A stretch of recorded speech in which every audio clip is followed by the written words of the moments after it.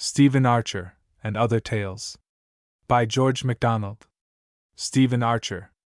Stephen Archer was a stationer, bookseller, and newsmonger in one of the suburbs of London.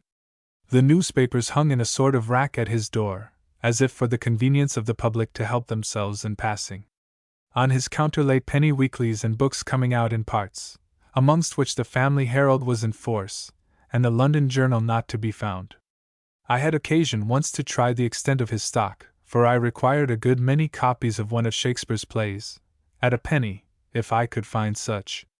He shook his head, and told me he could not encourage the sale of such productions. This pleased me, for, although it was of little consequence what he thought concerning Shakespeare, it was of the utmost import that he should prefer principle to pence. So I loitered in the shop, looking for something to buy, but there was nothing in the way of literature. His whole stock, as far as I could see, consisted of little religious volumes of gay binding and inferior print. He had nothing even from the Halifax press. He was a good-looking fellow, about 30, with dark eyes, overhanging brows that indicated thought, mouth of character, and no smile. I was interested in him. I asked if he would mind getting the plays I wanted. He said he would rather not. I bade him good morning. More than a year after, I saw him again. I had passed his shop many times, but this morning, I forget why, I went in. I could hardly recall the former appearance of the man, so was it swallowed up in a new expression. His face was alive, and his behavior courteous. A similar change had passed upon his stock. There was punch and fun amongst the papers, and tenpenny Shakespeares on the counter, printed on straw paper, with ugly woodcuts. The former class of publications had not vanished, but was mingled with cheap editions of some worthy of being called books. "I see you have changed your mind since I saw you last," I said. "You have the advantage of me, sir," he returned. "I did not know you were a customer." "Not much of that," I replied. "Only in intention. I wanted you to get me some penny Shakespeares, and you would not take the order." "Oh, I think I remember," he answered, with just a trace of confusion, adding, with a smile, "I'm married now," and I fancied I could read a sort of triumph over his former self. I laughed, of course, the best expression of sympathy at hand, and, after a little talk, left the shop, resolved to look in again soon. Before a month was over, I had made the acquaintance of his wife too, and between them learned so much of their history as to be able to give the following particulars concerning it. Stephen Archer was one of the deacons, rather a young one perhaps, of a dissenting congregation. The chapel was one of the oldest in the neighborhood, quite triumphant in ugliness, but possessed of a history which gave it high rank with those who frequented it. The sacred odor of the names of pastors who had occupied its pulpit lingered about its walls, names unknown beyond its precincts, but starry in the eyes of those whose world lay within its tabernacle. People generally do not know what a power some of these small conventicles are in the education of the world. If only as an outlet for the energies of men of lowly education and position, who in connection with most of the churches of the establishment would find no employment, they are of inestimable value. To Stephen Archer, for instance, when I saw him first, his chapel was the sole door out of the common world into the infinite. When he entered, as certainly did the awe and the hush of the sacred place overshadow his spirit as if it had been a gorgeous cathedral house borne aloft upon the joined palms of its Gothic arches. The Master is truer than men think, and the power of his presence, as Browning has so well set forth in his Christmas Eve, is where 2 or 3 are gathered in his name. And inasmuch as Stephen was not a man of imagination, he had the greater need of the undefined influences of the place. He had been chief in establishing a small mission amongst the poor in the neighborhood, with the working of which he occupied the greater part of his spare time. I will not venture to assert that his mind was pure from the ambition of gathering from these to swell the flock at the little chapel. Nay, I will not even assert that there never arose a suggestion of the enemy that the pence of these rescued brands might alleviate the burden upon the heads and shoulders of the poorly prosperous caryatids of his church. But I do say that Stephen was an honest man in the main, ever ready to grow honester, and who can demand more? One evening, as he was putting up the shutters of his window, his attention was arrested by a shuffling behind him. Glancing round, he set down the shutter, and the next instant boxed a boy's ears, who ran away howling and mildly excavating his eyeballs, while a young, pale-faced woman, with the largest black eyes he had ever seen, expostulated with him on the proceeding. "Oh, sir," she said, "he wasn't troubling you." There was a touch of indignation in the tone. "I'm sorry I can't return the compliment," said Stephen, rather illogically. "If I'd known you liked to have your shins kicked, I might let the young rascal alone. But you see I didn't know it." "He's my brother," said the young woman, conclusively. "The more shame to him," returned Stephen. "If he'd been your husband, now, there might been more harm than good in interferin', 'cause he'd only give it you the worse after. But brothers! Well, I'm sure it's a pity I interfered." "I don't see the difference," she retorted, still with offense. "I beg your pardon, then," said Stephen. "I promise you I won't interfere next time." So saying, he turned, took up his shutter, and proceeded to close his shop. The young woman walked on. Stephen gave an inward growl or two at the depravity of human nature, and set out to make his usual visits. But before he reached the place, he had begun to doubt whether the old Adam had not overcome him in the matter of boxing the boy's ears, and the following interviews appeared in consequence less satisfactory than usual. Disappointed with himself, he could not be so hopeful about others. As he was descending a stair so narrow that it was only just possible for two people to pass, he met the same young woman ascending. Glad of the opportunity, he stepped aside with his best manners and said, "I am sorry I offended you this evening. I did not know that the boy was your brother." "Oh, sir," she returned, for to one in her position, Stephen Archer was a gentleman. Had he not a shop of his own? "You didn't hurt him much, only I'm so anxious to save him." "To be sure," returned Stephen. "That is the one thing needful." "Yes, sir," she rejoined. "I try hard, but boys will be boys.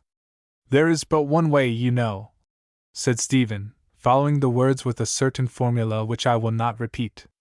The girl stared. "I don't know about that," she said. "What I want is to keep him out of prison.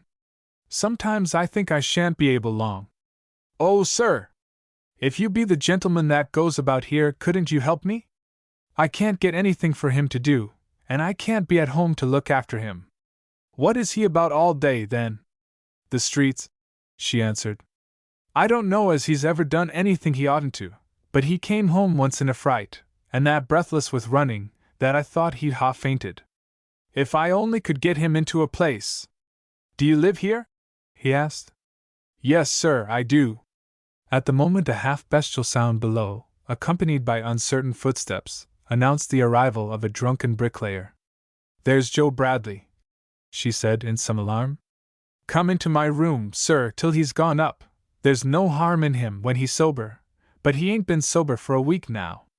Stephen obeyed, and she, taking a key from her pocket, and unlocking a door on the landing, led him into a room to which his back parlor was a paradise.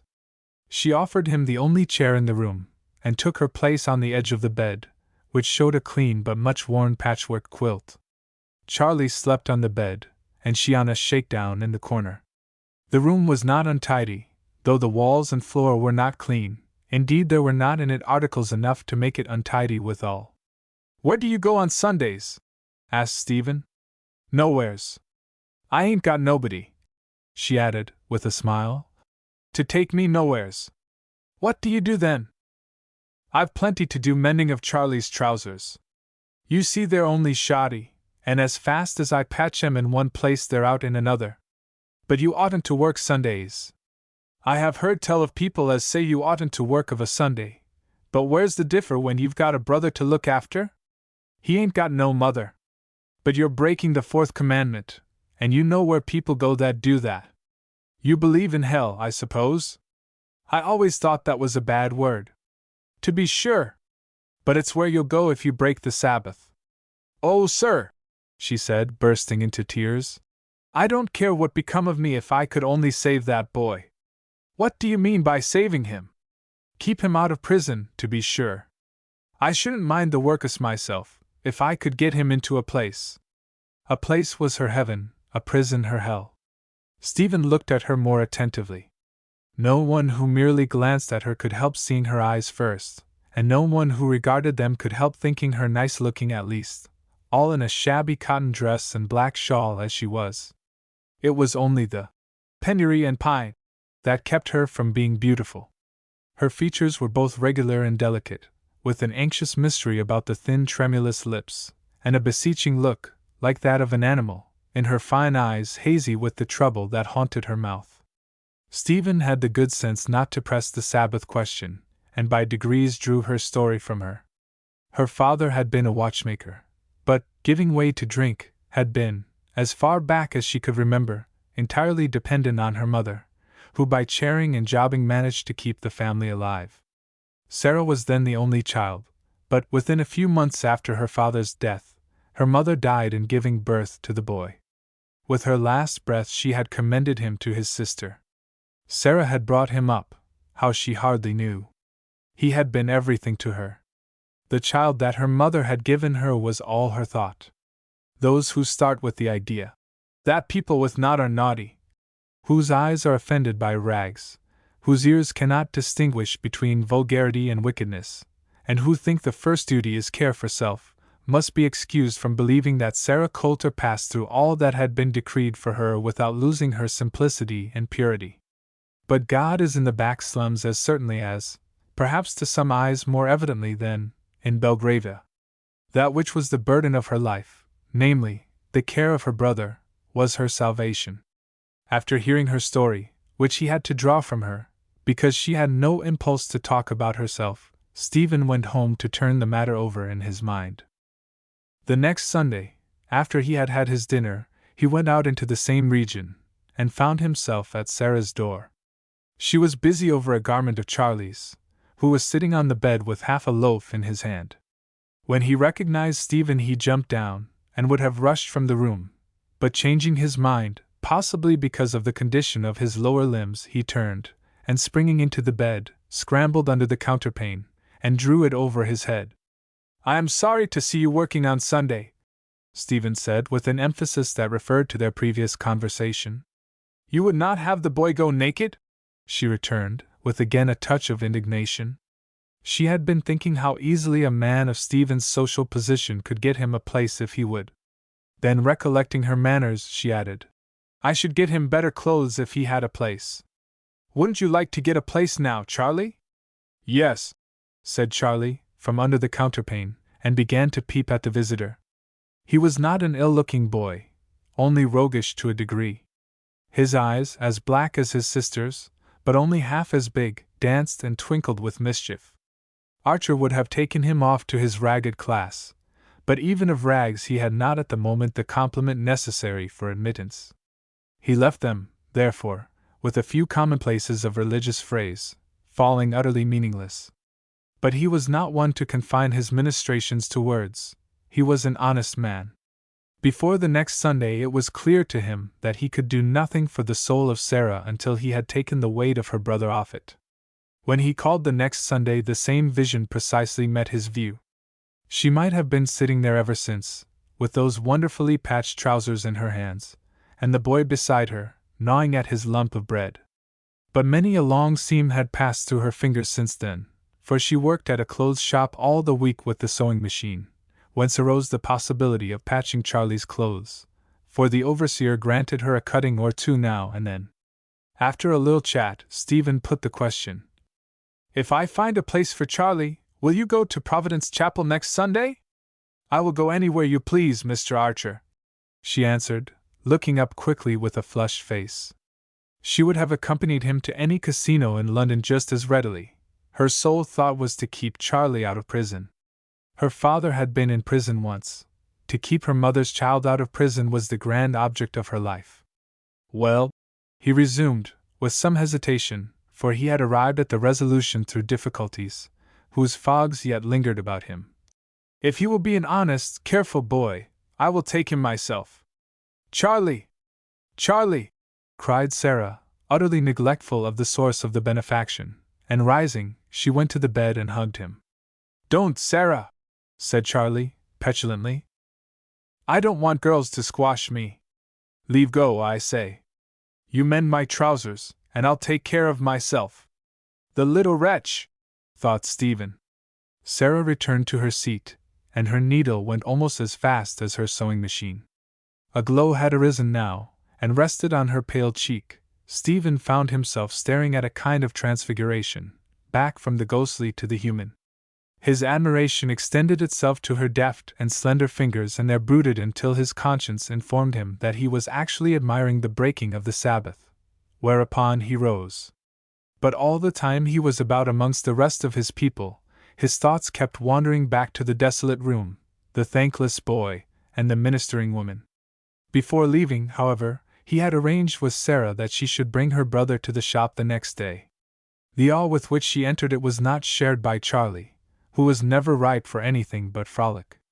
Had not Stephen been influenced by a desire to do good, and possibly by another feeling too embryonic for detection, he would never have dreamed of making an errand boy of a will-o'-the-wisp.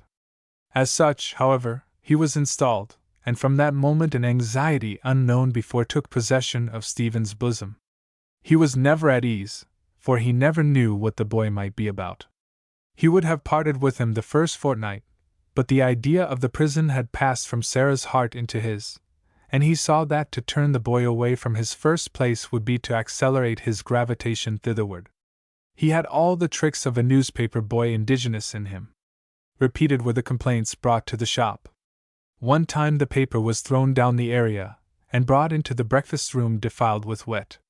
At another it was found on the doorstep, without the bell having been rung, which could hardly have been from forgetfulness, for Charlie's delight was to set the bell ringing furiously, and then wait till the cook appeared, taking good care however to leave space between them for a start. Sometimes the paper was not delivered at all, and Stephen could not help suspecting that he had sold it in the street. Yet both for his sake and Sarah's he endured, and did not even box his ears. The boy hardly seemed to be wicked, the spirit that possessed him was rather a poltergeist, as the Germans would call it, than a demon. Meantime, the Sunday after Charlie's appointment, Archer, seated in his pew, searched all the chapel for the fulfillment of Sarah's part of the agreement, namely, her presence. But he could see her nowhere. The fact was, her promise was so easy that she had scarcely thought of it after, not suspecting that Stephen laid any stress upon its fulfillment, and indeed, not knowing where the chapel was. She had managed to buy a hit of something of the shoddy species, and while Stephen was looking for her in the chapel, she was making a jacket for Charlie. Greatly disappointed, and chiefly, I do believe, that she had not kept her word, Stephen went in the afternoon to call upon her.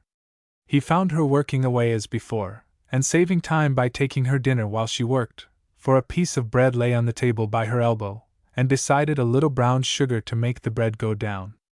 The sight went to Stephen's heart, for he had just made his dinner off baked mutton and potatoes, washed down with his half-pint of stout.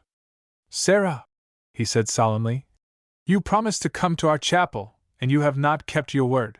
He never thought that our chapel was not the landmark of the region. "Oh, Mr. Archer," she answered, "I didn't know as you cared about it. But," she went on, rising and pushing her bread on one side to make room for her work, "I'll put on my bonnet directly." Then she checked herself and added, "Oh, I beg your pardon, sir, I'm so shabby. You couldn't be seen with the likes of me." It touched Stephen's chivalry, and something deeper than chivalry. He had had no intention of walking with her. "There's no chapel in the afternoon," he said, "but I'll come and fetch you in the evening." Thus it came about that Sarah was seated in Stephen's pew, next to Stephen himself, and Stephen felt a strange pleasure unknown before, like that of the shepherd who, having brought the stray back to the fold, cares little that its wool is torn by the bushes, and it looks a ragged and disreputable sheep. It was only Sarah's wool that might seem disreputable, for she was a very good-faced sheep. He found the hymns for her, and they shared the same book. He did not know then that Sarah could not read a word of them. The gathered people, the stillness, the gaslights, the solemn ascent of the minister into the pulpit, the hearty singing of the congregation, doubtless had their effect upon Sarah, for she had never been to a chapel and hardly to any place of assembly before. From all amusements, the burden of Charlie and her own retiring nature had kept her back. But she could make nothing of the sermon. She confessed afterwards that she did not know she had anything to do with it. Like the northern farmer, she took it all for the clergyman's business, which she amongst the rest had to see done. She did not even wonder why Stephen should have wanted to bring her there.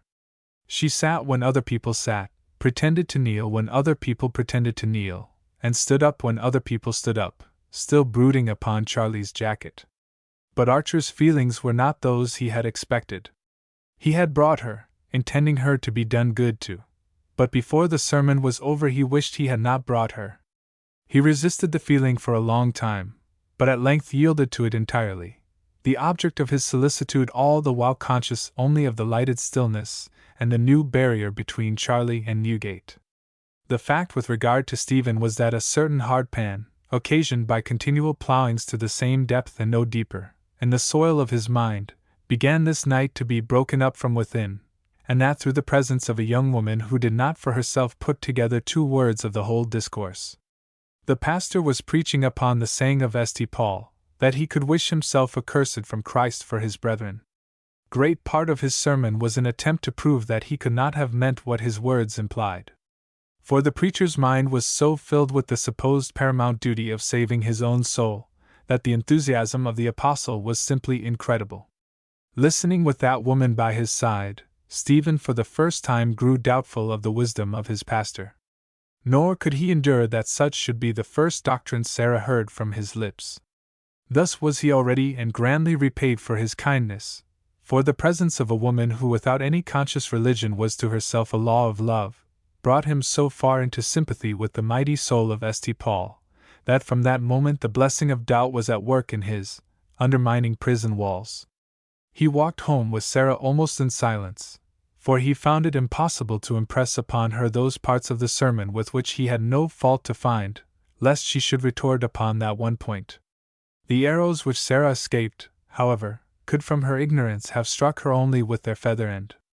Things proceeded in much the same fashion for a while. Charlie went home at night to his sister's lodging, generally more than 2 hours after leaving the shop, but gave her no new ground of complaint.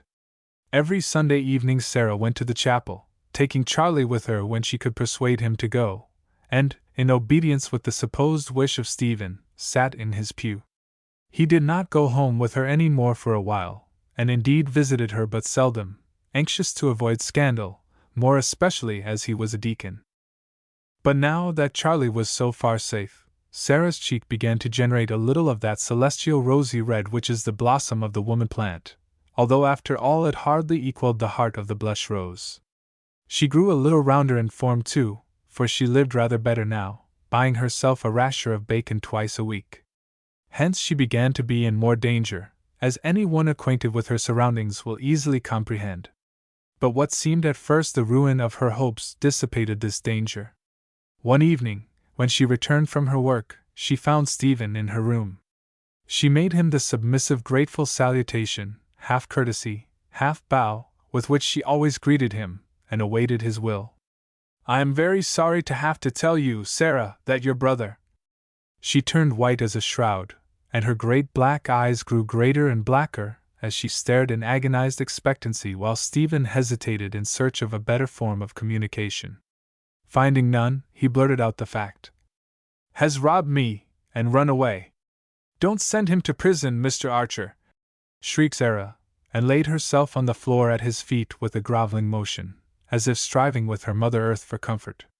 There was not a film of art in this. She had never been to a theater. The natural urging of life gave the truest shape to her entreaty.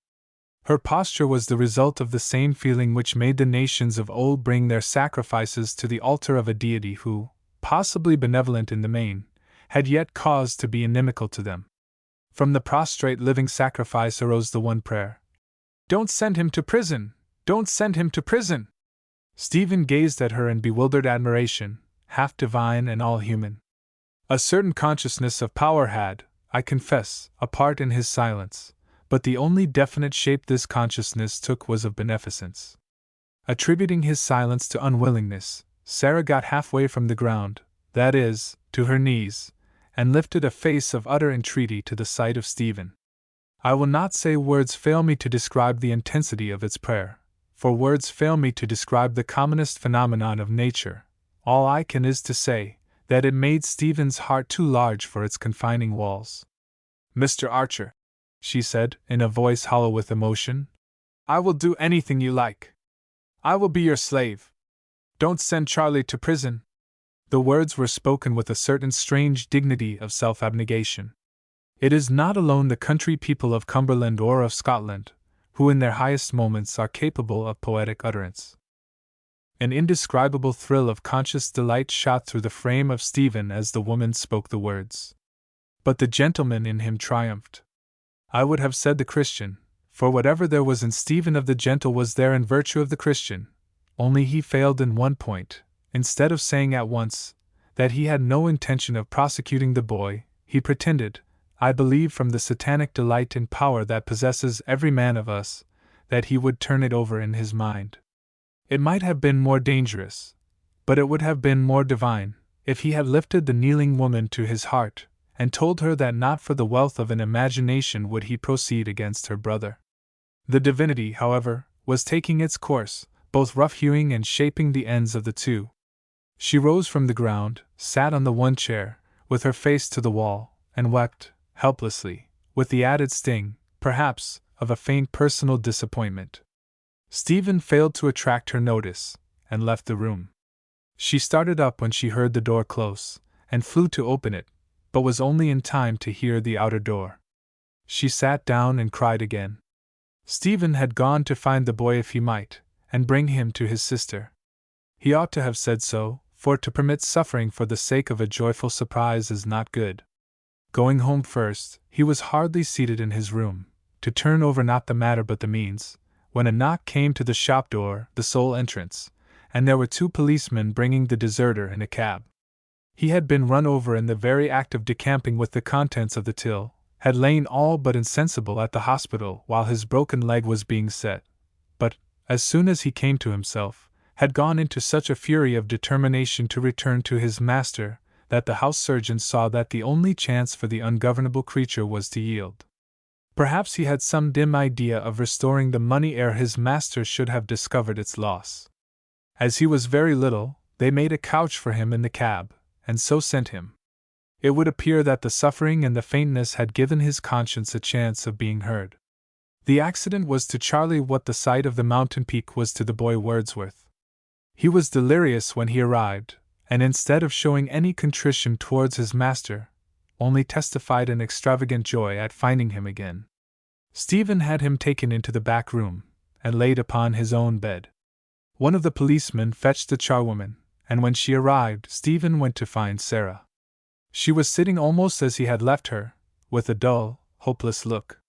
"I am sorry to say Charlie has had an accident," he said. She started up and clasped her hands. "He is not in prison?" she panted in a husky voice. "No, he is at my house. Come and see him. I don't think he is in any danger, but his leg is broken." A gleam of joy crossed Sarah's countenance. She did not mind the broken leg, for he was safe from her terror. She put on her bonnet, tied the strings with trembling hands, and went with Stephen. "You see, God wants to keep him out of prison too," he said, as they walked along the street. But to Sarah this hardly conveyed an idea. She walked by his side in silence. "Charlie! Charlie!" she cried, when she saw him white on the bed, rolling his head from side to side. Charlie ordered her away with words awful to hear, but which from him meant no more than words of ordinary temper in the mouth of the well-nurtured man or woman. She had spoiled and indulged him all his life, and now for the first time she was nothing to him, while the master who had lectured and restrained him was everything. When the surgeon wanted to change his dressings, he would not let him touch them till his master came. Before he was able to leave his bed, he had developed for Stephen a terrier-like attachment. But after the first feverishness was over, his sister waited upon him. Stephen got a lodging, and abandoned his back room to the brother and sister. But he had to attend to his shop, and therefore saw much of both of them. Finding then to his astonishment that Sarah could not read, he gave all his odd moments to her instruction, and her mind being at rest about Charlie so long as she had him in bed, her spirit had leisure to think of other things. She learned rapidly.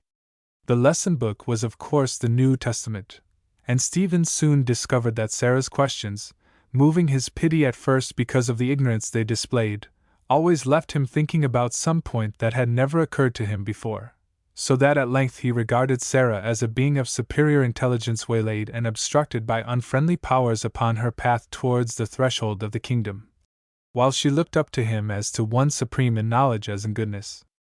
But she never could understand the pastor. This would have been a great trouble to Stephen, had not his vanity been flattered by her understanding of himself. He did not consider that growing love had enlightened his eyes to see into her heart, and enabled him thus to use an ordinary human language for the embodiment of common-sense ideas, whereas the speech of the pastor contained such an admixture of technicalities as to be unintelligible to the neophyte. Stephen was now distressed to find that whereas formerly he had received everything without question that his minister spoke, he now in general went home in a doubting, questioning mood, begotten of asking himself what Sarah would say. He feared at first that the old Adam was beginning to get the upper hand of him, and that Satan was laying snares for his soul. But when he found at the same time that his conscience was growing more scrupulous concerning his business affairs, his hopes sprouted afresh. One day, after Charlie had been out for the first time, Sarah, with a little tremor of voice and manner, addressed Stephen thus: "I shall take Charlie home tomorrow, if you please, Mr. Archer." "You don't mean to say, Sarah, you've been paying for those lodgings all this time?" half asked, half exclaimed Stephen. "Yes, Mr. Archer. We must have somewhere to go to. It ain't easy to get a room at any moment, now them railways is everywheres. But I hope as how you're comfortable where you are, Sarah?" "Yes, Mr. Archer. But what am I to do for all your kindness?" "You can pay me all in a lump if you like, Sarah. Only you don't owe me nothing." Her color came and went. She was not used to men. She could not tell what he would have her understand, and could not help trembling. "What do you mean, Mr. Archer?" she faltered out. "I mean you can give me yourself, Sarah, and that'll clear all scores." "But, Mr. Archer, you've been teaching of me good things. You don't mean to marry me?" exclaimed Sarah, bursting into tears. "Of course I do, Sarah. Don't cry about it. I won't if you don't like." This is how Stephen came to change his mind about his stock in trade. The Gifts of the Child Christ. Chapter 1. "My hearers, we grow old," said the preacher. "Be it summer or be it spring with us now, autumn will soon settle down into winter, that winter whose snow melts only in the grave. The wind of the world sets for the tomb. Some of us rejoice to be swept along on its swift wings, and hear it bellowing in the hollows of earth and sky, but it will grow a terror to the man of trembling limb and withered brain, until at length he will long for the shelter of the tomb to escape its roaring and buffeting. Happy the man who shall then be able to believe that old age itself, with its pitiable decays and sad dreams of youth, is the chastening of the Lord, a sure sign of his love and his fatherhood." It was the first Sunday in Advent, but the chastening of the Lord came into almost every sermon that man preached. "Eloquent! But after all, can this kind of thing be true?" said to himself a man of about 30, who sat decorously listening. For many years he had thought he believed this kind of thing, but of late he was not so sure. Beside him sat his wife, in her new winter bonnet, her pretty face turned up toward the preacher, but her eyes, nothing else, revealed that she was not listening. She was much younger than her husband, hardly 20 indeed. In the upper corner of the pew sat a pale-faced child about 5, sucking her thumb, and staring at the preacher. The sermon over, they walked home in proximity. The husband looked gloomy, and his eyes sought the ground. The wife looked more smiling than cheerful, and her pretty eyes went hither and thither. Behind them walked the child, steadily, with level-fronting eyelids. It was a late-built region of large, commonplace houses, and at one of them they stopped and entered. The door of the dining room was open, showing the table laid for their Sunday dinner. The gentleman passed on to the library behind it, the lady went up to her bedroom, and the child a stage higher to the nursery. It wanted half an hour to dinner. Mr. Greatorex sat down, drummed with his fingers on the arm of his easy chair, took up a book of Arctic exploration, threw it again on the table, got up, and went to the smoking room. He had built it for his wife's sake, but was often glad of it for his own. Again he seated himself, took a cigar, and smoked gloomily. Having reached her bedroom, Mrs. Greatorex took off her bonnet, and stood for 10 minutes turning it round and round. Earnestly she regarded it, now gave a twist to the wire stem of a flower, then spread wider the loop of a bough. She was meditating what it lacked of perfection rather than brooding over its merits. She was keen in bonnets. Little Sophie, or, as she called herself by a transposition of consonant sounds common with children, Fossy, found her nurse Alice in the nursery. But she was lost in the pages of a certain London weekly, which had found her in a mood open to its influences, and did not even look up when the child entered. With some effort Fossy drew off her gloves, and with more difficulty untied her hat. Then she took off her jacket, smoothed her hair, and retreated to a corner. There a large shabby doll lay upon her little chair. She took it up, disposed it gently upon the bed, seated herself in its place, got a little book from where she had left it under the chair, smoothed down her skirts, and began simultaneously to read and suck her thumb. The book was an unhealthy one, a cup filled to the brim with a poverty-stricken and selfish religion. Such are always breaking out like an eruption here and there over the body of the Church, doing their part, doubtless, in carrying off the evil humors generated by poverty of blood, or the congestion of self-preservation. It is wonderful out of what spoiled fruit some children will suck sweetness. But she did not read far. Her thoughts went back to a phrase which had haunted her ever since first she went to church. "Whom the Lord loveth, he chasteneth. I wish he would chasten me," she thought for the 100th time. The small Christian had no suspicion that her whole life had been a period of chastening, that few children indeed had to live in such a sunless atmosphere as hers. Alice threw down the newspaper, gazed from the window into the backyard of the next house, saw nothing but an elderly manservant brushing a garment, and turned upon Sophie. "Why don't you hang up your jacket, miss?" she said sharply. The little one rose, opened the wardrobe door wide, carried a chair to it, fetched her jacket from the bed, clambered up on the chair, and, leaning far forward to reach a peg, tumbled right into the bottom of the wardrobe. "You clumsy!" exclaimed the nurse angrily, and pulling her out by the arm, shook her. Alice was not generally rough to her, but there were reasons today. Fossy crept back to her seat pale, frightened, and a little hurt. Alice hung up the jacket, closed the wardrobe, and turning, contemplated her own pretty face and neat figure in the glass opposite. The dinner bell rang. "There, I declare!" she cried, and wheeled round on Fossy. "And your hair not brushed yet, miss! Will you ever learn to do a thing without being told it? Thank goodness, I shan't be plagued with you long. But I pity her as comes after me, I do. If the Lord would but chasten me," said the child to herself, as she rose and laid down her book with a sigh. The maid seized her roughly by the arm, and brushed her hair with an angry haste that made the child's eyes water, and herself feel a little ashamed at the sight of them. "How could anybody love such a troublesome chit?" she said, seeking the comfort of justification from the child herself. Another sigh was the poor little damsel's only answer. She looked very white and solemn as she entered the dining-room. Mr. Greatorex was a merchant in the city. But he was more of a man than a merchant, which all merchants are not.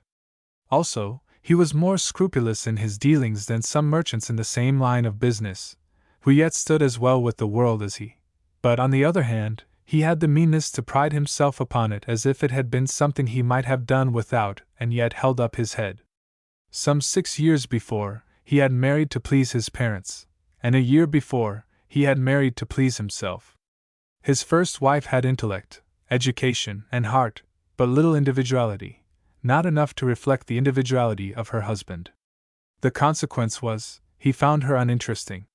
He was kind and indulgent, however, and not even her best friend blamed him much for manifesting nothing beyond the average devotion of husbands.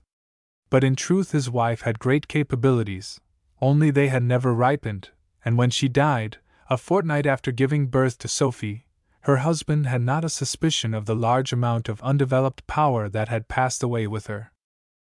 Her child was so like her both in countenance and manner that he was too constantly reminded of her unlamented mother, and he loved neither enough to discover that, in a sense as true as marvelous, the child was the very flower bud of her mother's nature, in which her retarded blossom had yet a chance of being slowly carried to perfection. Love alone gives insight, and the father took her merely for a miniature edition of the volume which he seemed to have laid aside forever in the dust of the earth's lumber-room. Instead, therefore, of watering the roots of his little human slip from the well of his affections, he had scarcely as yet perceived more in relation to her than that he was legally accountable for her existence, and bound to give her shelter and food. If he had questioned himself on the matter, he would have replied that love was not wanting, only waiting upon her growth, and the development of something to interest him. Little right as he had had to expect anything from his first marriage, he had yet cherished some hopes therein, tolerably vague, it is true, yet hardly faint enough, it would seem, for he was disappointed in them. When its bonds fell from him, however, he flattered himself that he had not worn them in vain, but had through them arrived at a knowledge of women as rare as profound. But whatever the reach of this knowledge, it was not sufficient to prevent him from harboring the presumptuous hope of so choosing and so fashioning the heart and mind of a woman that they should be as concave mirrors to his own. I do not mean that he would have admitted the figure, but such was really the end he blindly sought. I wonder how many of those who have been disappointed in such an attempt have been thereby aroused to the perception of what a frightful failure their success would have been on both sides. It was bad enough that Augustus Greatorex's theories had cramped his own development. It would have been tenfold worse had they been operative to the stunting of another soul. Letty Merewether was the daughter of a bishop in Partibus. She had been born tolerably innocent, had grown up more than tolerably pretty, and was, when she came to England at the age of 16, as nearly a genuine example of Locke's sheet of white paper as could well have fallen to the hand of such an experimenter as Greatorex would fain become. In his suit he had prospered, perhaps too easily. He loved the girl, or at least loved the modified reflection of her in his own mind, while she, thoroughly admiring the dignity, good looks, and accomplishments of the man whose attentions flattered her self-opinion, accorded him deference enough to encourage his vainest hopes. Although she knew little, fluttering over the merest surfaces of existence, she had sense enough to know that he talked sense to her, and foolishness enough to put it down to her own credit, while for the sense itself she cared little or nothing. And Greatorex, without even knowing what she was rough-hewn for, would take upon him to shape her ends, an ambition the divinity never permits to succeed. He who fancies himself the carver finds himself but the chisel, or indeed perhaps only the mallet, in the hand of the true workman. During the days of his courtship, then, Letty listened and smiled, or answered with what he took for a spiritual response, when it was merely a brain echo. Looking down into the pond of her being, whose surface was not yet ruffled by any bubbling of springs from below, he saw the reflection of himself and was satisfied.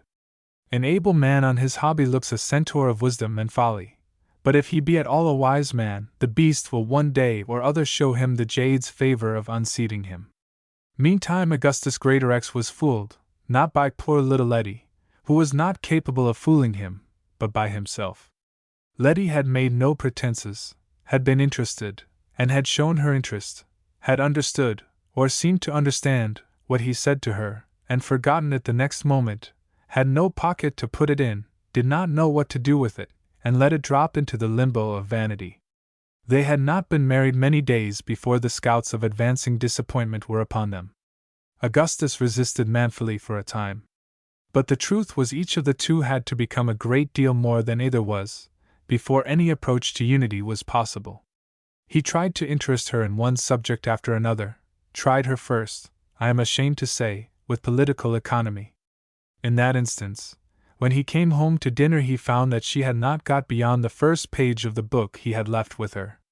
But she had the best of excuses, namely, that of that page she had not understood a sentence. He saw his mistake, and tried her with poetry. But Milton, with whom unfortunately he commenced his approaches, was to her, if not equally unintelligible, equally uninteresting. He tried her next with the elements of science, but with no better success.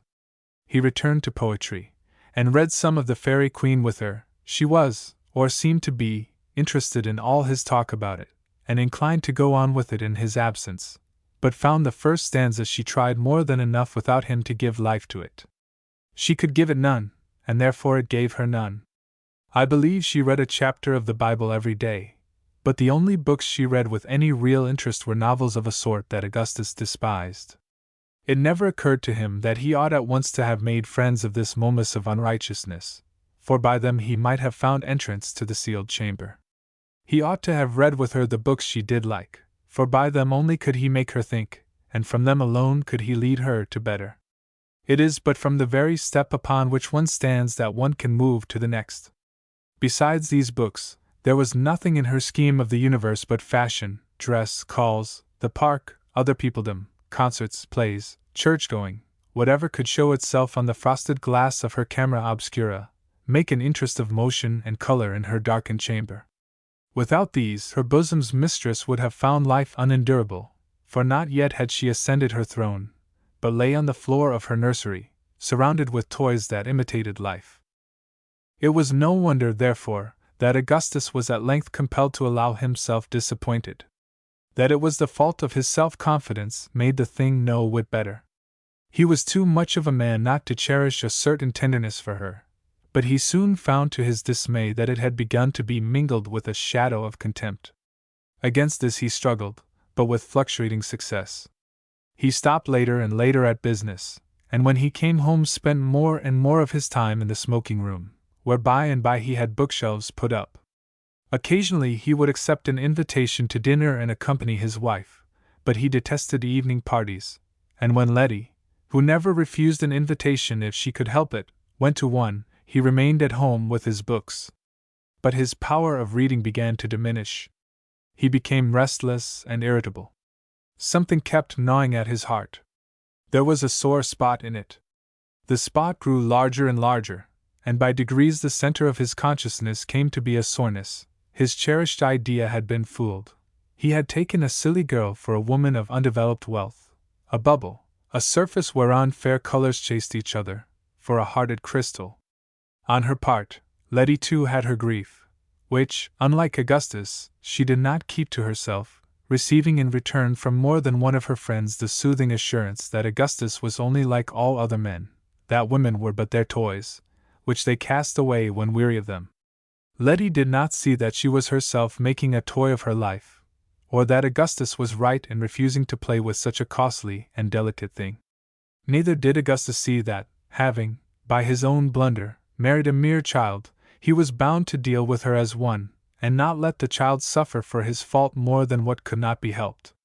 It is not by pressing our insights upon them, but by bathing the sealed eyelids of the human kittens, that we can help them. And all the time poor little Fossy was left to the care of Alice, a clever, careless, good-hearted, self-satisfied damsel, who, although seldom so rough in her behavior as we have just seen her, abandoned the child almost entirely to her own resources. It was often she sat alone in the nursery, wishing the Lord would chasten her, because then he would love her. The first course was nearly over ere Augustus had brought himself to ask, "What did you think of the sermon today, Letty?" "Not much," answered Letty. "I am not fond of finery. I prefer simplicity." Augustus held his peace bitterly. For it was just finery in a sermon, without knowing it, that Letty was fond of. What seemed to him a flimsy syllabub of sacred things, beaten up with the whisk of composition, was charming to Letty, while, on the contrary, if a man such as they had been listening to was carried away by the thoughts that struggled in him for utterance, the result, to her judgment, was finery, and the object display. In excuse it must be remembered that she had been used to her father's style, which no one could have aspersed with lack of sobriety. Presently she spoke again. "Gus, dear, couldn't you make up your mind for once to go with me to Lady Ashdale's tomorrow? I am getting quite ashamed of appearing so often without you." "There is another way of avoiding that unpleasantness," remarked her husband drily. "You cruel creature!" returned Letty playfully. "But I must go this once, for I promised Mrs. Holden." "You know, Letty," said her husband, after a little pause, "it gets of more and more consequence that you should not fatigue yourself. By keeping such late hours in such stifling rooms you are endangering two lives. Remember that, Letty. If you stay at home tomorrow, I will come home early, and read to you all the evening. Gussie, that would be charming. You know there is nothing in the world I should enjoy so much. But this time I really mustn't. She launched into a list of all the great nobodies and small somebodies who were to be there, and whom she positively must see. It might be her only chance. Those last words quenched a sarcasm on Augustus' lips. He was kinder than usual the rest of the evening, and read her to sleep with the Pilgrim's Progress. Fossey sat in a corner, listened, and understood. Or where she misunderstood, it was an honest misunderstanding, which never does much hurt. Neither father nor mother spoke to her till they bade her good night. Neither saw the hungry heart under the mask of the still face. The father never imagined her already fit for the modeling she was better without, and the stepmother had to become a mother before she could value her. Fossey went to bed to dream of the Valley of Humiliation. Chapter 2. The next morning Alice gave her mistress warning. It was quite unexpected, and she looked at her aghast. Alice, she said at length, you're never going to leave me at such a time. I'm sorry it don't suit you, ma'am, but I must. Why, Alice? What is the matter? Has Sophie been troublesome? No, ma'am, there's no harm in that child. Then what can it be, Alice? Perhaps you are going to be married sooner than you expected? Alice gave her chin a little toss, pressed her lips together, and was silent. I have always been kind to you, resumed her mistress. I'm sure, ma'am, I never made no complaints, returned Alice, but as she spoke she drew herself up straighter than before. Then what is it? Said her mistress. The fact is, ma'am, answered the girl, almost fiercely, I cannot any longer endure a state of domestic slavery. I don't understand you a bit better, said Mrs. Greatorex, trying, but in vain, to smile, and therefore looking angrier than she was. I mean, ma'am, and I see no reason as I shouldn't say it, for it's the truth, there's a worm at the root of society where one human being's got to do the dirty work of another. I don't mind sweeping up my own dust, but I won't sweep up nobody else's. I ain't a-going to demean myself no longer. There! Leave the room, Alice, said Mrs. Greatorex, and when, with a toss and a flounce, the young woman had vanished, she burst into tears of anger and annoyance. The day passed. The evening came. She dressed without Alice's usual help, and went to Lady Ashdale's with her friend. There a reaction took place, and her spirits rose unnaturally. She even danced, to the disgust of one or two quick-eyed matrons who sat by the wall. When she came home she found her husband sitting up for her. He said next to nothing, and sat up an hour longer with his book. In the night she was taken ill. Her husband called Alice, and ran himself to fetch the doctor. For some hours she seemed in danger, but by noon was much better. Only the greatest care was necessary. As soon as she could speak, she told Augustus of Alice's warning, and he sent for her to the library. She stood before him with flushed cheeks and flashing eyes. I understand, Alice, you have given your mistress warning, he said gently. Yes, sir. Your mistress is very ill, Alice. Yes, sir. Don't you think it would be ungrateful of you to leave her in her present condition? She's not likely to be strong for some time to come. The use of the word ungrateful was an unfortunate one. Alice begged to know what she had to be grateful for. Was her work worth nothing? And her master, as every one must who claims that which can only be freely given, found himself in the wrong. Well, Alice, he said, we won't dispute that point, and if you are really determined on going, you must do the best you can for your mistress for the rest of the month. Alice's sense of injury was soothed by her master's forbearance. She had always rather approved of Mr. Greatorex, and she left the room more softly than she had entered it. Letty had a fortnight in bed, during which she reflected a little. The very day on which she left her room, Alice sought an interview with her master, and declared she could not stay out her month. She must go home at once. She had been very attentive to her mistress during the fortnight. There must be something to account for her strange behavior. Come now, Alice, said her master. What's at the back of all this?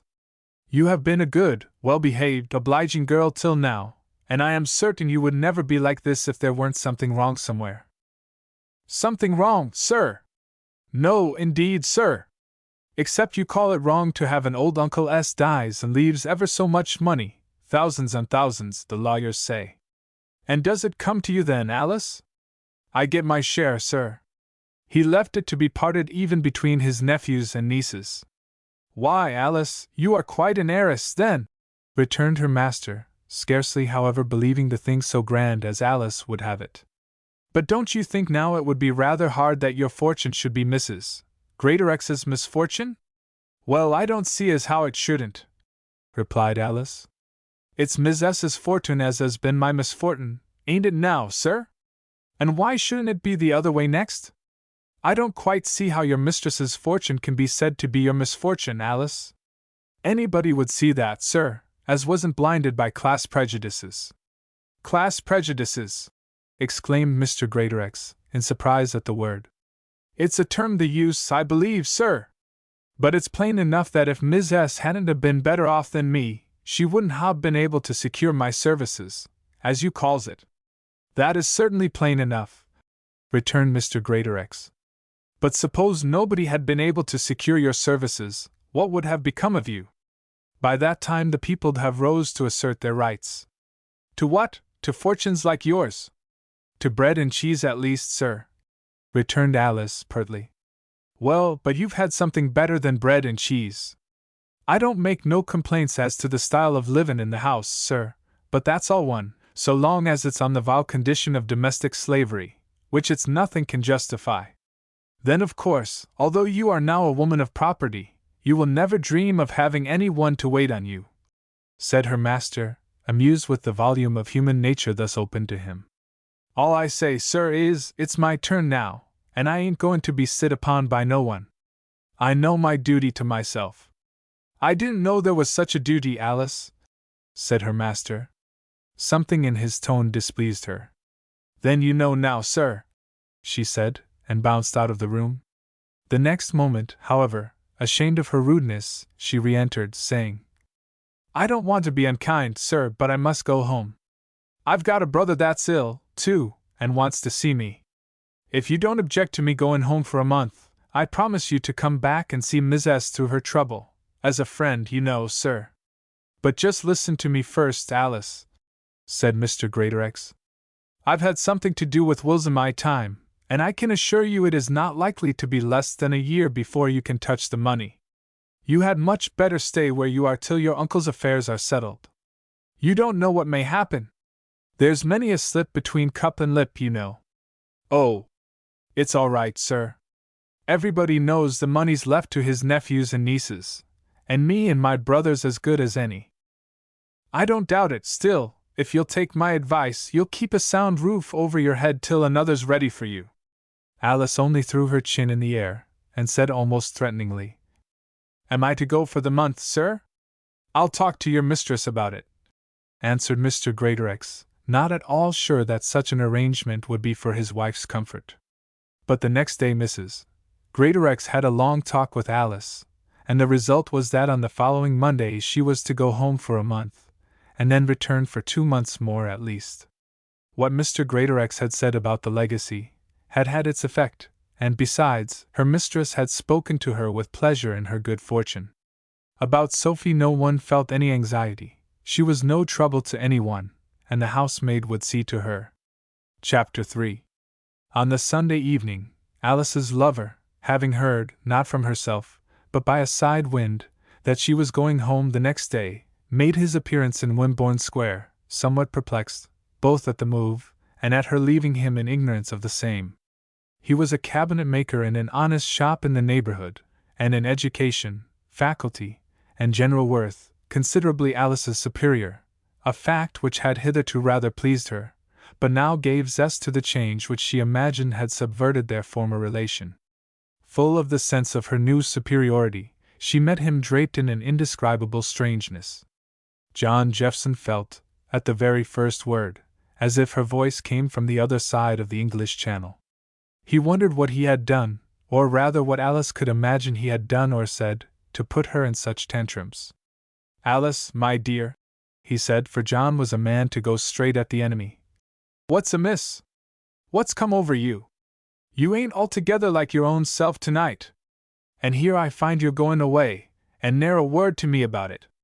What have I done? Alice's chin alone made reply. She waited the fitting moment, with splendor to astonish, and with grandeur to subdue her lover. To tell the sad truth, she was no longer sure that it would be well to encourage him on the old footing. Was she not standing on tiptoe, her skirts in her hand, on the brink of the brook that parted serfdom from gentility, on the point of stepping daintily across, and leaving domestic slavery, red hands, caps, and obedience behind her? How then was she to marry a man that had black nails, and smelt of glue? It was incumbent on her at least, for propriety's sake, to render him at once aware that it was in condescension ineffable she took any notice of him. Alice, my girl, began John again, in expostulatory tone. Miss Cox, if you please, John Jeffson, interposed Alice. What on earth's come over you? Exclaimed John, with the first throb of rousing indignation. But if you ain't your own self no more, why, Miss Cox be it. 'T seems to me as if I warn't my own self no more, as if I'd got into someone else, or 't least hadn't got my own ears on own head. Never saw or heard Alice like this afore, he added, turning in gloomy bewilderment to the housemaid for a word of human sympathy. The movement did not altogether please Alice, and she felt she must justify her behavior. You see, John, she said, with dignity, keeping her back towards him, and pretending to dust the globe of a lamp. There's things as no woman can help, and therefore as no man has no right to complain of them. It's not as if I'd gone and done it, or changed myself, no more an if it 'ad took place in my cradle. What can I help it, if the world goes and changes itself? Am I to blame? Tell me that. It's not that. I make no complaint, but I tell you it ain't me, it's circumstances as is gone and changed theirselves, and bein' as circumstances is changed, things ain't the same as they was, and misses the proper term from you to me, John Jeffson. Dang it if I know what you're a-drivin' at, Alice, Miss Cox, and I beg your pardon, miss, I'm sure dot, dang me if I do. Don't swear, John Jeffson, leastways before a lady. It's not proper. It seems to me, Miss Cox, as if the wind was a-settin' from Bedlam, or maybe Colney Hatch, said John, who was considered a humorist among his comrades.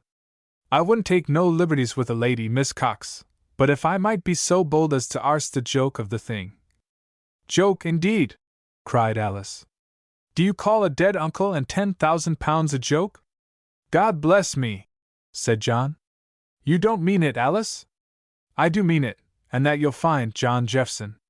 I'm going to bid you goodbye tomorrow. Hooey, Alice! Exclaimed honest John, aghast. It's truth I tell ye, said Alice. And for how long? Gasped John, forefelling illimitable misfortune. That depends, returned Alice, who did not care to lessen the effect of her communication by mentioning her promised return for a season. It ain't likely, she added, as a heiress is a-goin' to act the nussmaid much longer. But Alice, said John, you don't mean to say, it's not in your mind now, it can't be, Alice, you're only jokin' with me. Indeed, and I'm not, interjected Alice, with a sniff. I don't mean that way, you know. What I mean is, you don't mean as how this 'ere money, dang it all, as how it's to be all over between you and me, you can't mean that, Alice, ended the poor fellow, with a choking in his throat. It was very hard upon him. He must either look as if he wanted to share her money, or else as if he were ready to give her up.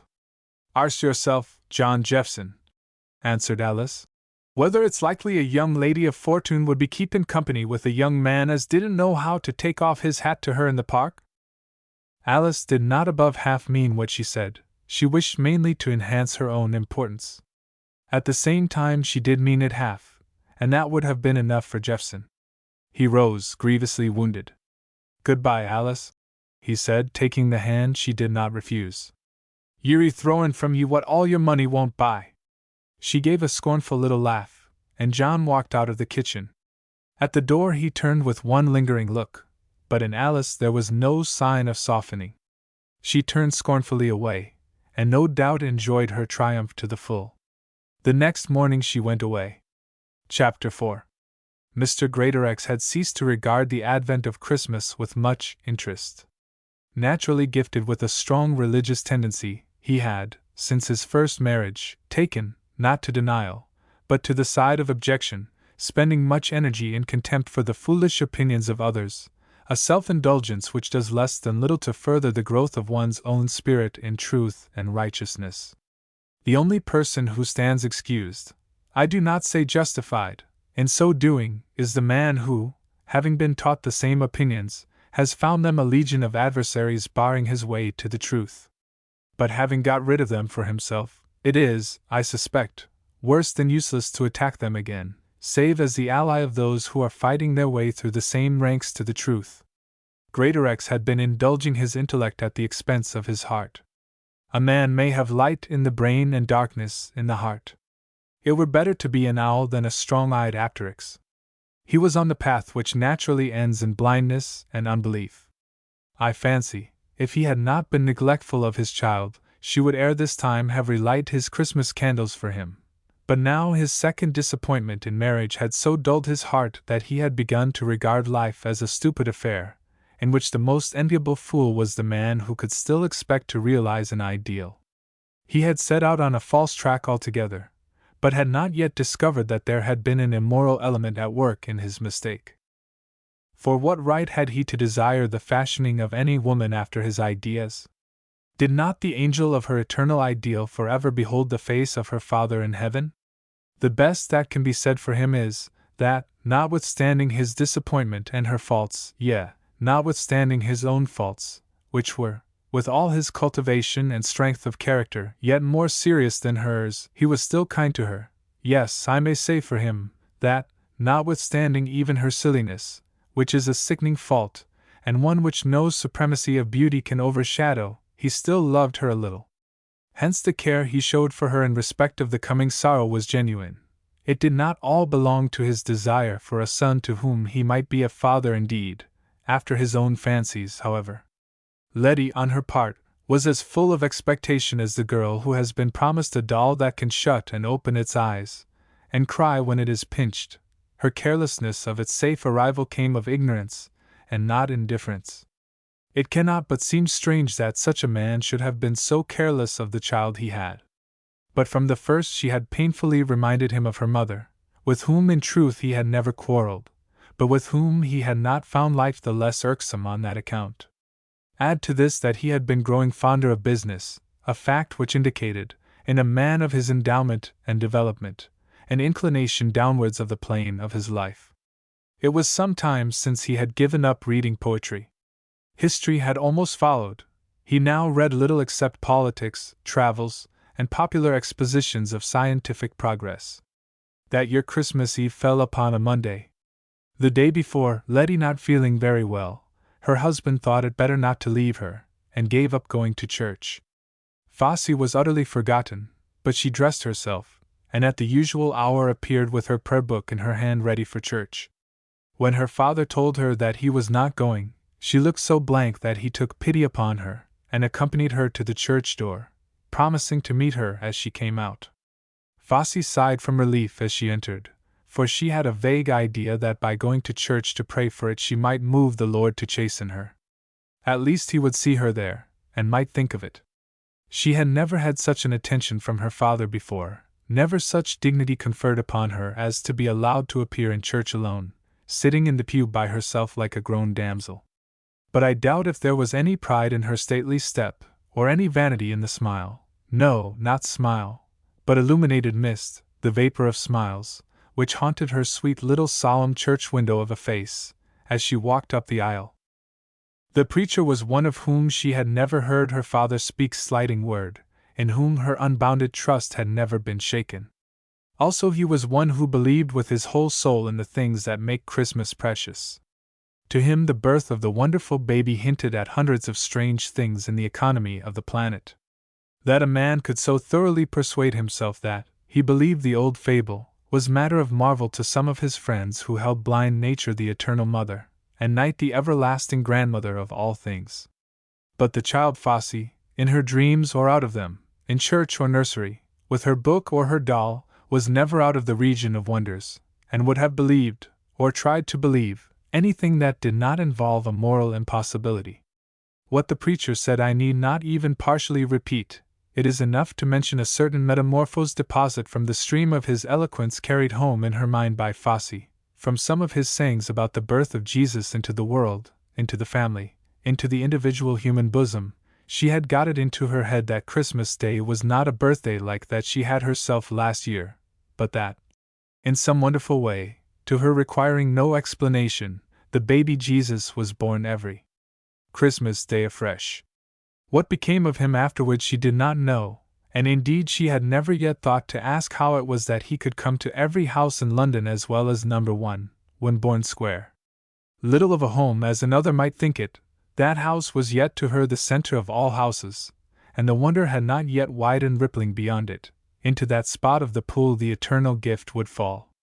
Her father forgot the time over his book, but so entranced was her heart with the expectation of the promised visit, now so near, the day after tomorrow, that, if she did not altogether forget to look for him as she stepped down the stair from the church door to the street, his absence caused her no uneasiness, and when, just as she reached it, he opened the house door in tardy haste to redeem his promise, she looked up at him with a solemn, smileless repose, born of spiritual tension and speechless anticipation, upon her face, and walking past him without change in the rhythm of her motion, marched stately up the stairs to the nursery.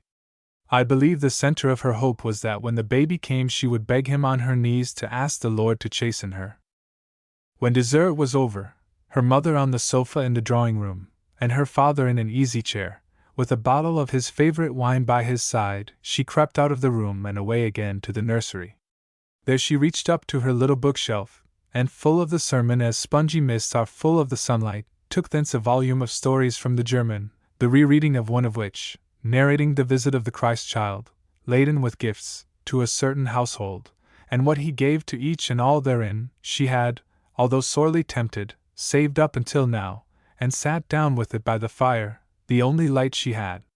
When the housemaid, suddenly remembering she must put her to bed, and at the same time discovering it was a whole hour past her usual time, hurried to the nursery, she found her fast asleep in her little armchair, her book on her lap, and the fire self-consumed into a dark cave with a somber glow in its deepest hollows. Dreams had doubtless come to deepen the impressions of sermon and margin.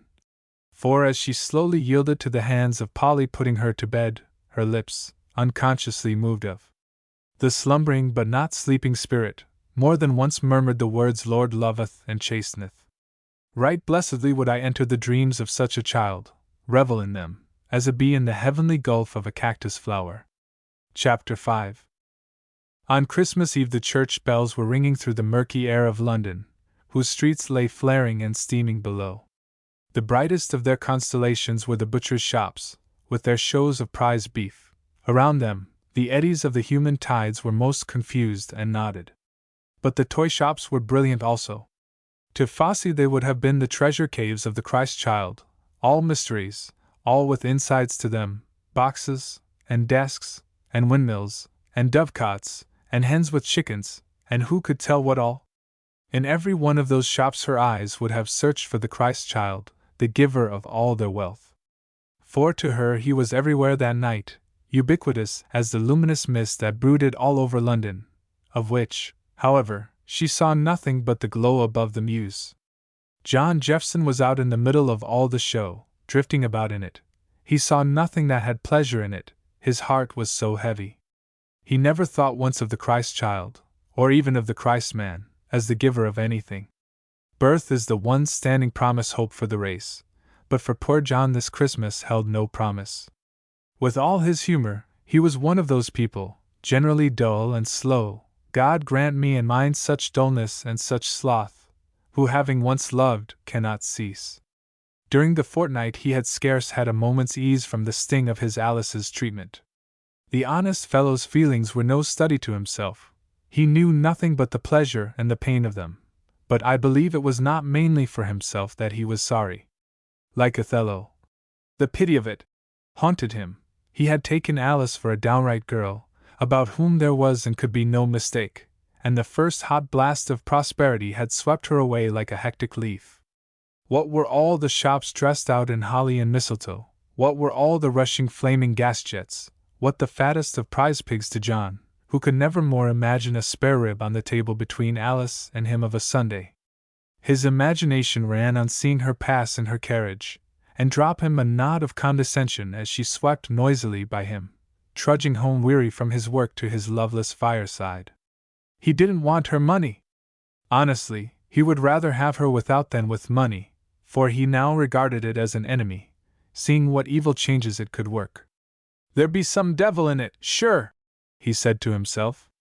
True, he had never found any in his week's wages, but he did remember once finding the devil in a month's wages received in the lump.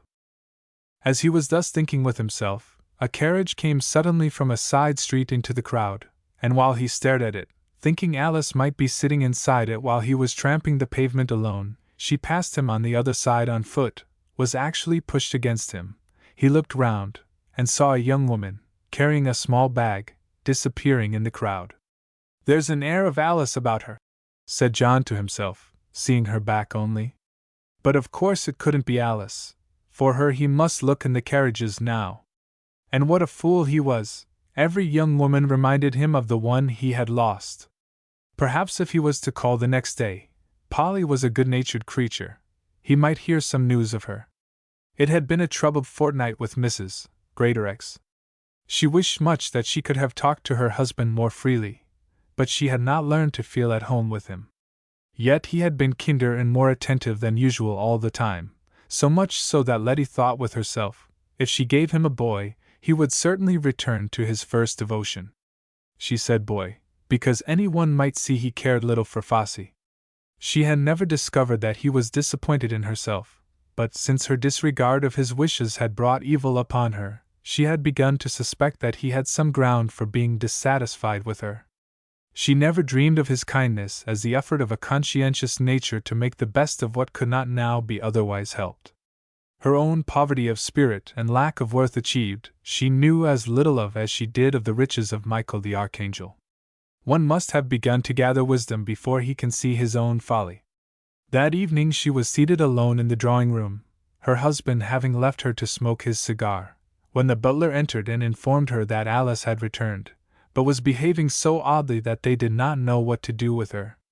Asking wherein her oddness consisted, and learning that it was mostly in silence and tears, she was not sorry to gather that some disappointment had befallen her, and felt considerable curiosity to know what it was. She therefore told him to send her upstairs. Meantime Polly, the housemaid, seeing plainly enough from her return in the middle of her holiday, and from her utter dejection, that Alice's expectations had been frustrated, and cherishing no little resentment against her because of her uppishness on the first news of her good fortune, had been ungenerous enough to take her revenge in a way as stinging in effect as bitter in intention. For she loudly protested that no amount of such luck as she pretended to suppose in Alice's possession would have induced her to behave herself so that a handsome, honest fellow like John Jeffson should be driven to despise her, and take up with her betters. When her mistress's message came, Alice was only too glad to find refuge from the kitchen in the drawing-room. The moment she entered, she fell on her knees at the foot of the couch on which her mistress lay, covered her face with her hands, and sobbed grievously. Nor was the change more remarkable in her bearing than in her person. She was pale and worn, and had a hunted look, was in fact a mere shadow of what she had been.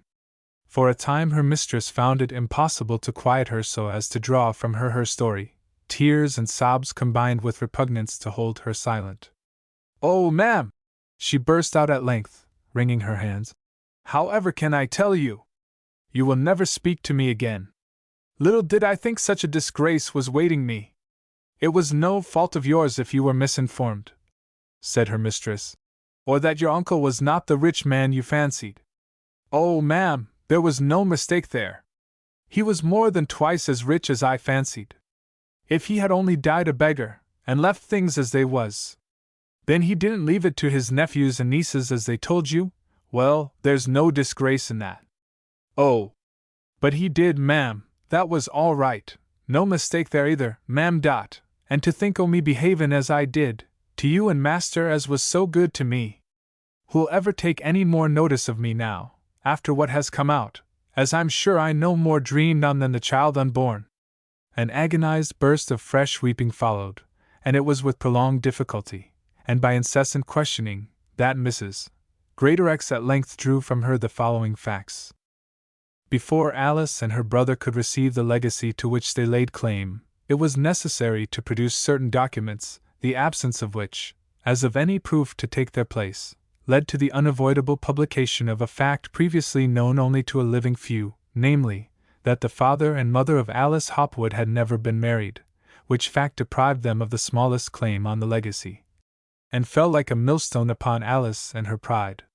From the height of her miserable arrogance she fell prone, not merely hurled back into the lowly condition from which she had raised her head only to despise it with base unrighteousness, and to adopt and reassert the principles she had abhorred when they affected herself. Not merely this, but, in her own judgment at least, no longer the respectable member of society she had hitherto been justified in supposing herself. The relation of her father and mother she felt overshadow her with a disgrace unfathomable, the more overwhelming that it cast her from the gates of the paradise she had seemed on the point of entering. Her fall she measured by the height of the social ambition she had cherished, and had seemed on the point of attaining. But it is not an evil that the devil's money, which this legacy had from the first proved to Alice, should turn to a hot cinder in the hand.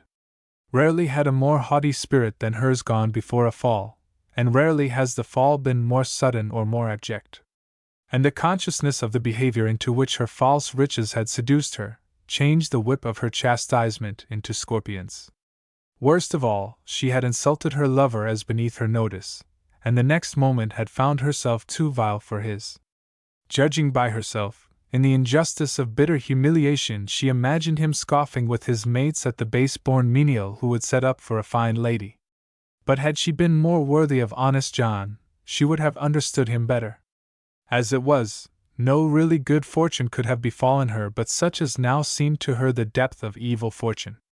Without humiliation to prepare the way for humility, she must have become capable of more and more baseness, until she lost all that makes life worth having. When Mrs. Greatorex had given her what consolation she found handy, and at length dismissed her, the girl, unable to endure her own company, sought the nursery, where she caught Sophie in her arms and embraced her with fervor. Never in her life having been the object of any such display of feeling, Fossey was much astonished. When Alice had set her down, and she had resumed her seat by the fireside, she went on staring for a while, and then a strange sort of miming ensued.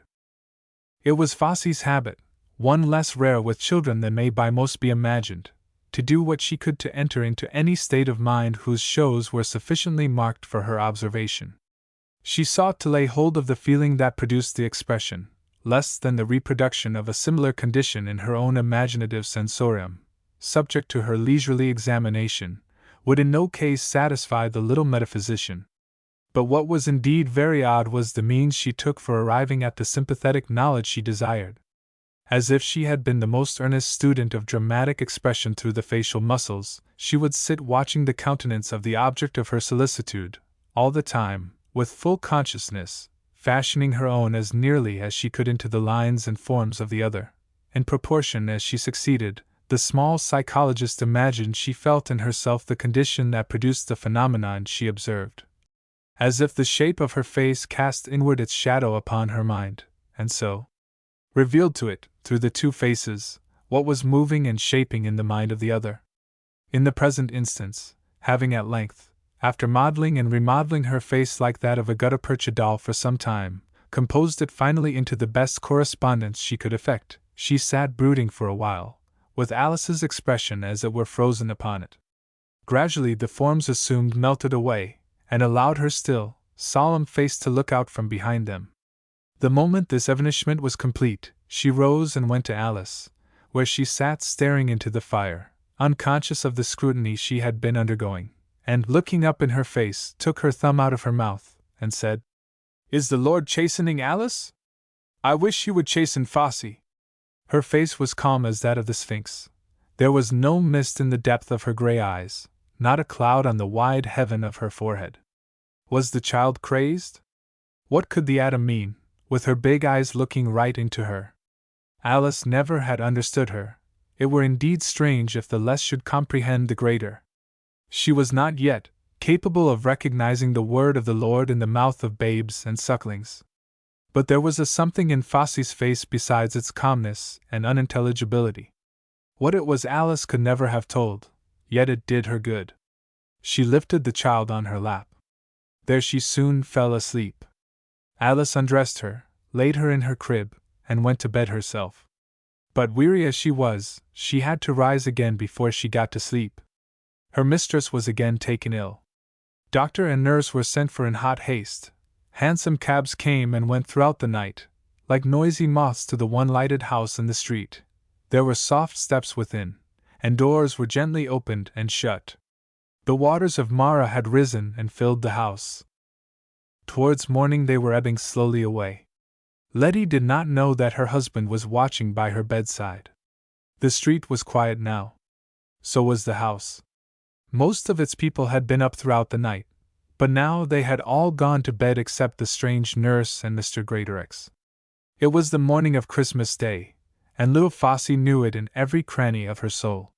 She was not of those who had been up all night, and now she was awake, early and wide, and the moment she awoke she was speculating. He was coming today.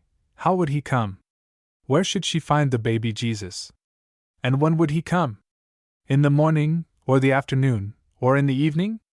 Could such a grief be in store for her as that he would not appear until night, when she would be again in bed? But she would not sleep till all hope was gone. Would everybody be gathered to meet him, or would he show himself to one after another, each alone? Then her turn would be last, and oh, if he would come to the nursery! But perhaps he would not appear to her at all, for was she not one whom the Lord did not care to chasten? Expectation grew and wrought in her until she could lie in bed no longer. Alice was fast asleep. It must be early, but whether it was yet light or not she could not tell for the curtains. Anyhow she would get up and dress, and then she would be ready for Jesus whenever he should come. True, she was not able to dress herself very well, but he would know, and would not mind. She made all the haste she could, consistently with taking pains, and was soon attired after a fashion. She crept out of the room and down the stair. The house was very still. What if Jesus should come and find nobody awake? Would he go again and give them no presents?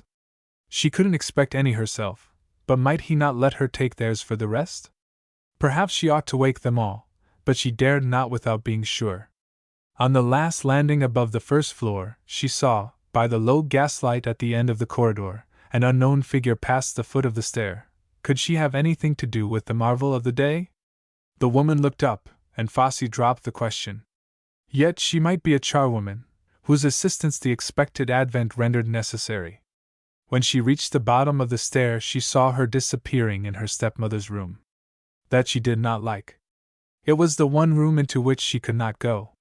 But as the house was so still, she would search everywhere else, and if she did not find him, would then sit down in the hall and wait for him. The room next the foot of the stair, and opposite her stepmother's, was the spare room, with which she associated ideas of state and grandeur. Where better could she begin than at the guest chamber? There, could it be? Yes, through the chink of the scarce closed door she saw light. Either he was already there or there they were expecting him. From that moment she felt as if lifted out of the body. Far exalted above all dread, she peeped modestly in, and then entered. Beyond the foot of the bed, a candle stood on a little low table, but nobody was to be seen.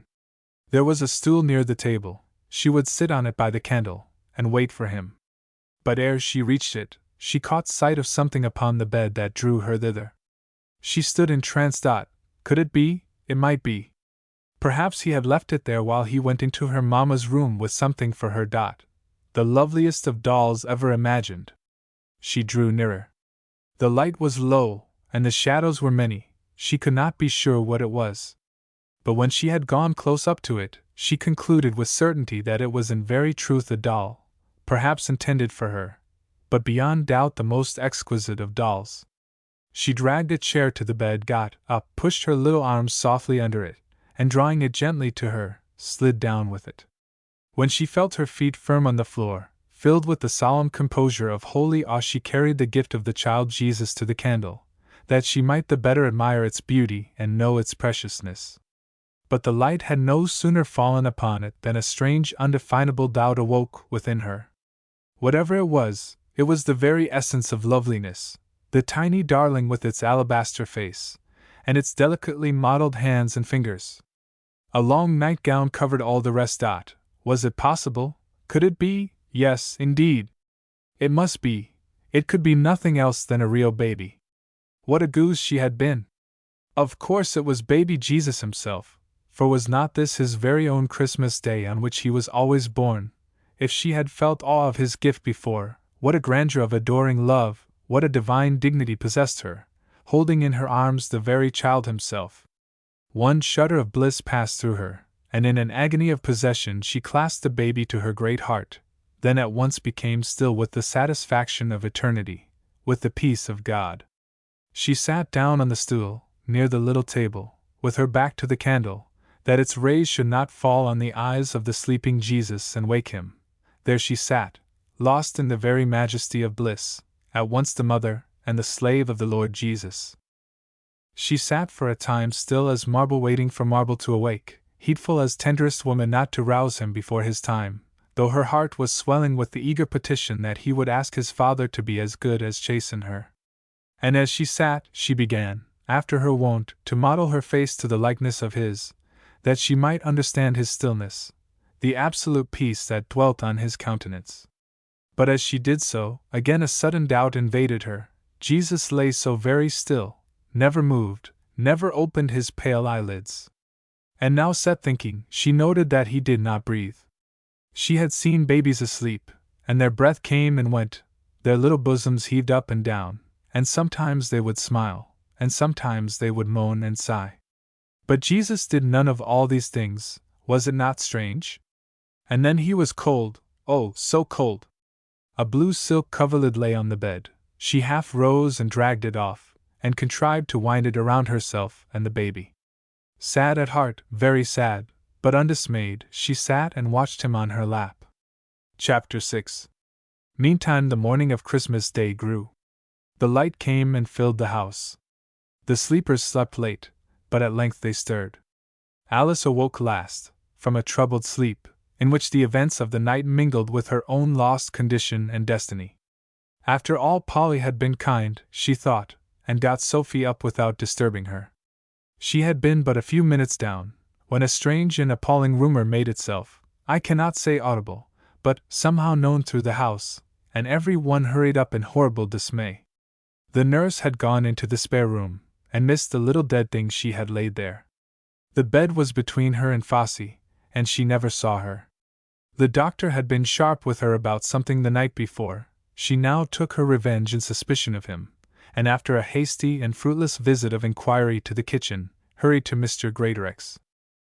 The servants crowded to the spare room, and when their master, incredulous indeed, yet shocked at the tidings brought him, hastened to the spot, he found them all in the room, gathered at the foot of the bed. A little sunlight filtered through the red window curtains, and gave a strange pallid expression to the flame of the candle, which had now burned very low. At first he saw nothing but the group of servants, silent, motionless, with heads leaning forward, intently gazing. He had come just in time. Another moment, and they would have ruined the lovely sight. He stepped forward, and saw Fossey, half shrouded in blue, the candle behind illuminating the hair she had found too rebellious to the brush, and making of it a faint aureole about her head and white face, whence cold and sorrow had driven all the flush, rendering it colorless as that upon her arm which had never seen the light. She had pored on the little face until she knew death, and now she sat a speechless mother of sorrow, bending in the dim light of the tomb over the body of her holy infant. How it was I cannot tell, but the moment her father saw her she looked up, and the spell of her dumbness broke. "Jesus is dead," she said slowly and sadly, but with perfect calmness.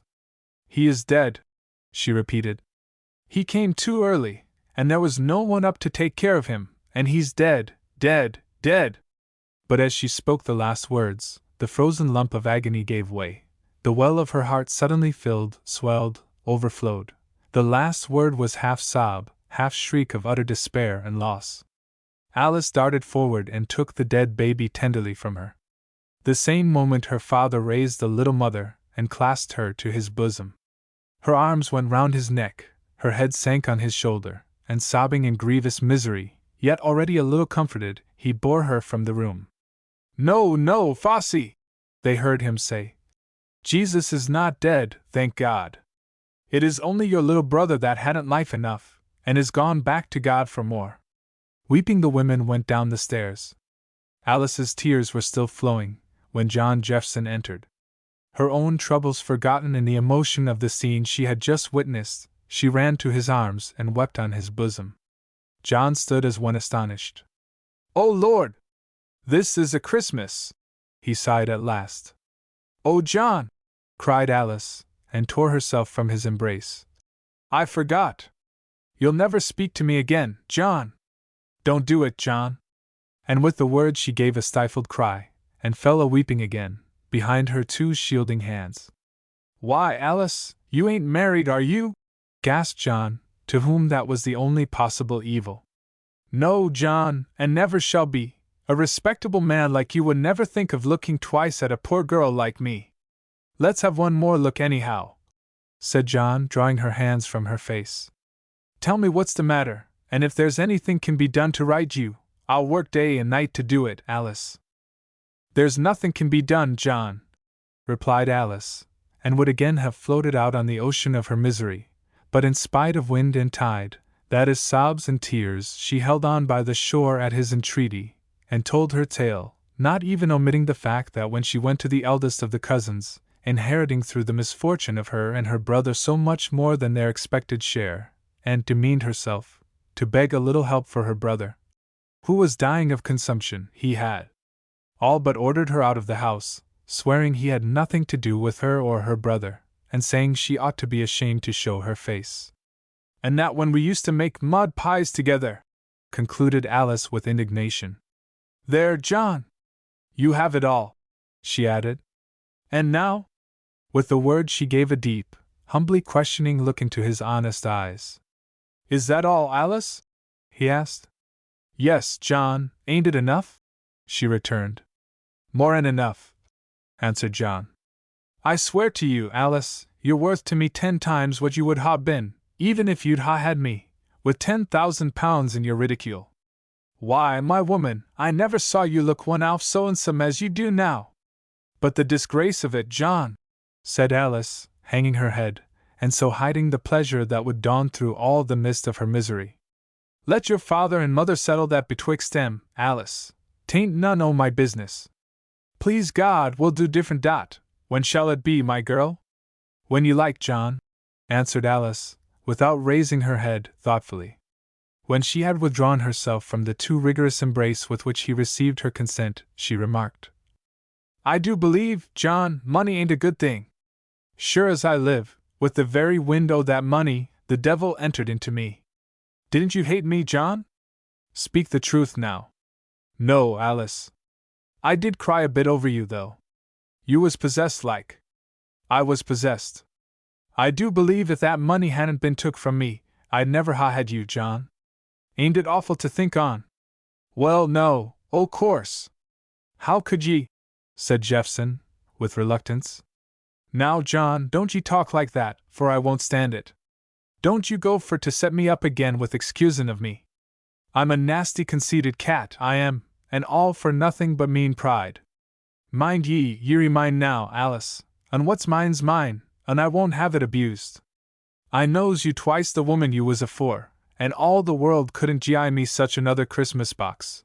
No, not if it was all gold watches and roast beef." When Mr. Greatorex returned to his wife's room, and thought to find her asleep as he had left her, he was dismayed to hear sounds of soft weeping from the bed. Some tone or stray word, never intended to reach her ear, had been enough to reveal the truth concerning her baby. "Hush! Hush!" he said, with more love in his heart than had moved there for many months, and therefore more in his tone than she had heard for as many. "If you cry you will be ill. Hush, my dear!" In a moment, ere he could prevent her, she had flung her arms around his neck as he stooped over her. "Husband! Husband!" she cried. Is it my fault? You behaved perfectly, he returned. No woman could have been braver. Ah, but I wouldn't stay at home when you wanted me. Never mind that now, my child, he said. At the word she pulled his face down to hers. I have you, and I don't care, he added. Do you care to have me? She said, with a sob that ended in a loud cry. Oh, I don't deserve it. But I will be good after this. I promise you I will. Then you must begin now, my darling. You must lie perfectly still, and not cry a bit, or you will go after the baby, and I shall be left alone. She looked up at him with such a light in her face as he had never dreamed of there before. He had never seen her so lovely. Then she withdrew her arms, repressed her tears, smiled, and turned her face away. He put her hands under the clothes, and in a minute or two she was again fast asleep. Chapter 7. That day, when Fossey and her father had sat down to their Christmas dinner, he rose again, and taking her up as she sat, chair and all, set her down close to him, on the other side of the corner of the table. It was the first of a new covenant between them. The father's eyes having been suddenly opened to her character and preciousness, as well as to his own neglected duty in regard to her, it was as if a well of life had burst forth at his feet. And every day, as he looked in her face and talked to her, it was with more and more respect for what he found in her, with growing tenderness for her predilections, and reverence for the divine idea enclosed in her ignorance, for her childish wisdom, and her calm seeking, until at length he would have been horrified at the thought of training her up in his way, had she not a way of her own to go, following, not the dead Jesus, but him who liveth forevermore? In the endeavor to help her, he had to find his own position towards the truth, and the results were weighty. Nor did the child's influence work forward merely. In his intercourse with her he was so often reminded of his first wife, and that, with the gloss or comment of a childish reproduction, that his memories of her at length grew a little tender, and through the child he began to understand the nature and worth of the mother. In her child she had given him what she could not be herself. Unable to keep up with him, she had handed him her baby, and dropped on the path. Nor was little Sophie his only comfort. Through their common loss and her husband's tenderness, Letty began to grow a woman. And her growth was the more rapid that, himself taught through Fossey, her husband no longer desired to make her adopt his tastes, and judge with his experiences, but, as became the elder and the tried, entered into her tastes and experiences, became, as it were, a child again with her, that, through the thing she was, he might help the things she had to be.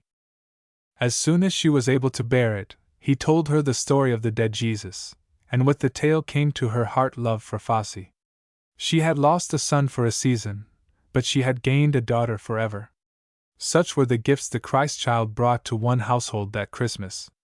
And the days of the mourning of that household were ended. The history of Photogen and Nycteris. A day and night marchen. Chapter 1. Watho. There was once a witch who desired to know everything. But the wiser a witch is, the harder she knocks her head against the wall when she comes to it. Her name was Watho, and she had a wolf in her mind. She cared for nothing in itself, only for knowing it. She was not naturally cruel, but the wolf had made her cruel. She was tall and graceful, with a white skin, red hair, and black eyes, which had a red fire in them. She was straight and strong, but now and then would fall bent together, shudder, and sit for a moment with her head turned over her shoulder, as if the wolf had got out of her mind onto her back. Chapter 2. Aurora. This witch got two ladies to visit her. One of them belonged to the court, and her husband had been sent on a far and difficult embassy. The other was a young widow whose husband had lately died, and who had since lost her sight. Watho lodged them in different parts of her castle, and they did not know of each other's existence. The castle stood on the side of a hill sloping gently down into a narrow valley, in which was a river, with a pebbly channel and a continual song. The garden went down to the bank of the river, enclosed by high walls, which crossed the river and there stopped. Each wall had a double row of battlements, and between the rows was a narrow walk. In the topmost story of the castle the Lady Aurora occupied a spacious apartment of several large rooms looking southward. The windows projected oriel-wise over the garden below, and there was a splendid view from them both up and down and across the river. The opposite side of the valley was steep, but not very high. Far away snow peaks were visible. These rooms Aurora seldom left, but their airy spaces, the brilliant landscape and sky, the plentiful sunlight, the musical instruments, books, pictures, curiosities, with the company of Watho who made herself charming, precluded all dullness. She had venison and feathered game to eat, milk and pale sunny sparkling wine to drink. She had hair of the yellow gold, waved and rippled. Her skin was fair, not white like Watho's, and her eyes were of the blue of the heavens when bluest. Her features were delicate but strong, her mouth large and finely curved, and haunted with smiles. Chapter 3. Vesper. Behind the castle the hill rose abruptly. The northeastern tower, indeed, was in contact with the rock, and communicated with the interior of it. For in the rock was a series of chambers, known only to Watho and the one servant whom she trusted, called Falca. Some former owner had constructed these chambers after the tomb of an Egyptian king, and probably with the same design, for in the center of one of them stood what could only be a sarcophagus, but that and others were walled off. The sides and roofs of them were carved in low relief, and curiously painted. Here the witch lodged the blind lady, whose name was Vesper. Her eyes were black, with long black lashes. Her skin had a look of darkened silver, but was of purest tint and grain. Her hair was black and fine and straight-flowing. Her features were exquisitely formed, and if less beautiful yet more lovely from sadness. She always looked as if she wanted to lie down and not rise again. She did not know she was lodged in a tomb, though now and then she wondered she never touched a window. There were many couches, covered with richest silk, and soft as her own cheek, for her to lie upon, and the carpets were so thick she might have cast herself down anywhere, as befitted a tomb. The place was dry and warm, and cunningly pierced for air, so that it was always fresh, and lacked only sunlight. There the witch fed her upon milk, and wine dark as a carbuncle, and pomegranates, and purple grapes, and birds that dwell in marshy places, and she played to her mournful tunes, and caused wailful violins to attend her, and told her sad tales, thus holding her ever in an atmosphere of sweet sorrow. Chapter 4. Photogen. Watho at length had her desire, for witches often get what they want. A splendid boy was born to the fair Aurora. Just as the sun rose, he opened his eyes. Watho carried him immediately to a distant part of the castle, and persuaded the mother that he never cried but once, dying the moment he was born. Overcome with grief, Aurora left the castle as soon as she was able, and Watho never invited her again. And now the witch's care was, that the child should not know darkness. Persistently she trained him until at last he never slept during the day, and never woke during the night. She never let him see anything black, and even kept all dull colors out of his way. Never, if she could help it, would she let a shadow fall upon him, watching against shadows as if they had been live things that would hurt him. All day he basked in the full splendor of the sun, in the same large rooms his mother had occupied. Watho used him to the sun, until he could bear more of it than any dark-blooded African. In the hottest of every day, she stripped him and laid him in it, that he might ripen like a peach, and the boy rejoiced in it, and would resist being dressed again. She brought all her knowledge to bear on making his muscles strong and elastic and swiftly responsive, that his soul, she said laughing, might sit in every fiber, be all in every part, and awake the moment of call. His hair was of the red gold, but his eyes grew darker as he grew, until they were as black as Vesper's. He was the merriest of creatures, always laughing, always loving, for a moment raging, then laughing afresh. Watho called him Photogen. Chapter 5. Nycteris. 5 or 6 months after the birth of Photogen, the Dark Lady also gave birth to a baby, in the windowless tomb of a blind mother, in the dead of night, under the feeble rays of a lamp in an alabaster globe. A girl came into the darkness with a wail. And just as she was born for the first time, Vesper was born for the second, and passed into a world as unknown to her as this was to her child, who would have to be born yet again before she could see her mother. Watho called her Nycteris, and she grew as like Vesper as possible, in all but one particular. She had the same dark skin, dark eyelashes and brows, dark hair, and gentle sad look, but she had just the eyes of Aurora, the mother of Photogen, and if they grew darker as she grew older, it was only a darker blue. Watho, with the help of Falca, took the greatest possible care of her, in every way consistent with her plans, that is, the main point in which was that she should never see any light but what came from the lamp. Hence her optic nerves, and indeed her whole apparatus for seeing, grew both larger and more sensitive. Her eyes, indeed, stopped short only of being too large. Under her dark hair and forehead and eyebrows, they looked like two breaks in a cloudy night sky, through which peeped the heaven where the stars and no clouds live. She was a sadly dainty little creature. No one in the world except those two was aware of the being of the little bat. Watho trained her to sleep during the day, and wake during the night. She taught her music, in which she was herself a proficient, and taught her scarcely anything else. Chapter 6. How Photogen Grew. The hollow in which the castle of Watho lay was a cleft in a plain rather than a valley among hills, for at the top of its steep sides, both north and south, was a tableland, large and wide. It was covered with rich grass and flowers, with here and there a wood, the outlying colony of a great forest. These grassy plains were the finest hunting grounds in the world. Great herds of small, but fierce cattle, with humps and shaggy manes, roved about them, also antelopes and gnus, and the tiny roedeer, while the woods were swarming with wild creatures. The tables of the castle were mainly supplied from them. The chief of Watho's huntsmen was a fine fellow, and when Photogen began to outgrow the training she could give him, she handed him over to Fargu. He with a will set about teaching him all he knew. He got him pony after pony, larger and larger as he grew, every one less manageable than that which had preceded it, and advanced him from pony to horse, and from horse to horse, until he was equal to anything in that kind which the country produced. In similar fashion he trained him to the use of bow and arrow, substituting every 3 months a stronger bow and longer arrows, and soon he became, even on horseback, a wonderful archer. He was but 14 when he killed his first bull, causing jubilation among the huntsmen, and indeed, through all the castle, for there too he was the favorite. Every day, almost as soon as the sun was up, he went out hunting, and would in general be out nearly the whole of the day. But Watho had laid upon Fargu just one commandment, namely, that Photogen should on no account, whatever the plea, be out until sundown, or so near it as to wake in him the desire of seeing what was going to happen, and this commandment Fargu was anxiously careful not to break, for, although he would not have trembled had a whole herd of bulls come down upon him, charging at full speed across the level, and not an arrow left in his quiver, he was more than afraid of his mistress.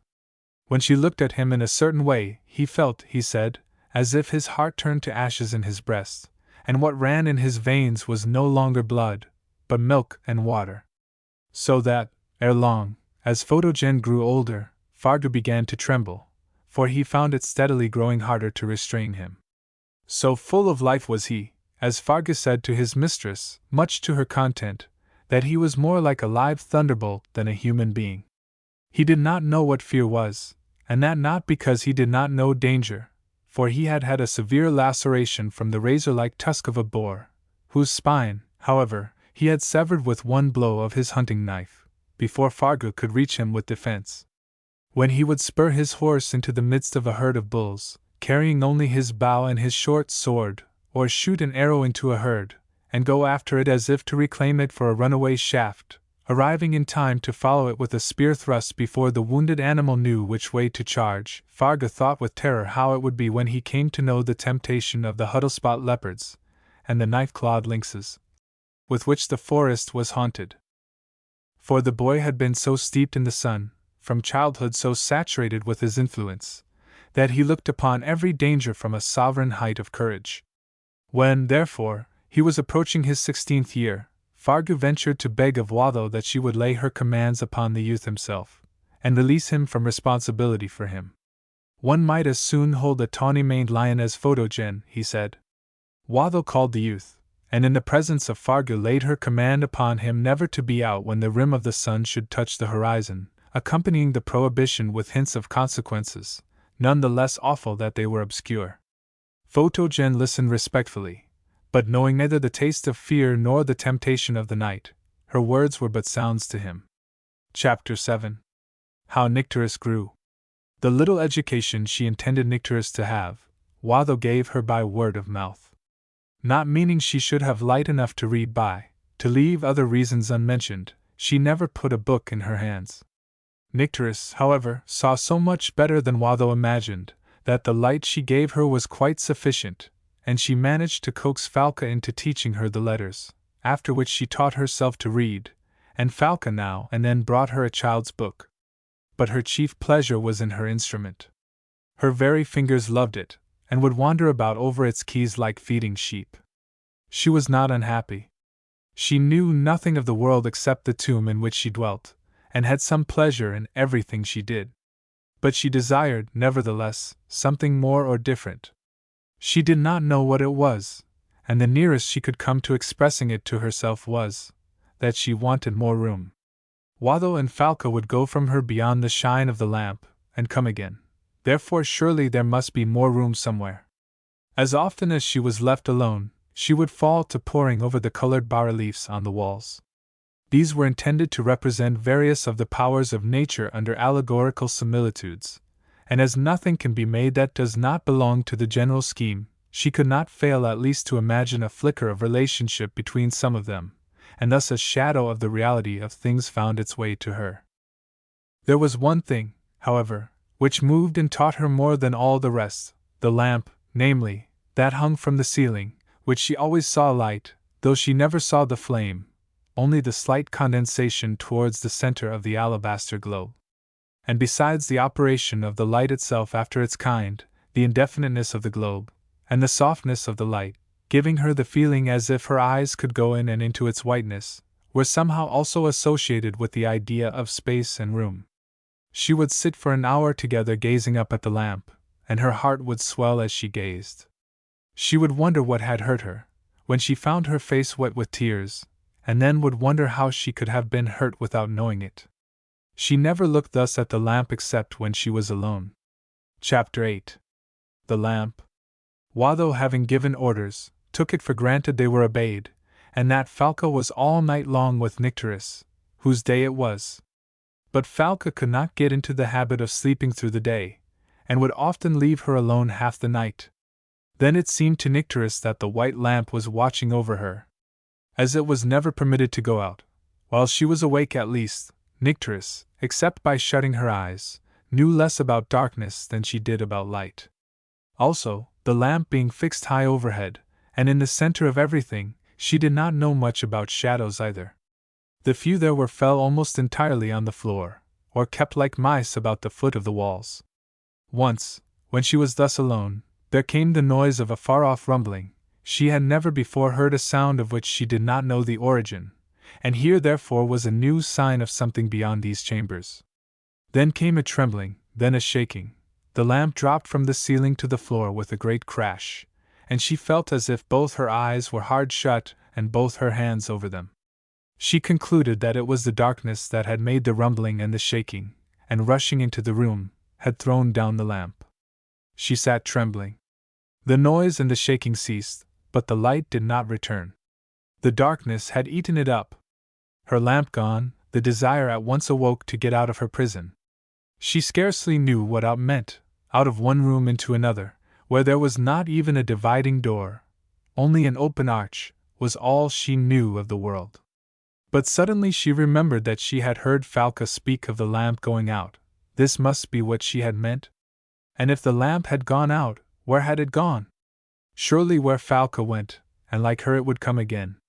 But she could not wait. The desire to go out grew irresistible. She must follow her beautiful lamp. She must find it. She must see what it was about. Now there was a curtain covering a recess in the wall, where some of her toys and gymnastic things were kept, and from behind that curtain Watho and Falca always appeared, and behind it they vanished. How they came out of solid wall, she had not an idea. All up to the wall was open space, and all beyond it seemed wall. But clearly the first, and only thing she could do, was to feel her way behind the curtain. It was so dark that a cat could not have caught the largest of mice. Nycteris could see better than any cat, but now her great eyes were not of the smallest use to her. As she went, she trod upon a piece of the broken lamp. She had never worn shoes or stockings, and the fragment, though, being of soft alabaster, it did not cut yet hurt her foot. She did not know what it was, but as it had not been there before the darkness came, she suspected that it had to do with the lamp. She kneeled therefore, and searched with her hands, and bringing two large pieces together, recognized the shape of the lamp. Therewith it flashed upon her that the lamp was dead, that this brokenness was the death of which she had read without understanding, that the darkness had killed the lamp. What then could Falca have meant when she spoke of the lamp going out? There was the lamp, dead, indeed, and so changed that she would never have taken it for a lamp but for the shape. No, it was not the lamp any more now it was dead, for all that made it a lamp was gone, namely, the bright shining of it. Then it must be the shine, the light, that had gone out. That must be what Falca meant, and it must be somewhere in the other place in the wall. She started afresh after it, and groped her way to the curtain.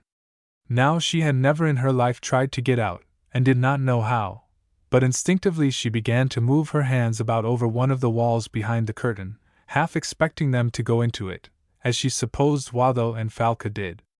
But the wall repelled her with inexorable hardness, and she turned to the one opposite. In so doing, she set her foot upon an ivory die, and as it met sharply the same spot the broken alabaster had already hurt, she fell forward with her outstretched hands against the wall. Something gave way, and she tumbled out of the cavern. Chapter 9. Out. But alas! Out was very much like in, for the same enemy, the darkness, was here also. The next moment, however, came a great gladness, a firefly, which had wandered in from the garden. She saw the tiny spark in the distance. With slow pulsing ebb and throb of light, it came pushing itself through the air, drawing nearer and nearer, with that motion which more resembles swimming than flying, and the light seemed the source of its own motion. "My lamp! My lamp!" cried Nycteris. "It is the shiningness of my lamp, which the cruel darkness drove out. My good lamp has been waiting for me here all the time. It knew I would come after it, and waited to take me with it." She followed the firefly, which, like herself, was seeking the way out. If it did not know the way, it was yet light, and because all light is one, any light may serve to guide to more light. If she was mistaken in thinking it the spirit of her lamp, it was of the same spirit as her lamp, and had wings. The gold-green jet boat, driven by light, went throbbing before her through a long narrow passage. Suddenly it rose higher, and the same moment Nycteris fell upon an ascending stair. She had never seen a stair before, and found going up a curious sensation. Just as she reached what seemed the top, the firefly ceased to shine, and so disappeared. She was in utter darkness once more. But when we are following the light, even its extinction is a guide. If the firefly had gone on shining, Nycteris would have seen the stair turn, and would have gone up to Watho's bedroom, whereas now, feeling straight before her, she came to a latch door, which after a good deal of trying she managed to open, and stood in a maze of wondering perplexity, awe, and delight. What was it? Was it outside of her, or something taking place in her head? Before her was a very long and very narrow passage, broken up she could not tell how, and spreading out above and on all sides to an infinite height and breadth and distance, as if space itself were growing out of a trough. It was brighter than her rooms had ever been, brighter than if 6 alabaster lamps had been burning in them. There was a quantity of strange streaking and mottling about it, very different from the shapes on her walls. She was in a dream of pleasant perplexity, of delightful bewilderment. She could not tell whether she was upon her feet or drifting about like the firefly, driven by the pulses of an inward bliss. But she knew little as yet of her inheritance. Unconsciously she took one step forward from the threshold, and the girl who had been from her very birth a troglodyte stood in the ravishing glory of a southern night, lit by a perfect moon, not the moon of our northern clime, but a moon like silver glowing in a furnace, a moon one could see to be a globe, not far off, a mere flat disk on the face of the blue, but hanging down halfway, and looking as if one could see all round it by a mere bending of the neck. "It is my lamp!" she said, and stood dumb with parted lips. She looked and felt as if she had been standing there in silent ecstasy from the beginning. "No, it is not my lamp," she said after a while. "It is the mother of all the lamps." And with that she fell on her knees, and spread out her hands to the moon. She could not in the least have told what was in her mind, but the action was in reality just a begging of the moon to be what she was, that precise incredible splendor hung in the far-off roof, that very glory essential to the being of poor girls born and bred in caverns. It was a resurrection, nay, a birth itself, to Nycteris. What the vast blue sky, studded with tiny sparks like the heads of diamond nails, could be, what the moon, looking so absolutely content with light dot, why, she knew less about them than you and I. But the greatest of astronomers might envy the rapture of such a first impression at the age of 16. Immeasurably imperfect it was, but false the impression could not be, for she saw what the eyes made for seeing, and saw indeed what many men are too wise to see. As she knelt, something softly flapped her, embraced her, stroked her, fondled her. She rose to her feet, but saw nothing, did not know what it was. It was likest a woman's breath. For she knew nothing of the air even, had never breathed the still newborn freshness of the world. Her breath had come to her only through long passages and spirals in the rock. Still less did she know of the air alive with motion, of that thrice blessed thing, the wind of a summer night. It was like a spiritual wine, filling her whole being with an intoxication of purest joy. To breathe was a perfect existence. It seemed to her the light itself she drew into her lungs. Possessed by the power of the gorgeous night, she seemed at one and the same moment annihilated and glorified. She was in the open passage or gallery that ran round the top of the garden walls, between the cleft battlements, but she did not once look down to see what lay beneath. Her soul was drawn to the vault above her, with its lamp and its endless room. At last she burst into tears, and her heart was relieved, as the night itself is relieved by its lightning and rain. And now she grew thoughtful. She must hoard this splendor. What a little ignorance her jailers had made of her! Life was a mighty bliss, and they had scraped hers to the bare bone.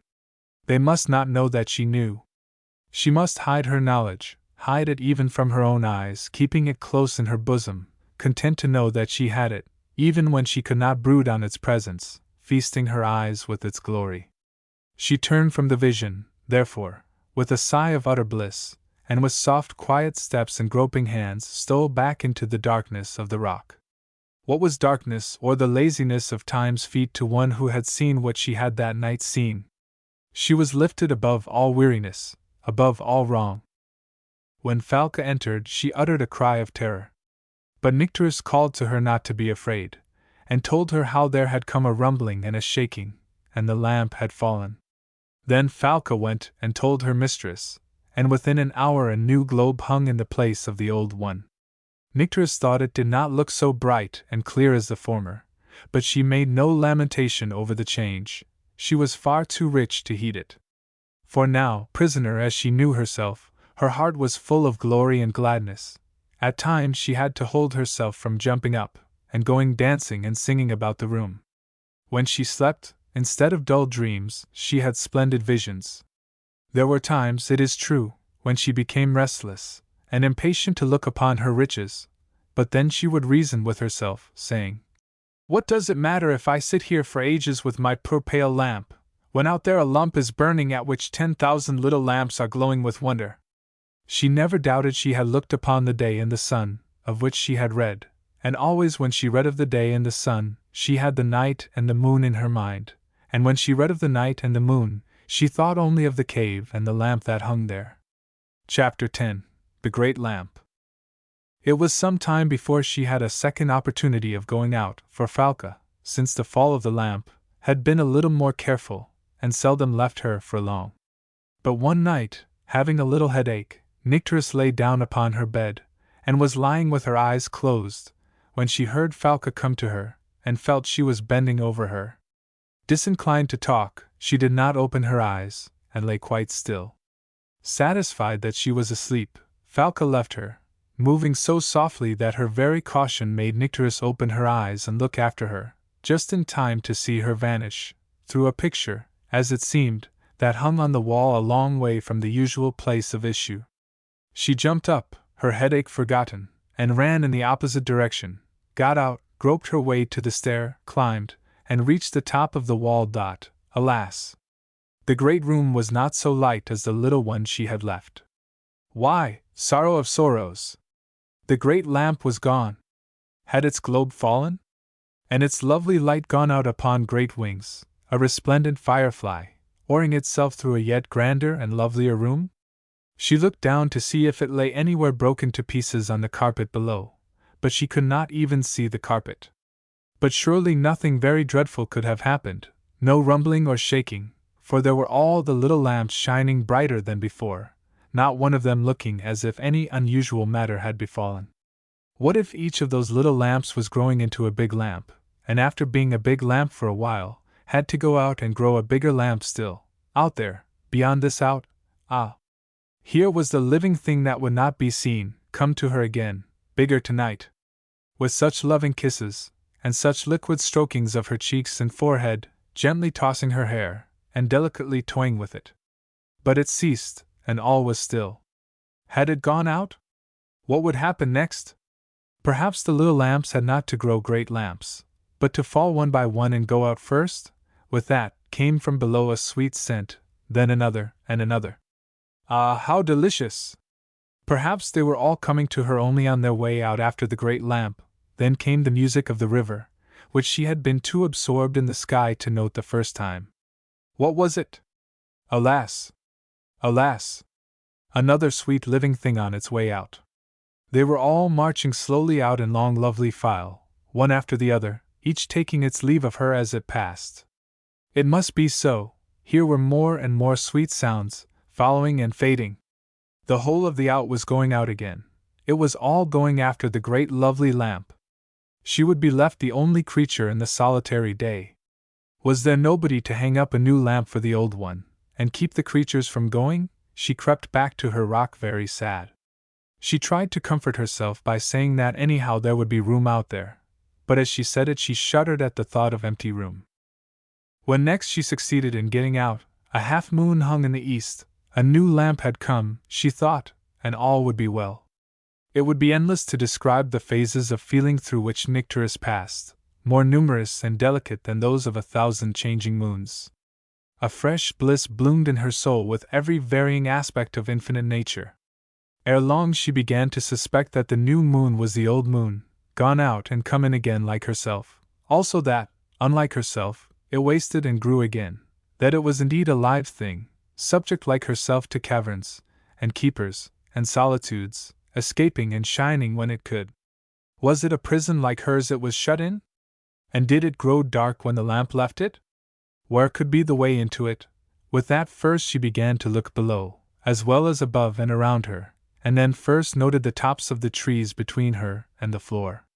There were palms with their red-fingered hands full of fruit, eucalyptus trees crowded with little boxes of powder puffs, oleanders with their half-cast roses, and orange trees with their clouds of young silver stars, and their aged balls of gold. Her eyes could see colors invisible to ours in the moonlight, and all these she could distinguish well, though at first she took them for the shapes and colors of the carpet of the great room. She longed to get down among them, now she saw they were real creatures, but she did not know how. She went along the whole length of the wall to the end that crossed the river, but found no way of going down. Above the river she stopped to gaze with awe upon the rushing water. She knew nothing of water but from what she drank and what she bathed in, and, as the moon shone on the dark, swift stream, singing lustily as it flowed, she did not doubt the river was alive, a swift rushing serpent of life, going out, whither? And then she wondered if what was brought into her rooms had been killed that she might drink it, and have her bath in it. Once when she stepped out upon the wall, it was into the midst of a fierce wind. The trees were all roaring. Great clouds were rushing along the skies, and tumbling over the little lamps. The great lamp had not come yet. All was in tumult. The wind seized her garments and hair, and shook them as if it would tear them from her. What could she have done to make the gentle creature so angry?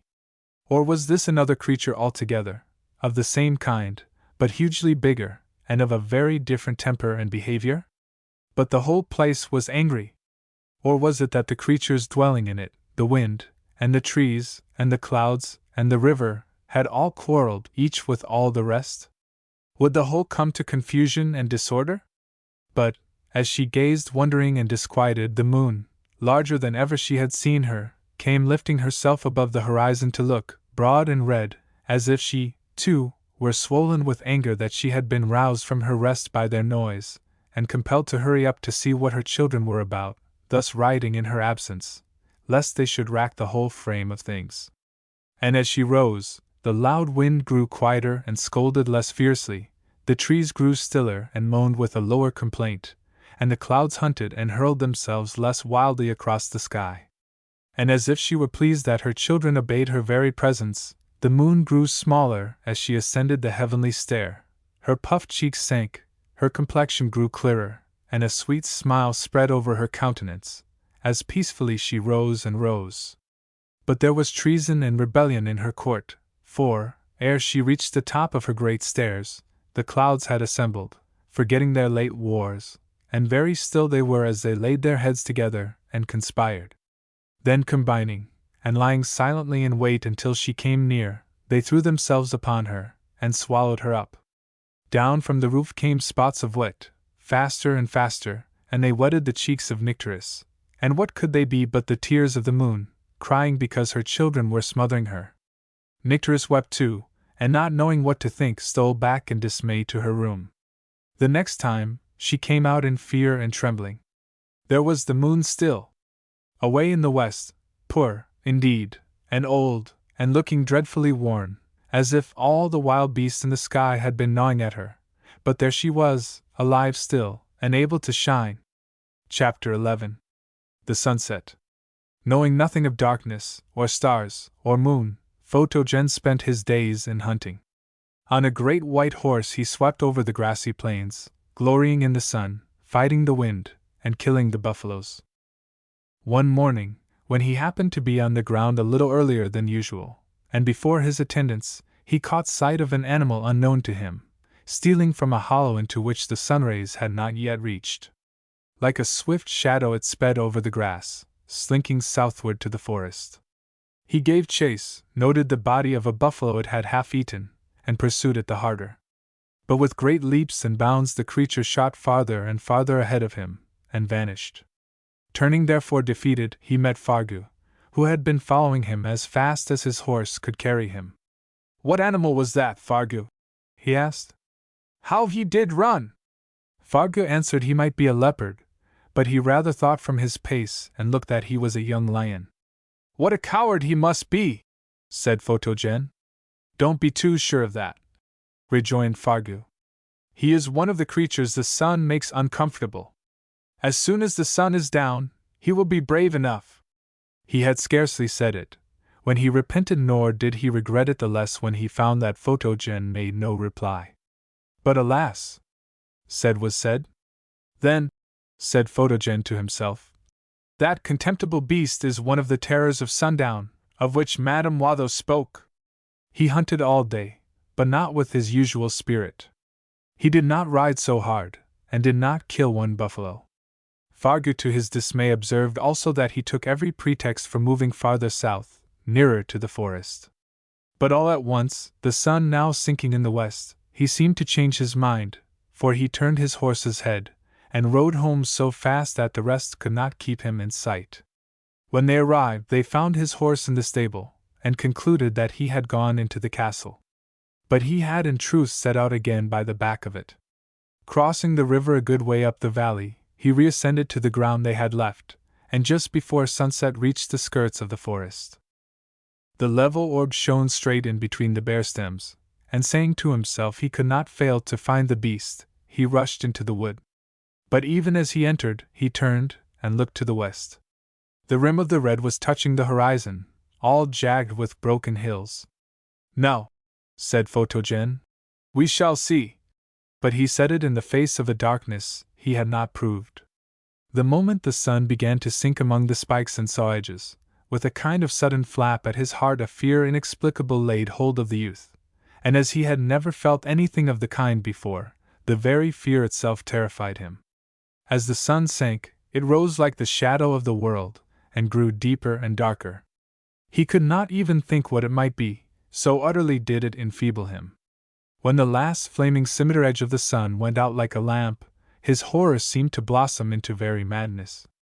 Like the closing lids of an eye, for there was no twilight, and this night no moon, the terror and the darkness rushed together, and he knew them for one. He was no longer the man he had known, or rather thought himself.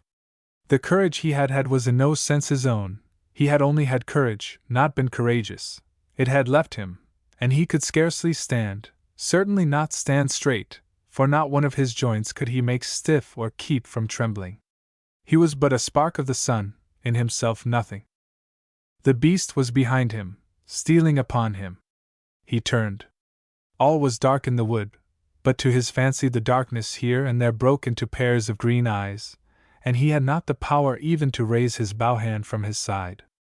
In the strength of despair he strove to rouse courage enough, not to fight, that he did not even desire, but to run. Courage to flee home was all he could ever imagine, and it would not come. But what he had not, was ignominiously given him. A cry in the wood, half a screech, half a growl, sent him running like a boar-wounded cur. It was not even himself that ran, it was the fear that had come alive in his legs. He did not know that they moved.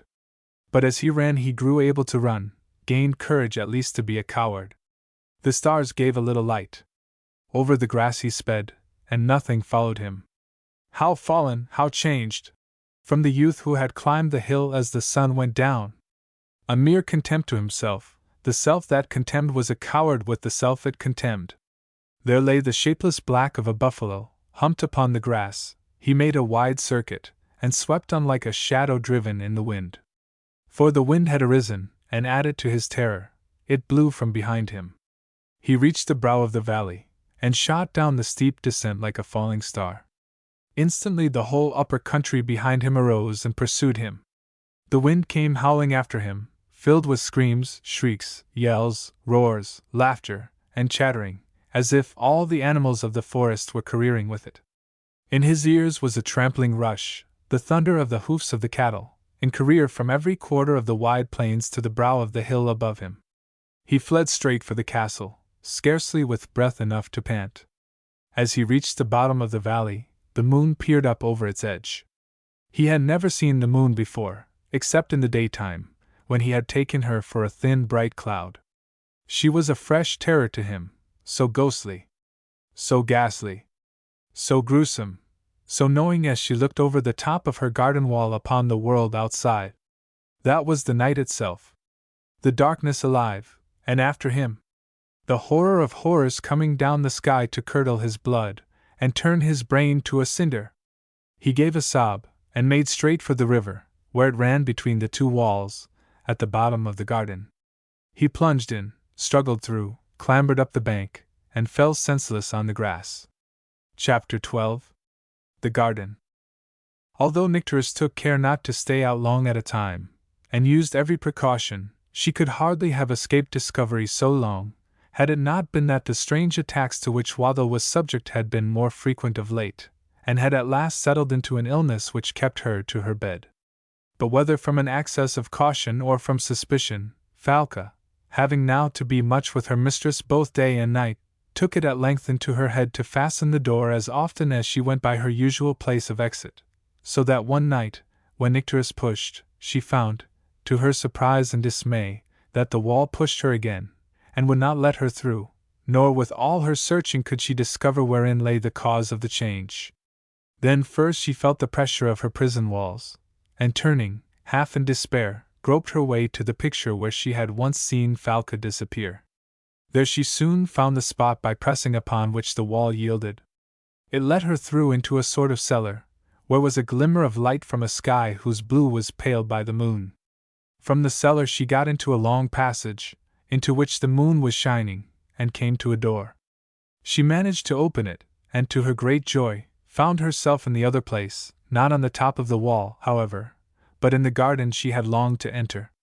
Noiseless as a fluffy moth she flitted away into the covert of the trees and shrubs, her bare feet welcomed by the softest of carpets, which, by the very touch, her feet knew to be alive, whence it came that it was so sweet and friendly to them. A soft little wind was out among the trees, running now here, now there, like a child that had got its will. She went dancing over the grass, looking behind her at her shadow as she went. At first she had taken it for a little black creature that made game of her, but when she perceived that it was only where she kept the moon away, and that every tree, however great and grand a creature, had also one of these strange attendants, she soon learned not to mind it, and by it became the source of as much amusement to her as to any kit in its tail. It was long before she was quite at home with the trees, however. At one time they seemed to disapprove of her, at another not even to know she was there, and to be altogether taken up with their own business. Suddenly, as she went from one to another of them, looking up with awe at the murmuring mystery of their branches and leaves, she spied one a little way off, which was very different from all the rest. It was white, and dark, and sparkling, and spread like a palm, a small slender palm, without much head, and it grew very fast, and sang as it grew. But it never grew any bigger, for just as fast as she could see it growing, it kept falling to pieces. When she got close to it, she discovered that it was a water tree, made of just such water as she washed with, only it was alive, of course, like the river, a different sort of water from that, doubtless, seeing the one crept swiftly along the floor, and the other shot straight up, and fell, and swallowed itself, and rose again. She put her feet into the marble basin, which was the flower pot in which it grew. It was full of real water, living and cool, so nice, for the night was hot. But the flowers! Ah, the flowers! She was friends with them from the very first. What wonderful creatures they were, and so kind and beautiful, always sending out such colors and such scents, red scent, and white scent, and yellow scent, for the other creatures. The one that was invisible and everywhere, took such a quantity of their scents, and carried it away. Yet they did not seem to mind. It was their talk, to show they were alive, and not painted like those on the walls of her rooms, and on the carpets. She wandered along down the garden until she reached the river. Unable then to get any further, for she was a little afraid, and justly, of the swift watery serpent, she dropped on the grassy bank, dipped her feet in the water, and felt it running and pushing against them. For a long time she sat thus, and her bliss seemed complete, as she gazed at the river, and watched the broken picture of the great lamp overhead, moving up one side of the roof, to go down the other. Chapter 13. Something quite new. A beautiful moth brushed across the great blue eyes of Nycteris. She sprang to her feet to follow it, not in the spirit of the hunter, but of the lover. Her heart, like every heart, if only its fallen sides were cleared away, was an inexhaustible fountain of love. She loved everything she saw. But as she followed the moth, she caught sight of something lying on the bank of the river, and not yet having learned to be afraid of anything, ran straight to see what it was. Reaching it, she stood amazed. Another girl like herself. But what a strange-looking girl, so curiously dressed too, and not able to move. Was she dead? Filled suddenly with pity, she sat down, lifted Photogen's head, laid it on her lap, and began stroking his face. Her warm hands brought him to himself. He opened his black eyes, out of which had gone all the fire, and looked up with a strange sound of fear, half moan, half gasp. But when he saw her face, he drew a deep breath, and lay motionless, gazing at her. Those blue marvels above him, like a better sky, seemed to side with courage and assuage his terror. At length, in a trembling, awed voice, and a half-whisper, he said, "Who are you?" "I am Nycteris," she answered. "You are a creature of the darkness, and love the night," he said, his fear beginning to move again. "I may be a creature of the darkness," she replied. "I hardly know what you mean. But I do not love the night. I love the day, with all my heart, and I sleep all the night long." "How can that be?" said Photogen, rising on his elbow, but dropping his head on her lap again the moment he saw the moon. "How can it be?" he repeated. When I see your eyes there, wide awake? She only smiled and stroked him, for she did not understand him, and thought he did not know what he was saying. Was it a dream then? Resumed Photogen, rubbing his eyes. But with that his memory came clear, and he shuddered, and cried, "Oh, horrible! Horrible! To be turned all at once into a coward! A shameful, contemptible, disgraceful coward! I am ashamed, and so frightened! It is all so frightful!" "What is so frightful?" asked Nycteris, with a smile like that of a mother to her child waked from a bad dream. All, he answered. All this darkness and the roaring." "My dear," said Nycteris, "there is no roaring. How sensitive you must be! What you hear is only the walking of the water, and the running about of the sweetest of all the creatures. She is invisible, and I call her everywhere, for she goes through all the other creatures and comforts them. Now she is amusing herself, and them too, with shaking them and kissing them, and blowing in their faces. Listen, do you call that roaring? You should hear her when she is rather angry, though. I don't know why, but she is sometimes, and then she does roar a little. It is so horribly dark," said Photogen, who, listening while she spoke, had satisfied himself that there was no roaring. "Dark," she echoed. "You should be in my room when an earthquake has killed my lamp. I do not understand. How can you call this dark? Let me see. Yes, you have eyes, and big ones, bigger than Madame Watho's or Falca's, not so big as mine, I fancy, only I never saw mine. But then, oh yes, I know now what is the matter. You can't see with them because they are so black. Darkness can't see, of course. Never mind, I will be your eyes, and teach you to see. Look here, at these lovely white things in the grass, with red sharp points all folded together into one. Oh, I love them so! I could sit looking at them all day, the darlings." Photogen looked close at the flowers, and thought he had seen something like them before, but could not make them out. As Nycteris had never seen an open daisy, so had he never seen a closed one. Thus instinctively Nycteris tried to turn him away from his fear, and the beautiful creature's strange lovely talk helped not a little to make him forget it. "You call it dark," she said again, as if she could not get rid of the absurdity of the idea. "Why, I could count every blade of the green hair, I suppose it is what the books call grass, within 2 yards of me. And just look at the great lamp. It is brighter than usual today, and I can't think why you should be frightened, or call it dark." As she spoke, she went on stroking his cheeks and hair, and trying to comfort him. But oh, how miserable he was! And how plainly he looked it! He was on the point of saying that her great lamp was dreadful to him, looking like a witch, walking in the sleep of death, but he was not so ignorant as Nycteris, and knew even in the moonlight that she was a woman, though he had never seen one so young or so lovely before, and while she comforted his fear, her presence made him the more ashamed of it. Besides, not knowing her nature, he might annoy her, and make her leave him to his misery. He lay still therefore, hardly daring to move. All the little life he had seemed to come from her, and if he were to move, she might move, and if she were to leave him, he must weep like a child. "How did you come here?" asked Nycteris, taking his face between her hands. "Down the hill," he answered. "Where do you sleep?" she asked. He signed in the direction of the house. She gave a little laugh of delight.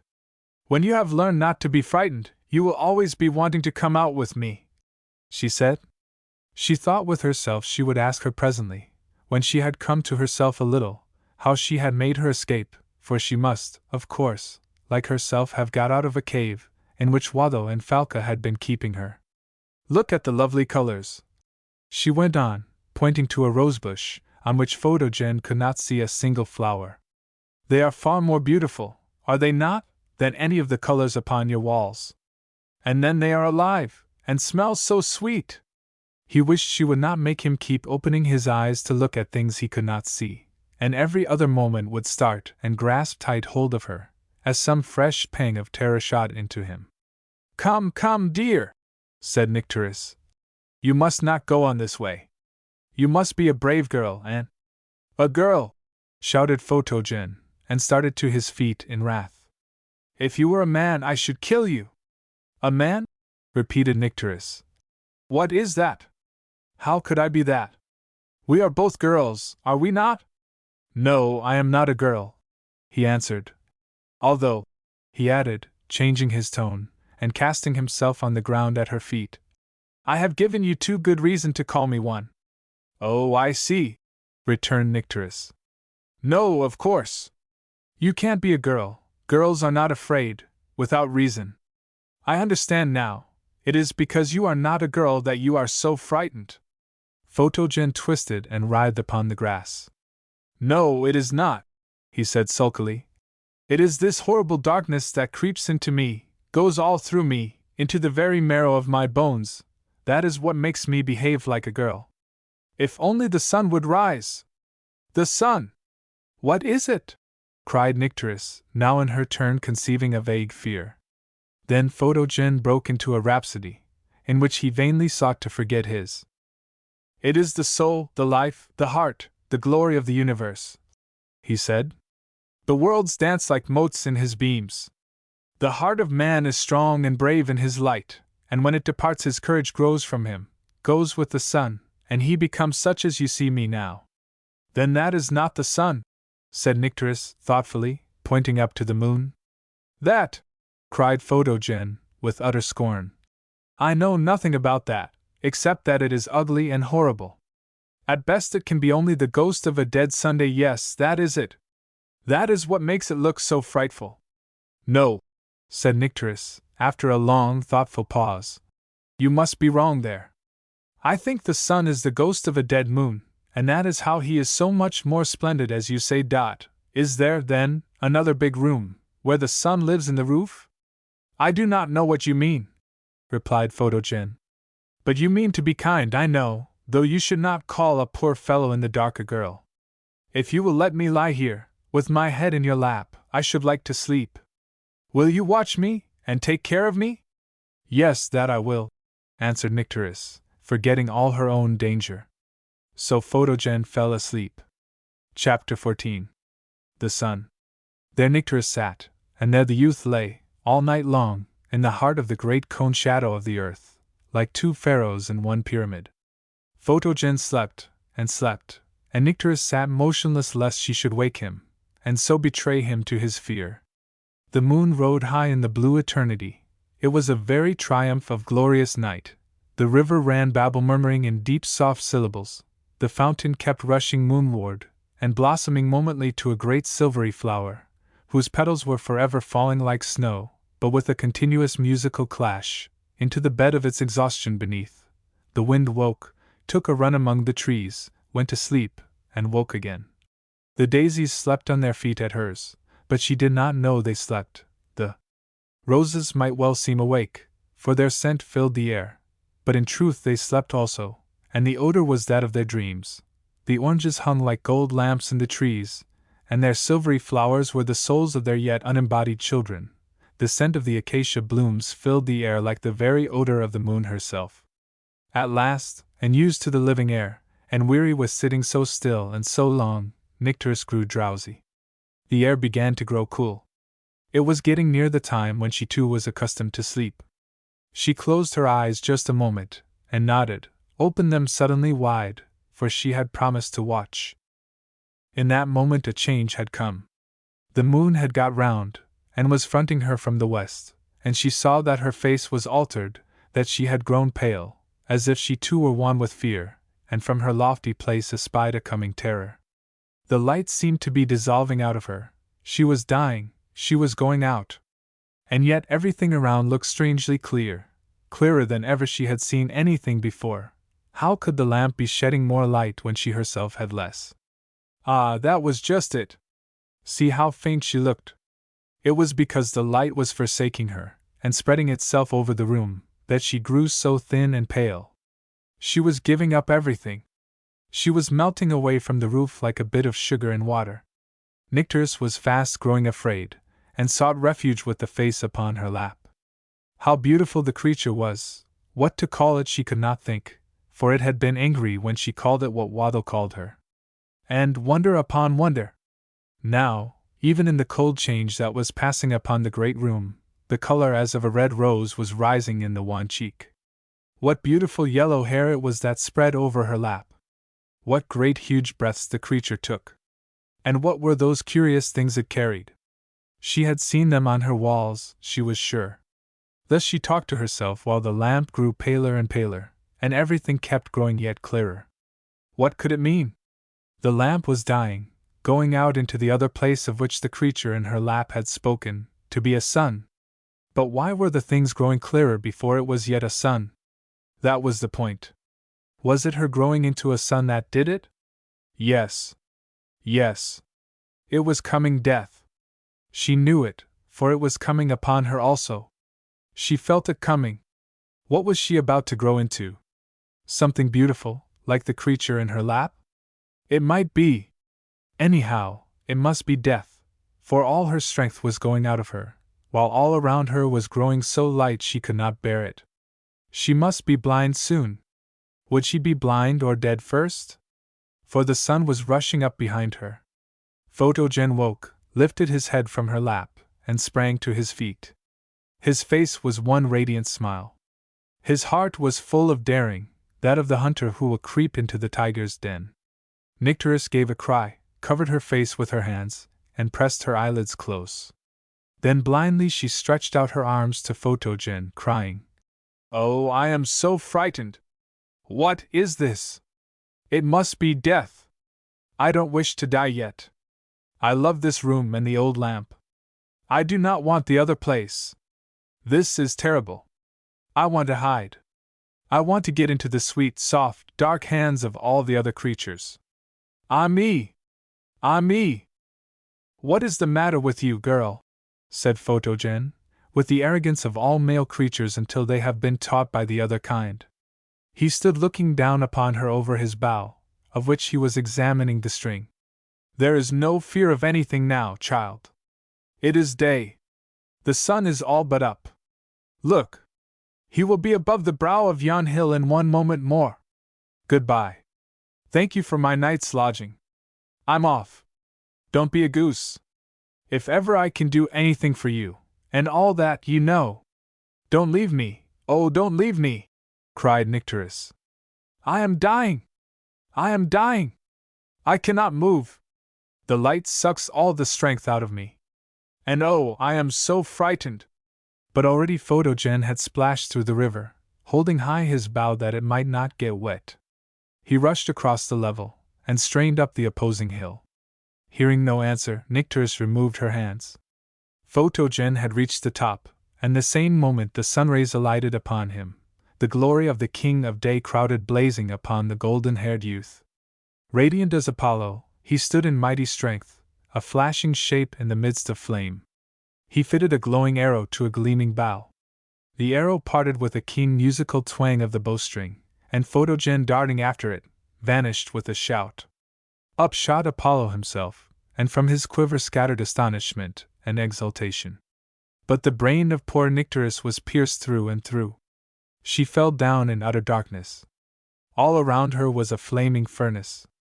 In despair and feebleness and agony, she crept back, feeling her way with doubt and difficulty and enforced persistence to her cell.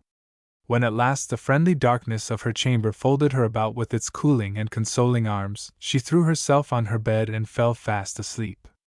And there she slept on, one alive in a tomb, while Photogen, above in the sun-glory, pursued the buffaloes on the lofty plain, thinking not once of her where she lay dark and forsaken, whose presence had been his refuge, her eyes and her hands his guardians through the night. He was in his glory and his pride, and the darkness and its disgrace had vanished for a time. Chapter 15. The Coward Hero. But no sooner had the sun reached the noonstead than Photogen began to remember the past night in the shadow of that which was at hand, and to remember it with shame. He had proved himself, and not to himself only, but to a girl as well, a coward, one bold in the daylight, while there was nothing to fear, but trembling like any slave when the night arrived. There must be, something unfair in it. A spell had been cast upon him. He had drunk something that did not agree with courage. In any case, he had been taken unprepared, How was he to know what the going down of the sun would be like? It was no wonder he should have been surprised into terror, seeing it was what it was, in its very nature so terrible. Also, one could not see where danger might be coming from. You might be torn in pieces, carried off, or swallowed up, without even seeing where to strike a blow. Every possible excuse he caught at, eager as a self-lover to lighten his self-contempt. That day he astonished the huntsmen, terrified them with his reckless darings, all to prove to himself he was no coward. But nothing eased his shame. One thing only had hope in it, the resolve to encounter the dark in solemn earnest, now that he knew something of what it was. It was nobler to me to recognize danger than to rush contemptuously into what seemed nothing, nobler still to encounter a nameless horror. He could conquer fear and wipe out disgrace together. For a marksman and swordsman like him, he said, one with his strength and courage, there was but danger. Defeat there was not. He knew the darkness now, and when it came he would meet it as fearless and cool as now he felt himself. And again he said, "We shall see." He stood under the boughs of a great beech as the sun was going down, far away over the jagged hills. Before it was half down, he was trembling like one of the leaves behind him in the first sigh of the night wind. The moment the last of the glowing disk vanished, he bounded away in terror to gain the valley, and his fear grew as he ran. Down the side of the hill, an abject creature, he went bounding and rolling and running, fell rather than plunged into the river, and came to himself, as before, lying on the grassy bank in the garden. But when he opened his eyes, there were no girl eyes looking down into his. There were only the stars in the waste of the sunless night, the awful all-enemy he had again dared, but could not encounter. Perhaps the girl was not yet come out of the water. He would try to sleep, for he dared not move, and perhaps when he woke he would find his head on her lap, and the beautiful dark face, with its deep blue eyes, bending over him. But when he woke he found his head on the grass, and although he sprang up with all his courage, such as it was, restored, he did not set out for the chase with such an elan as the day before, and, despite the sun-glory in his heart and veins, his hunting was this day less eager. He ate little, and from the first was thoughtful even to sadness. A second time he was defeated and disgraced. Was his courage nothing more than the play of the sunlight on his brain? Was he a mere ball tossed between the light and the dark? Then what a poor contemptible creature he was! But a third chance lay before him. If he failed the third time, he dared not foreshadow what he must then think of himself. It was bad enough now, but then, alas! It went no better. The moment the sun was down, he fled as if from a legion of devils. 7 times in all, he tried to face the coming night in the strength of the past day, and 7 times he failed with such increase of failure, with such a growing sense of ignominy, overwhelming at length all the sunny hours and joining night to night, that, what with misery, self-accusation, and loss of confidence, his daylight courage too began to fade, and at length, from exhaustion, from getting wet, and then lying out of doors all night, and night after night, worst of all, from the consuming of the deathly fear, and the shame of shame, his sleep forsook him, and on the 7th morning, instead of going to the hunt, he crawled into the castle, and went to bed. The grand health, over which the witch had taken such pains, had yielded, and in an hour or 2 he was moaning and crying out in delirium. Chapter 16. An Evil Nurse.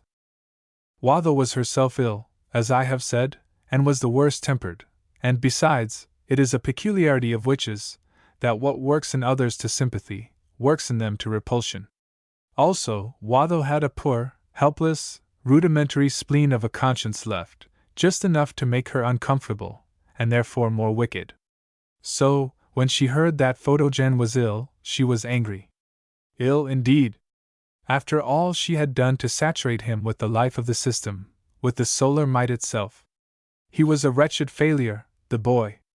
And because he was her failure, she was annoyed with him, began to dislike him, grew to hate him. She looked on him as a painter might upon a picture, or a poet upon a poem, which he had only succeeded in getting into an irrecoverable mess. In the hearts of witches, love and hate lie close together, and often tumble over each other. and whether it was that her failure with Photogen foiled also her plans in regard to Nycteris, or that her illness made her yet more of a devil's wife, certainly Watho now got sick of the girl too, and hated to know her about the castle. She was not too ill, however, to go to poor Photogen's room and torment him. She told him she hated him like a serpent, and hissed like one as she said it, looking very sharp in the nose and chin, and flat in the forehead. Photogen thought she meant to kill him, and hardly ventured to take anything brought him. She ordered every ray of light to be shut out of his room, but by means of this he got a little used to the darkness. She would take one of his arrows, and now tickle him with the feather end of it, now prick him with the point till the blood ran down. What she meant finally I cannot tell, but she brought Photogen speedily to the determination of making his escape from the castle. What he should do then he would think afterwards. Who could tell but he might find his mother somewhere beyond the forest? If it were not for the broad patches of darkness that divided day from day, he would fear nothing. But now, as he lay helpless in the dark, ever and anon would come dawning through it the face of the lovely creature who on that first awful night nursed him so sweetly. Was he never to see her again? If she was, as he had concluded, the nymph of the river, why had she not reappeared? She might have taught him not to fear the night, for plainly she had no fear of it herself. But then, when the day came, she did seem frightened. Why was that, seeing there was nothing to be afraid of then? Perhaps one so much at home in the darkness was correspondingly afraid of the light. Then his selfish joy at the rising of the sun, blinding him to her condition, had made him behave to her, in ill return for her kindness, as cruelly as Watho behaved to him. How sweet and dear and lovely she was! If there were wild beasts that came out only at night, and were afraid of the light, why should there not be girls too, made the same way, who could not endure the light, as he could not bear the darkness? If only he could find her again! Ah, how differently he would behave to her! But alas! Perhaps the sun had killed her, melted her, burned her up, dried her up. That was it, if she was the nymph of the river. Chapter 17. Watho's Wolf. From that dreadful morning Nycteris had never got to be herself again. The sudden light had been almost death to her, and now she lay in the dark with the memory of a terrific sharpness, a something she dared scarcely recall, lest the very thought of it should sting her beyond endurance. But this was as nothing to the pain which the recollection of the rudeness of the shining creature whom she had nursed through his fear caused her, for, the moment his suffering passed over to her, and he was free, the first use he made of his returning strength had been to scorn her. She wondered and wondered. It was all beyond her comprehension. Before long, Watho was plotting evil against her. The witch was like a sick child weary of his toy. She would pull her to pieces, and see how she liked it. She would set her in the sun, and see her die, like a jelly from the salt ocean cast out on a hot rock. It would be a sight to soothe her wolf pain. One day, therefore, a little before noon, while Nycteris was in her deepest sleep, she had a darkened litter brought to the door, and in that she made 2 of her men carry her to the plain above. There they took her out, laid her on the grass, and left her. Watho watched it all from the top of her high tower through her telescope, and scarcely was Nycteris left, when she saw her sit up, and the same moment cast herself down again with her face to the ground. "She'll have a sunstroke," said Watho, "and that'll be the end of her." Presently, tormented by a fly, a huge humped buffalo, with great shaggy mane, came galloping along, straight for where she lay. At sight of the thing on the grass, he started, swerved yards aside, stopped dead, and then came slowly up, looking malicious. Nycteris lay quite still, and never even saw the animal. "Now she'll be trodden to death," said Watho. "That's the way those creatures do." When the buffalo reached her, he sniffed at her all over, and went away, then came back, and sniffed again, then all at once went off as if a demon had him by the tail. Next came a new, a more dangerous animal still, and did much the same, then a gaunt wild boar. But no creature hurt her, and Watho was angry with the whole creation. At length, in the shade of her hair, the blue eyes of Nycteris began to come to themselves a little, and the first thing they saw was a comfort.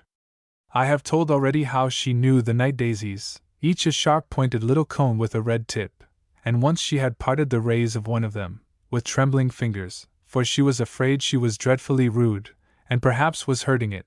But she did want, she said to herself, to see what secret it carried so carefully hidden, and she found its golden heart.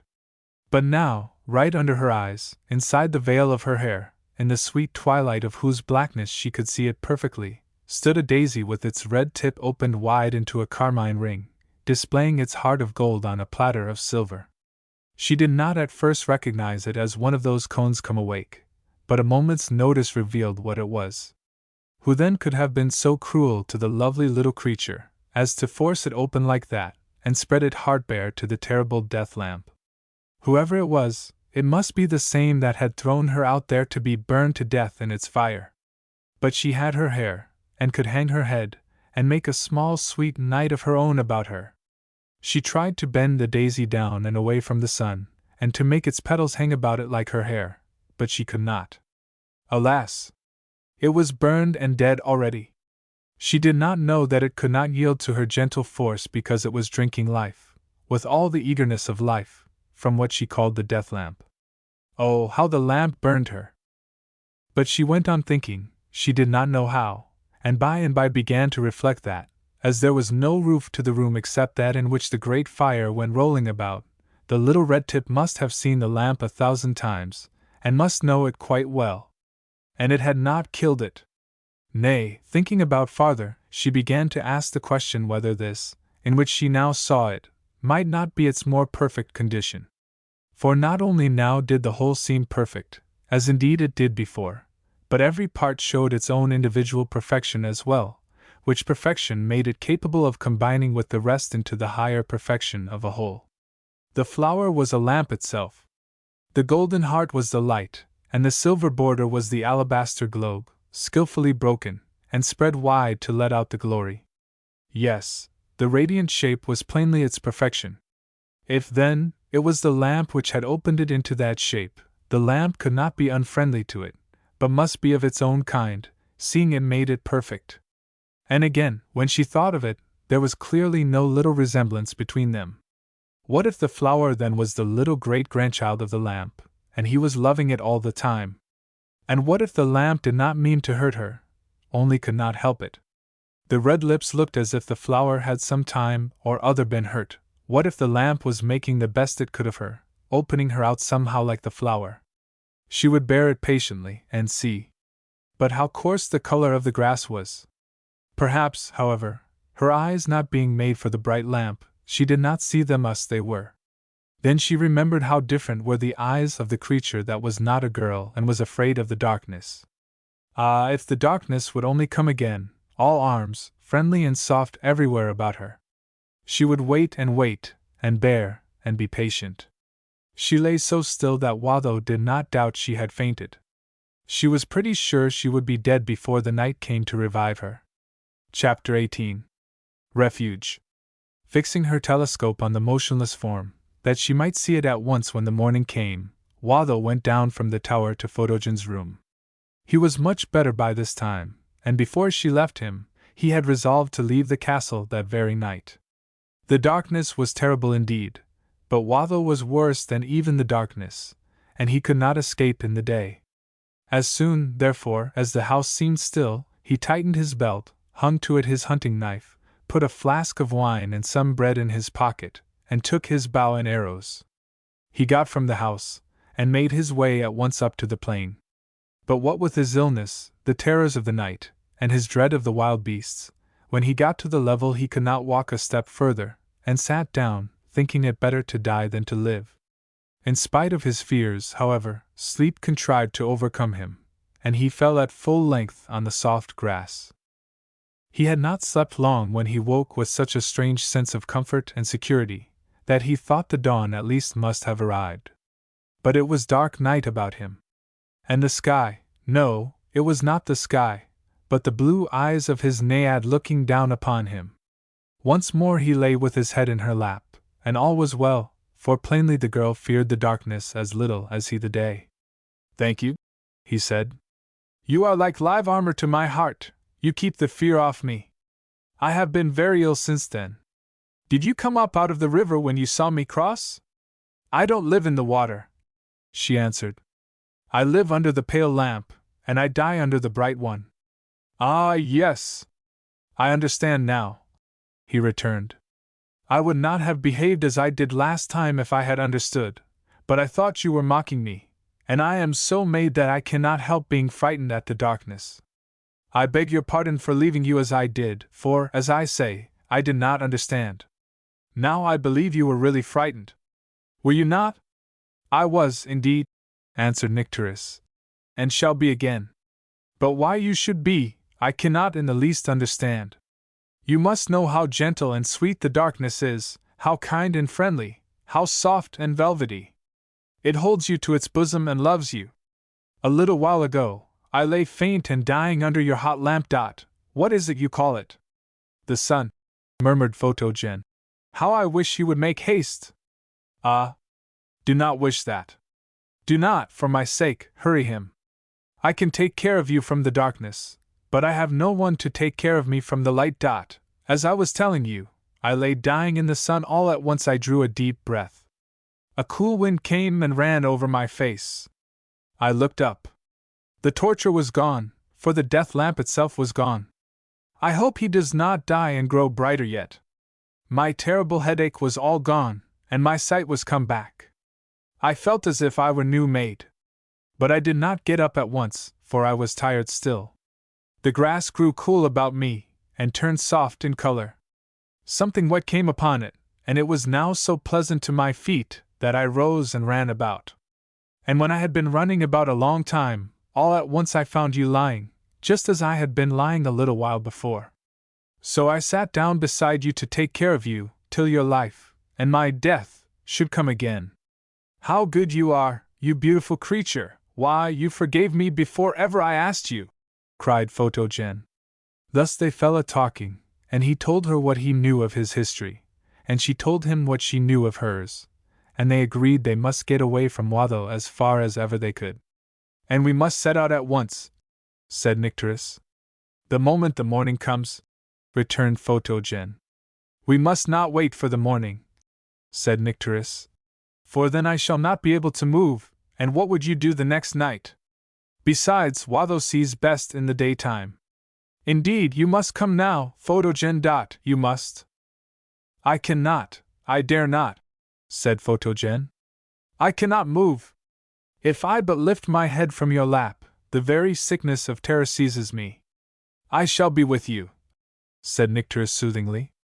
I will take care of you till your dreadful sun comes, and then you may leave me, and go away as fast as you can. Only please put me in a dark place first, if there's one to be found. I will never leave you again, Nycteris, cried Photogen. Only wait till the sun comes, and brings me back my strength, and we will go away together, and never, never part any more. No, no, persisted Nycteris. We must go now. And you must learn to be strong in the dark as well as in the day, else you will always be only half brave. I have begun already, not to fight your son, but to try to get at peace with him, and understand what he really is, and what he means with me, whether to hurt me or to make the best of me. You must do the same with my darkness. But you don't know what mad animals there are away there towards the south, said Photogen. They have huge green eyes, and they would eat you up like a bit of celery, you beautiful creature. Come, come! You must, said Nycteris, or I shall have to pretend to leave you, to make you come. I have seen the green eyes you speak of, and I will take care of you from them. You! How can you do that? If it were day now, I could take care of you from the worst of them. But as it is, I can't even see them for this abominable darkness. I could not see your lovely eyes but for the light that is in them, that lets me see straight into heaven through them. They are windows into the very heaven beyond the sky. I believe they are the very place where the stars are made. You come then, or I shall shut them, said Nycteris. And you shan't see them any more till you are good. Come! If you can't see the wild beasts, I can. You can!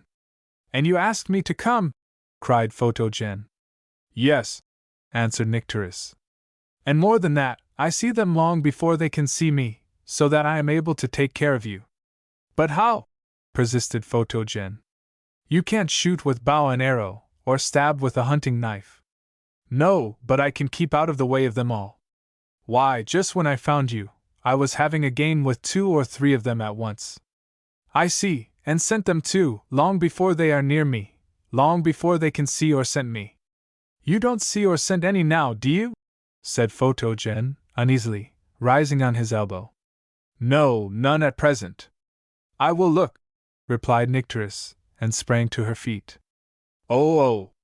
Do not leave me, not for a moment, cried Photogen, straining his eyes to keep her face in sight through the darkness. Be quiet, or they will hear you, she returned. The wind is from the south, and they cannot send us. I have found out all about that. Ever since the dear dark came, I have been amusing myself with them, getting every now and then just into the edge of the wind, and letting one have a sniff of me. Oh, horrible! Cried Photogen. I hope you will not insist on doing so any more. What was the consequence? Always, the very instant, he turned with flashing eyes, and hounded towards me, only he could not see me, you must remember. But my eyes being so much better than his, I could see him perfectly well, and would run away round him until I scented him, and then I knew he could not find me anyhow. If the wind were to turn, and run the other way now, there might be a whole army of them down upon us, leaving no room to keep out of their way. You had better come. She took him by the hand. He yielded and rose, and she led him away.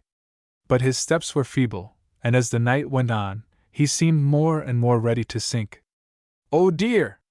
I am so tired! And so frightened! He would say. Lean on me, Nycteris would return, putting her arm round him, or patting his cheek. Take a few steps more. Every step away from the castle is clear gain. Lean harder on me. I am quite strong and well now. So they went on. The piercing night eyes of Nycteris descried not a few pairs of green ones gleaming like holes in the darkness, and many a round she made to keep far out of their way, but she never said to Photogen she saw them. Carefully she kept him off the uneven places, and on the softest and smoothest of the grass, talking to him gently all the way as they went, of the lovely flowers and the stars, how comfortable the flowers looked, down in their green beds, and how happy the stars up in their blue beds. When the morning began to come, he began to grow better, but was dreadfully tired with walking instead of sleeping, especially after being so long ill. Nycteris too, what with supporting him, what with growing fear of the light which was beginning to ooze out of the east, was very tired. At length, both equally exhausted, either was able to help the other. As if by consent they stopped. Embracing each the other, they stood in the midst of the wide grassy land, either of them able to move a step, each supported only by the leaning weakness of the other, each ready to fall if the other should move. But while the one grew weaker still, the other had begun to grow stronger.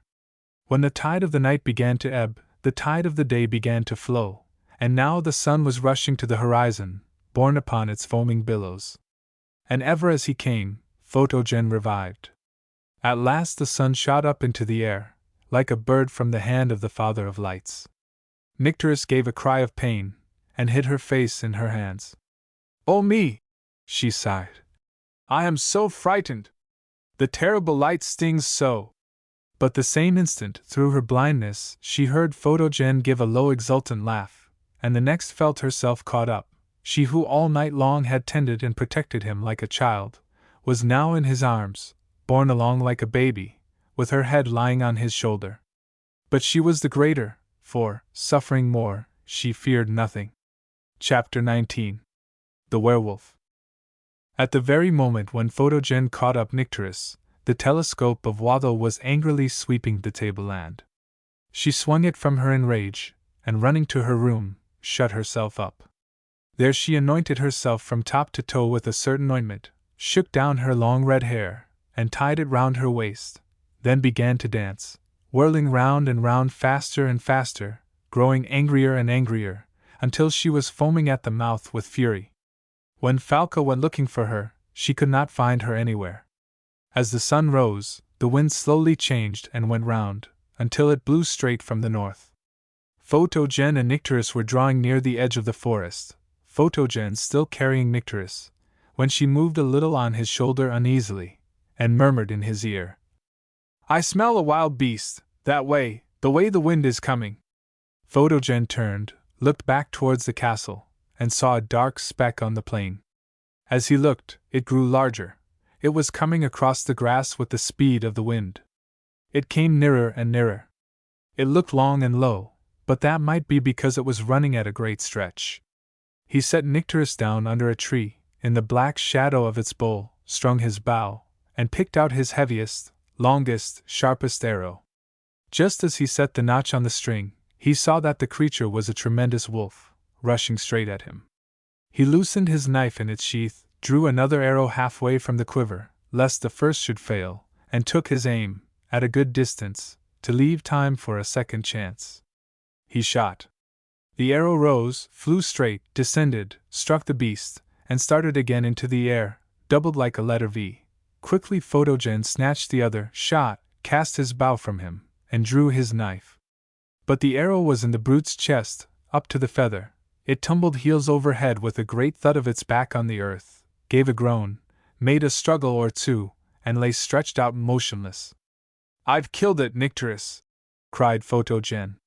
"It is a great red wolf." "Oh, thank you!" answered Nycteris feebly from behind the tree. "I was sure you would. I was not a bit afraid." Photogen went up to the wolf. It was a monster. But he was vexed that his first arrow had behaved so badly, and was the less willing to lose the one that had done him such good service. With a long and a strong pull, he drew it from the brute's chest. Could he believe his eyes? There lay, no wolf, but Watho, with her hair tied round her waist. The foolish witch had made herself invulnerable, as she supposed, but had forgotten that, to torment Photogen therewith, she had handled one of his arrows. He ran back to Nycteris and told her. She shuddered and wept, and would not look. Chapter 20. All is well. There was now no occasion to fly a step farther. Neither of them feared any one but Watho. They left her there, and went back. A great cloud came over the sun, and rain began to fall heavily, and Nycteris was much refreshed, grew able to see a little, and with Photogen's help walked gently over the cool wet grass. They had not gone far before they met Fargu and the other huntsmen. Photogen told them he had killed a great red wolf, and it was Madame Watho. The huntsman looked grave, but gladness shone through. "Then," said Fargu, "I will go and bury my mistress." But when they reached the place, they found she was already buried, in the maws of sundry birds and beasts which had made their breakfast of her. Then Fargu, overtaking them, would, very wisely, have Photogen go to the king, and tell him the whole story. But Photogen, yet wiser than Fargu, would not set out until he had married Nycteris. "For then," he said, "the king himself can't part us, and if ever two people couldn't do the one without the other, those two are Nycteris and I. She has got to teach me to be a brave man in the dark, and I have got to look after her until she can bear the heat of the sun, and he helps her to see, instead of blinding her."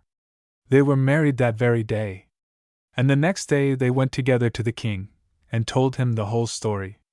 But whom should they find at the court but the father and mother of Photogen, both in high favor with the king and queen. Aurora nearly died for joy, and told them all how Watho had lied, and made her believe her child was dead. No one knew anything of the father or mother of Nycteris, but when Aurora saw in the lovely girl her own azure eyes shining through night and its clouds, it made her think strange things, and wonder how even the wicked themselves may be a link to join together the good. Through Watho, the mothers, who had never seen each other, had changed eyes in their children. The king gave them the castle and lands of Watho, and there they lived and taught each other for many years that were not long. But hardly had one of them passed, before Nycteris had come to love the day best, because it was the clothing and crown of Photogen, and she saw that the day was greater than the night, and the sun more lordly than the moon, and Photogen had come to love the night best, because it was the mother and home of Nycteris. "But who knows," Nycteris would say to Photogen, "that, when we go out, we shall not go into a day as much greater than your day as your day is greater than my night?" The Butcher's Bills. Chapter 1. Husband and Wife. I am going to tell a story of married life. My title will prepare the reader for something hardly heroic, but I trust it will not be found lacking in the one genuine and worthy interest a tale ought to have, namely, that it presents a door through which we may walk into one region or another of the human heart, and there find ourselves not altogether unacquainted or from home. There was a law among the Jews which forbade the yoking together of certain animals, either because, being unequal in size or strength, one of them must be oppressed, or for the sake of some lesson thus embodied to the Eastern mind, possibly for both reasons. Half the tragedy would be taken out of social life if this law could be applied to human beings in their various relations. I do not say that this would be well, or that we could afford to lose the result of the tragedy thus occasioned. Neither do I believe that there are so many instances of unequal yoking as the misprising judgments of men by men and women by women might lead us to imagine. Not every one declared by the wisdom of acquaintance to have thrown himself or herself away must therefore be set down as unequally yoked. Or it may even be that the inequality is there, but the loss on the other side. How some people could ever have come together must always be a puzzle until one knows the history of the affair. But not a few whom most of us would judge quite unsuited to each other do yet get on pretty well from the first, and better the longer they are together, and that with mutual advantage, improvement, and development. Essential humanity is deeper than the accidents of individuality. The common is more powerful than the peculiar, and the honest heart will always be learning to act more and more in accordance with the laws of its being. It must be of much more consequence to any lady that her husband should be a man on whose word she can depend than that he should be of a gracious presence. But if instead of coming nearer to a true understanding of each other, the two should from the first keep falling asunder, then something tragic may almost be looked for. Duncan and Lucy Dempster were a couple the very mention of whose Christian names together would have seemed amusing to the friends who had long ceased to talk of their unfitness. Indeed, I doubt if in their innermost privacy they ever addressed each other except as Mr. and Mrs. Dempster. For the first time to see them together, no one could help wondering how the conjunction could have been effected. Dempster was of Scotch descent, but the hereditary high cheekbones seemed to have got into his nose, which was too heavy a pendant for the low forehead from which it hung. About an inch from the end it took a swift and unexpected curve downwards, and was a curious and abnormal nose, which could not properly be assorted with any known class of noses. A long upper lip, a large, firm, and not quite ugly mouth, with a chin both long and square, completed a face which, with its low forehead, being yet longer than usual, had a particularly equine look. He was rather under the middle height, slender, and well enough made, altogether an ordinary mortal, known on 'Change as an able, keen, and laborious man of business. What his special business was I do not know. He went to the city by the 8 o'clock omnibus every morning, dived into a court, entered a little square, rushed up 2 flights of stairs to a couple of rooms, and sat down in the back one before an office table on a hair-seated chair. It was a dingy place, not so dirty as it looked, I dare say. Even the windows, being of bad glass, did, I believe, look dirtier than they were. It was a place where, so far as the eye of an outsider could tell, much or nothing might be doing. Its occupant always wore his hat in it, and his hat always looked shabby. Some people said he was rich, others that he would be one day. Some said he was a responsible man, whatever the epithet may have been intended to mean. I believe he was quite as honest as the recognized laws of his trade demanded, and for how many could I say more? Nobody said he was avaricious. But then he moved amongst men whose very notion was first to make money, after that to be religious, or to enjoy themselves, as the case might be. And no one either ever said of him that he was a good man, or a generous. He was about 40 years of age, looking somehow as if he had never been younger. He had had a fair education, better than is generally considered necessary for mercantile purposes, but it would have been hard to discover any signs of it in the spending of his leisure. On Sunday mornings he went with his wife to church, and when he came home had a good dinner, of which now and then a friend took his share. If no stranger was present he took his wine by himself, and went to sleep in his easy chair of maroon-colored leather, while his wife sat on the other side of the fire if it was winter, or a little way off by the open window if it was summer, gently yawned now and then, and looked at him with eyes a little troubled. Then he went off again by the 8 o'clock omnibus on Monday morning, and not an idea more or less had he in his head, not a hair's breadth of difference was there in his conduct or pursuits, that he had been to church and had spent the day out of business. That may, however, for anything I know, have been as much the clergyman's fault as his. He was the sort of man you might call machine-made, one in whom humanity, if in no wise caricatured, was yet in no wise ennobled. His wife was 10 years younger than he, hardly less than beautiful, only that over her countenance seemed to have gathered a kind of haze of commonness. At first sight, notwithstanding, one could not help perceiving that she was China and he was Delft. She was graceful as she sat, long-necked, slope-shouldered, and quite as tall as her husband, with a marked daintiness about her in the absence of the extremes of the fashion, in the quality of the lace she wore on her black silk dress, and in the wide white sleeves of fine cambric that covered her arms from the shoulder to the wrist. She had a morally delicate air, a look of scrupulous nicety, and lavender-stored linen. She had long dark lashes, and when they rose, the eyelids revealed eyes of uncommon beauty. She had good features, good teeth, and a good complexion. The main feeling she produced and left was of ladyhood, little more. Sunday afternoon came 52 times in the year. I mention this because then always, and nearly then only, could one calculate on seeing them together. It came to them in a suburb of London, and the look of it was dull. Doubtless Mr. Dempster's dinner and his repose after it were interesting to him, but I cannot help thinking his wife found it dreary. She had, however, got used to it. The house was a good old one, of red brick, much larger than they required, but not expensive, and had a general look of the refinement of its mistress. In the summer the windows of the dining room would generally be open, for they looked into a really lovely garden behind the house, and the scent of the jasmine that crept all around them would come in plentifully. I wonder what the scent of jasmine did in Duncan Dempster's world. Perhaps it never got farther than the general antechamber of the sensorium. It often made his wife sad, she could not tell why. To him I dare say it smelt agreeable, but I can hardly believe it ever woke in him that dreamy sensation it gave her, of something she had not had enough of, she could not say what. When the heat was gone off a little he would walk out on the lawn, which was well kept and well watered, with many flowering shrubs about it. Why he did so, I cannot tell. He looked at nothing in particular, only walked about for a few minutes, no doubt derived some pleasure of a mild nature from something, and walked in again to tea. One might have expected he would have cultivated the acquaintance of his garden a little, if it were only for the pleasure the contrast would give him when he got back to his loved office, for a greater contrast could not well have been found than between his dingy dreary haunt on weekdays, a place which nothing but duty could have made other than repugnant to any free soul, and this nest of greenery and light and odor. Sweet scents floated in clouds invisible about the place. Flower eyes and stars and bells and bunches shone and glowed and lurked all around. His very feet might have learned a lesson of that which is beyond the sense from the turf he trod.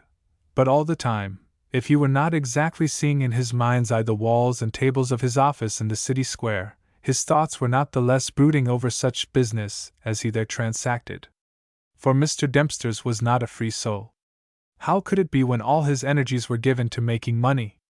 This he counted his calling, and I believe actually contrived to associate some feeling of duty with the notion of leaving behind him a plump round sum of money, as if money in accumulation and following flood, instead of money in peaceful current, were the good thing for the world. Hence the whole realm of real life, the universe of thought and growth, was a high hedge park to him, within which he never even tried to look, not even knowing that he was shut out from it, for the hedge was of his own growing. What shall ever wake such a man to a sense of indwelling poverty, or make him begin to hunger after any lowliest expansion? Does a reader retort, "The man was comfortable, and why should he be troubled?" If the end of being, I answer, is only comfort in self, I yield.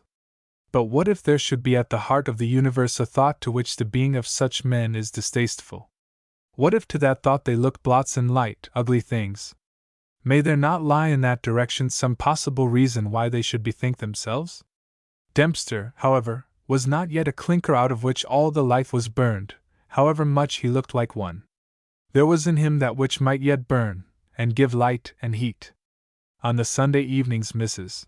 Dempster would have gladly gone to church again, if only, though to herself she never allowed this for one of her reasons, to slip from under the weight of her husband's presence. He seldom spoke to her more than a sentence at a time, but he did like to have her near him, and I suppose held, through the bare presence, some kind of dull one-sided communication with her. What did a woman know about business? And what did he know about except business? It is true he had a rudimentary pleasure in music, and would sometimes ask her to play to him, when he would listen, and after his fashion enjoy. But although here was a gift that might be developed until his soul could echo the music of the spheres, the embodied souls of Handel or Mendelssohn were to him but clouds of sound wrapped about kernels, let me say of stock or bonds. For a year or so after their marriage it had been the custom that, the first thing after breakfast on Monday morning, she should bring him her account book, that they might together go over her week's expenses. She must cultivate the business habits in which, he said, he found her more than deficient. How could he endure in a wife what would have been preposterous in a clerk, and would have led to his immediate dismissal? It was in his eyes necessary that the same strict record of receipt and expenditure should be kept in the household as in the office. How else was one to know in what direction things were going? He said. He required of his wife, therefore, that every individual thing that cost money, even to what she spent upon her own person, should be entered in her book.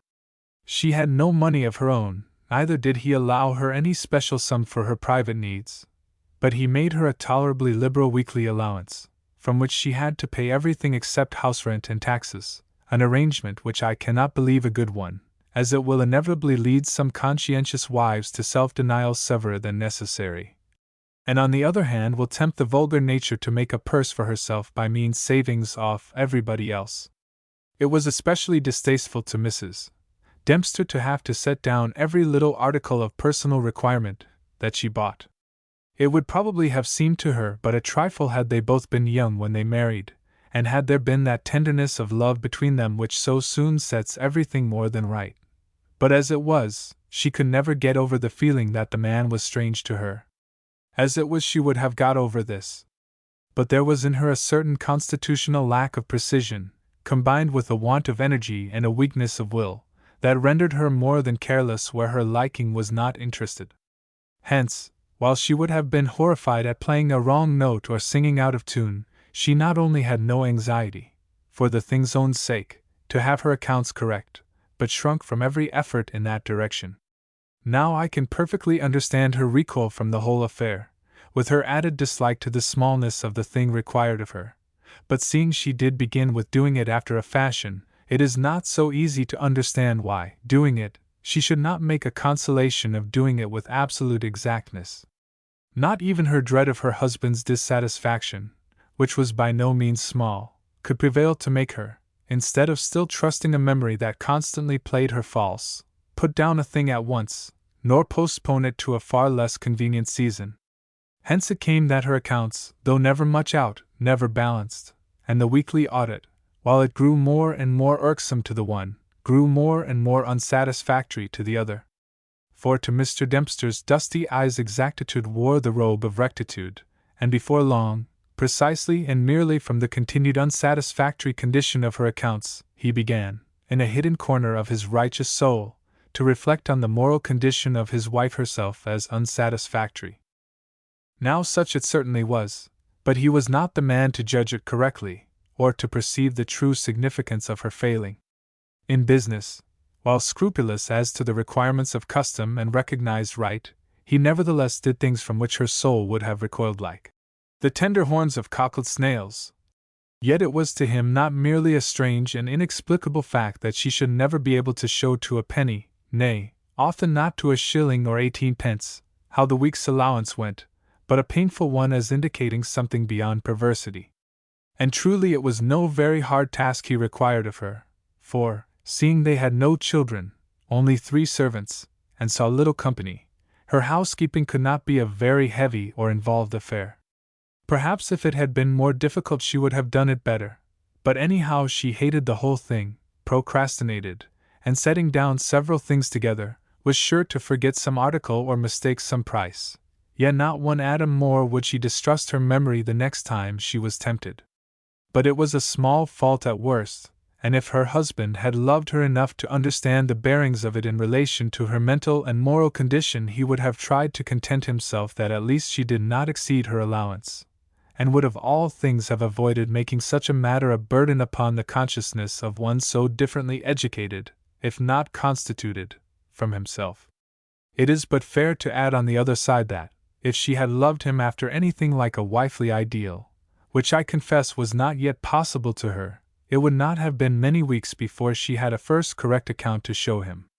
Convinced, at length, that accuracy was not to be had from her, and satisfying himself with this satisfaction, he one morning threw from him the little ruled book, and declared, in a wrath which he sought to smother into dignified but hopeless rebuke, that he would trouble himself with her no further.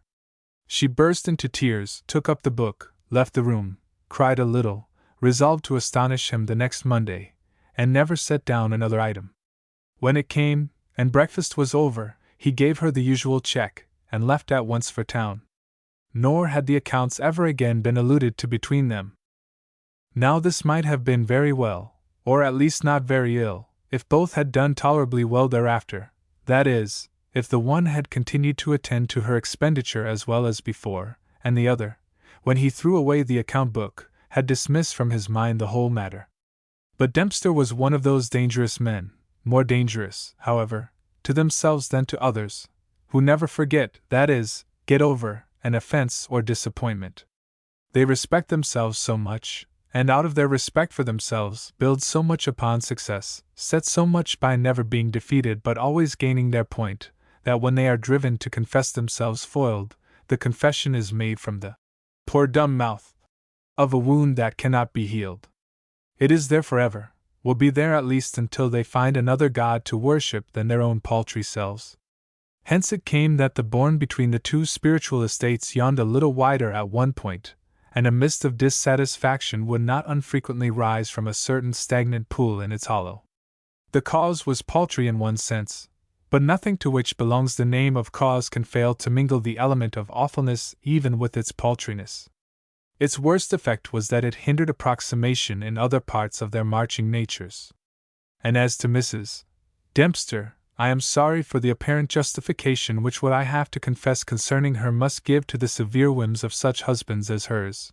From that very Monday morning she began to grow a little careless about her expenditure, which she had never been before. By degrees bill after bill was allowed to filch from the provision of the following week, and when that was devoured then from that of the week after.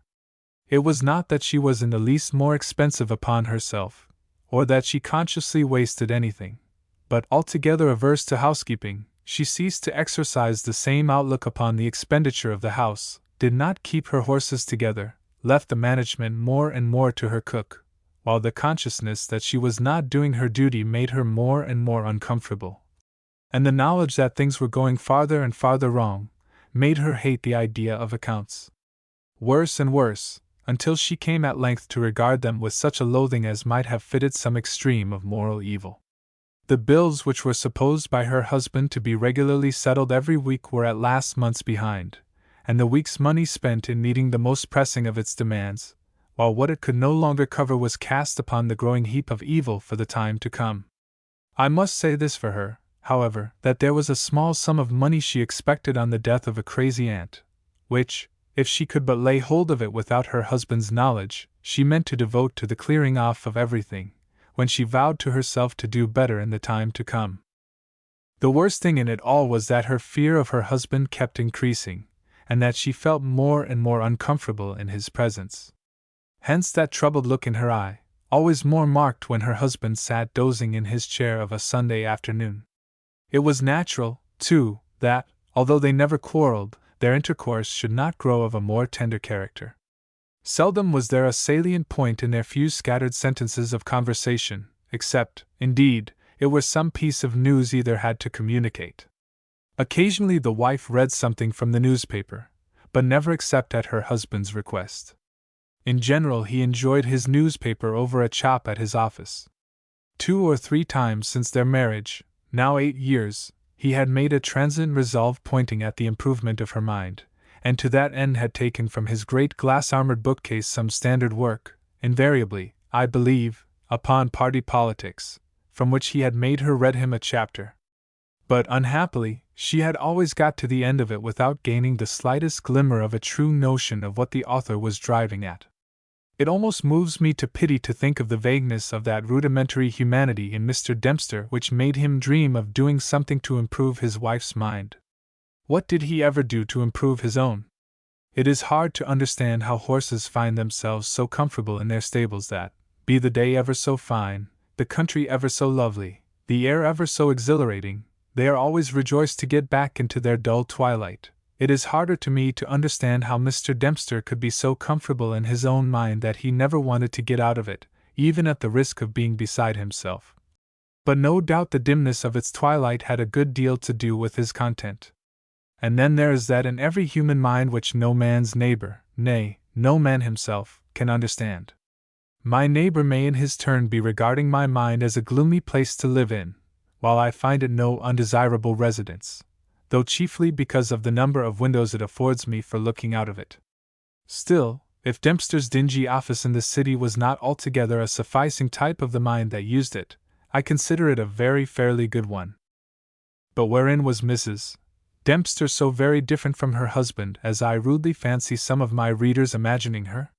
Whatever may have been her reasons for marrying him, one would suppose they must have been weighty. To do so she must have been in a very undeveloped condition, and in that condition she still remained. I do not mean that she was less developed than 99 out of the 100. Most women affect me only as valuable crude material out of which precious things are making. How much they might be, must be, shall be.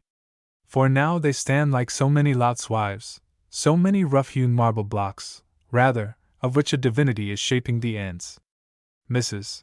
Dempster had all the making of a lovely woman, but notwithstanding her grace, her beauty, her sweetness, her lark-like ballading too, she was a very ordinary woman in that region of her which knew what she meant when she said, I.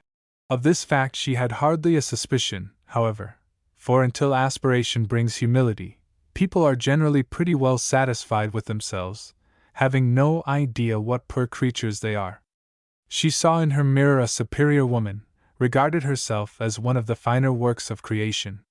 The worst was that from the first she had counted herself superior to her husband, and in marrying him had felt not merely that she was conferring a favor, which every husband would allow, but that she was lowering herself without elevating him.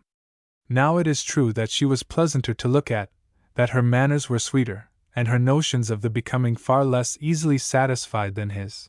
Also that she was a little less deficient in vague reverence for certain forms of the higher than he. But I know of nothing in her to determine her classification as of greater value than he, except indeed that she was on the whole rather more honest. She read novels and he did not. She passed shallow judgment, where he scorned to judge. She read all the middling poetry that came in her way, and copied books full of it, but she could no more have appreciated one of Milton's or Shakespeare's smallest poems than she could have laughed over a page of Chinese. She liked to hear this and that popular preacher, and when her husband called his sermons humbug, she heard it with a shocked countenance. But was she better or worse than her husband when, admiring them as she did, she permitted them to have no more influence upon her conduct than if they had been the merest humbug ever uttered by ambitious demagogue? In truth, I cannot see that in the matter of worth there was much as yet to choose between them. It is hardly necessary, then, to say that there was little appreciable approximation of any kind going on between them. If only they would have read Dickens together. Who knows what might have come of it? But this dull close animal proximity, without the smallest conscious nearness of heart or mind or soul, and so little chance, from very lack of wants, for showing each other kindnesses, surely it is a killing sort of thing. And yet, there is always a something, call it habit, or any poorest name you please, grows up between two who are much together, at least when they neither quarrel nor thwart each other's designs, which, tending with its roots towards the deeper human, blossoms into a wretched little flower indeed, yet afar off partaking of the nature of love. The something seldom reveals its existence until they are parted. I suspect that with not a few, Death is the love messenger at the stroke of whose dart the stream of love first begins to flow in the selfish bosom. It is now necessary to mention a little break in the monotony of Mrs. Dempster's life, which, but for what came afterwards, could claim no record. One morning her page announced Major Strong, and possibly she received the gentleman who entered with a brighter face than she had ever shown her husband. The Major had just arrived from India. He had been much at her father's house while she was yet a mere girl, being then engaged to one of her sisters, who died after he went abroad, and before he could return to marry her. He was now a widower, a fine-looking, frank, manly fellow. The expression of his countenance was little altered, and the sight of him revived in the memory of Mrs. Dempster many recollections of a happy girlhood, when the prospect of such a life as she now led with tolerable content would have seemed simply unendurable. When her husband came home she told him as much as he cared to hear of the visitor she had had, and he made no objection to her asking him to dine the next Sunday. When he arrived Mr. Dempster saw a man of his own age, bronzed and big, with not much waist left, but a good carriage and pleasant face. He made himself agreeable at dinner, appreciated his host's wine, and told good stories that pleased the business man as showing that he knew what was what. He accorded him his more particular approval, speaking to his wife, on the ground that he was a man of the world, with none of the army slang about him. Mr. Dempster was not aware that he had himself more business peculiarities than any officer in Her Majesty's service had military ones. After this Major Strong frequently called upon Mrs. Dempster. They were good friends, and did each other no harm whatever, and the husband neither showed nor felt the least jealousy. They sang together, occasionally went out shopping, and 3 or 4 times went together to the play. Mr. Dempster, so long as he had his usual comforts, did not pine in his wife's absence, but did show a little more pleasure when she came home to him than usually when he came home to her. This lasted for a few months. Then the Major went back to India, and for a time the lady missed him a good deal, which, considering the dullness of her life, was not very surprising or reprehensible. Chapter 2. An Astonishment. Now comes the strange part of my story. One evening the housemaid opened the door to Mr. Dempster on his return from the city, and perhaps the fact that it was the maid, and not the page as usual, roused his observation, which, except in business matters, was not remarkably operative. He glanced at the young woman, when an eye far less keen than his could not have failed to remark a strangely excited expression on her countenance. "Where is the boy?" he asked. "Just run to the doctor's, sir," she answered. Then first he remembered that when he left in the morning his wife had not been feeling altogether well, but he had never thought of her since. "How is your mistress?" he said. "She's rather poorly, sir, but she's as well as could be expected." "What does the fool mean?" said Dempster to himself, and very nearly said it aloud, for he was not over-polite to any in his service. But he did not say it aloud. He advanced into the hall with deliberation, and made for the stair. "Oh, please, sir," the maid cried in a tone of perturbation, when, turning from shutting the door, she saw his intention. "You can't go up to Miss S.'s room just at this minute, sir.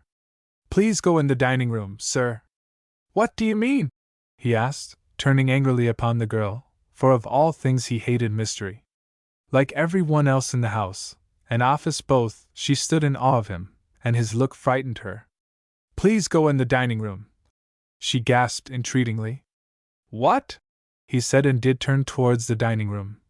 "Is your mistress so ill she can't see me?" "Oh, no, sir, at least I don't know exactly. Cook's with her, sir. She's over the worst, anyhow." "What on earth do you mean, girl? Speak out, will you? What is the matter with your mistress?" As he spoke he stepped into the room, the maid following him. The same moment he spied a whitish bundle of something on the rug in front of the fire. "What do you mean by leaving things like that in the dining room?" he went on more angrily still. "Please, sir," answered the girl, going and lifting the bundle carefully. "It's the baby!" "The baby!" shouted Mr. Dempster, and looked at her from head to foot. "What baby?" Then, bethinking himself that it must belong to some visitor in the drawing-room with his wife, he moderated his tone. "Make haste, "Take it away," he said. "I don't want babies here. There's a time and a place for everything. What are you about?" For, instead of obeying her master and taking it away, the maid was carefully looking in the blanket for the baby. Having found it, and turned aside the covering from its face, she came nearer, and holding up the little vision, about the size and color of a roll of red wax taper, said, "Look at it, sir! It's your own, and worth looking at." Never before had she dared speak to him so. I will not venture to assert that Mr. Dempster turned white, but his countenance changed, and he dropped into the chair behind him, feeling less of a business man than had been his consciousness for the last 20 years. He was hit hard. The absolutely incredible had hit him. Babies might be born in a day, but surely not without previous preparation on the part of nature at least, if not on that of the mother, and in this case if the mother had prepared herself, certainly she had not prepared him for the event. It was as if the treasure of nature's germs were tumbling all together. His head swam. He could not speak a word. "Yes, sir," the maid went on, relieved of her trepidation in perceiving that her master too was mortal, and that her word had such power over him, proud also of knowing more of his concerns than he did himself. "She was took about an hour and a half ago.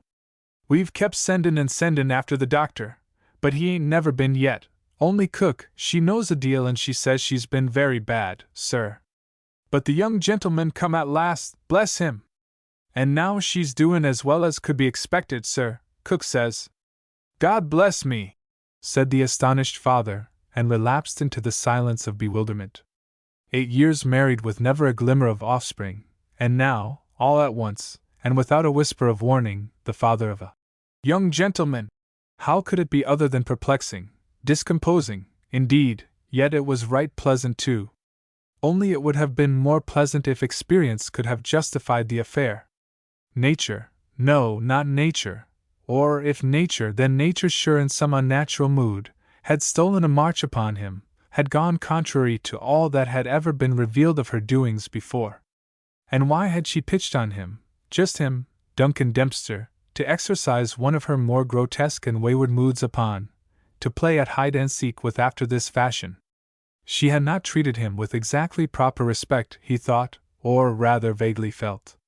"Business is business," he remarked under his breath, "and this cannot be called proper business behavior. What is there about me to make game of? Really, my wife ought—" What his wife ought or ought not to have done, however, had not yet made itself clear to him, and his endeavor to excogitate being in that direction broken off, gave way to the pleasure of knowing himself a father, or perhaps more truly of having an heir.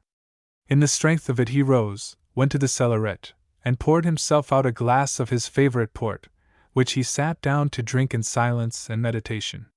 He was rather a picture just then and there, though not a very lovely one, seated, with his hat still on his head, in the middle of the room, upon a chair halfway between the dining table and the sideboard, with his glass of wine in his hand. He was pondering partly the pleasure, but still mainly the peculiarity of his position. A bishop once told me that, shortly after he had been raised to the episcopal dignity, a friend's horses, whose driver had tumbled off the box drunk, ran away with him, and upset the carriage. He crept out of the window over his head, and the first thought that came to him as he sat perched on the side of the carriage, while it was jumbled along by the maddened horses, was, "What do bishops do in such circumstances?" Equally perplexing was the question Dempster had to ask himself, how husbands who, after being married 8 years, suddenly and unexpectedly received the gift of a firstborn, were in the habit of comporting themselves. He poured himself out another glass, and with it came the reflection, both amusing and consoling, that his brother, who was confidently expecting his tidy 5 figures to crown the earthly bliss of one or more of his large family some day, would be equally but less agreeably surprised. "Serve him right," he said to himself. "What business have they to be looking out for my death?" And for a moment the heavens appeared a little more just than he was ordinarily in the habit of regarding them. He said to himself he would work harder than ever now. There would now be some good in making money. He had never given his mind to it yet, he said. Now the world should see what he could do when he did give his mind to it.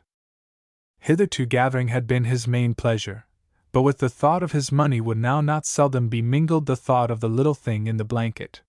He began to find himself strangely happy. I use the wrong phrase, for the fact is, he had never yet found himself at all. He knew nothing of the person except a self-painted and immensely flattered portrait that hung in the innermost chamber of his heart. I mean the innermost chamber he knew anything of. There were many chambers there of which he did not even know the doors. Yet a few minutes as he sat there, and he was actually cherishing a little pride in the wife who had done so much better for him than he had at length come to expect. If not a good accountant, she was at least a good wife, and a very fair housekeeper. He had no doubt she would prove a good mother.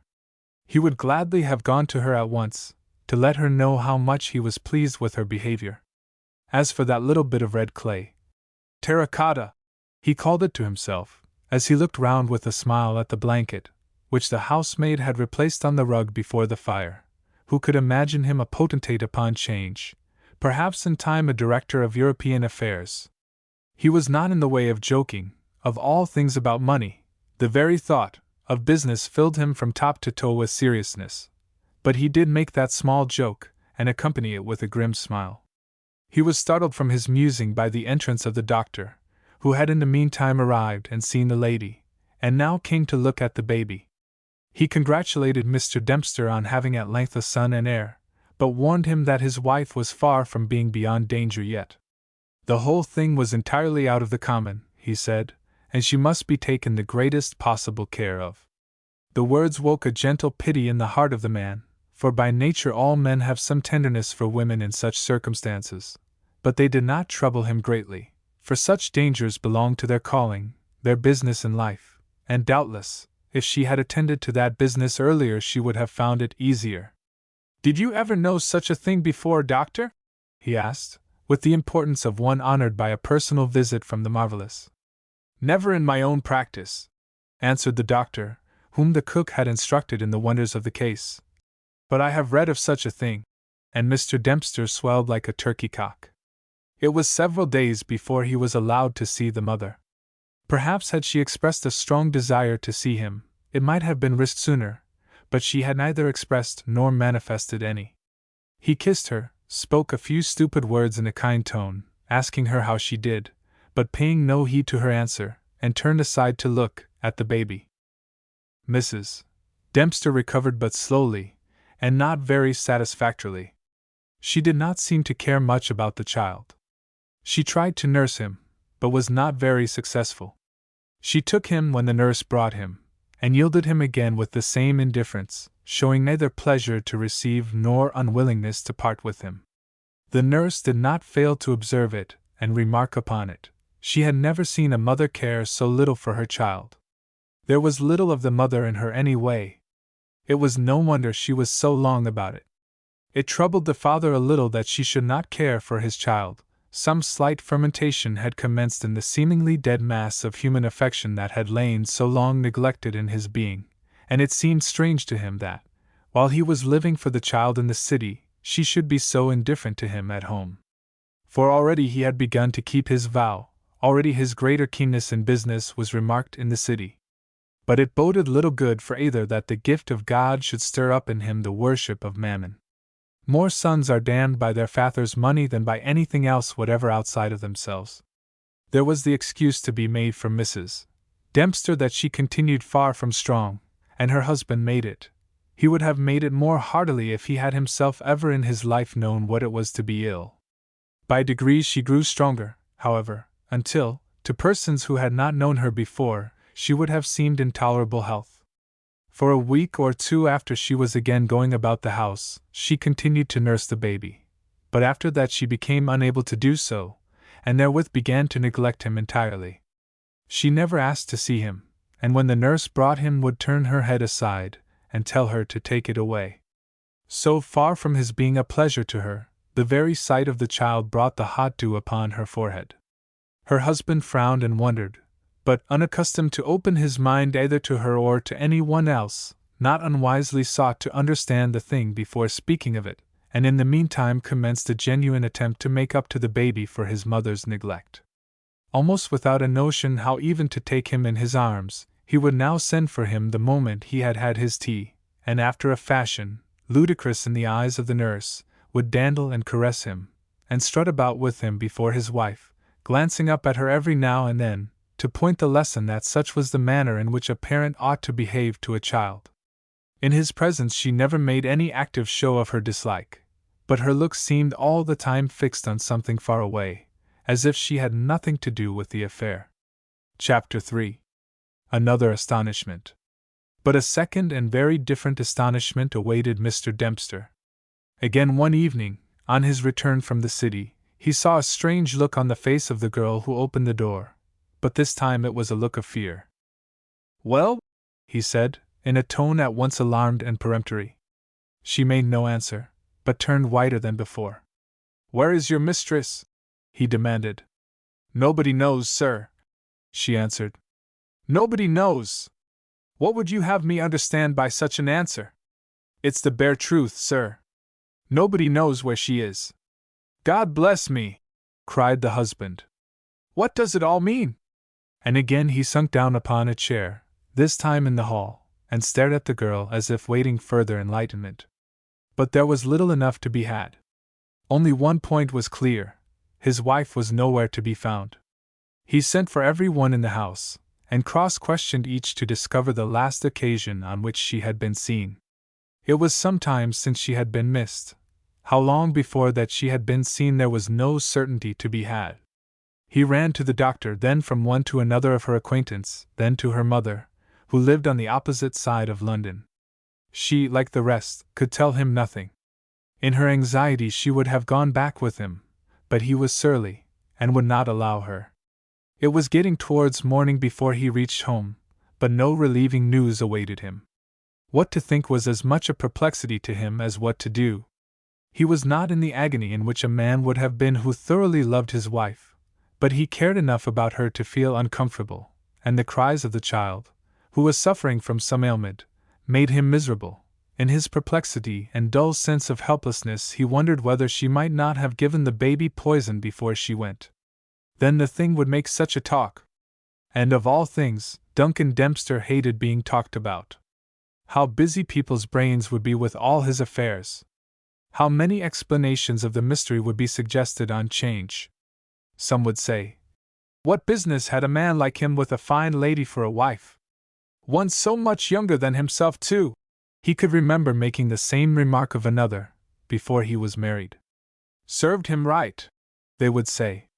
And with that the first movement of suspicion awoke in him, purely and solely from his own mind's reflection of the imagined minds of others.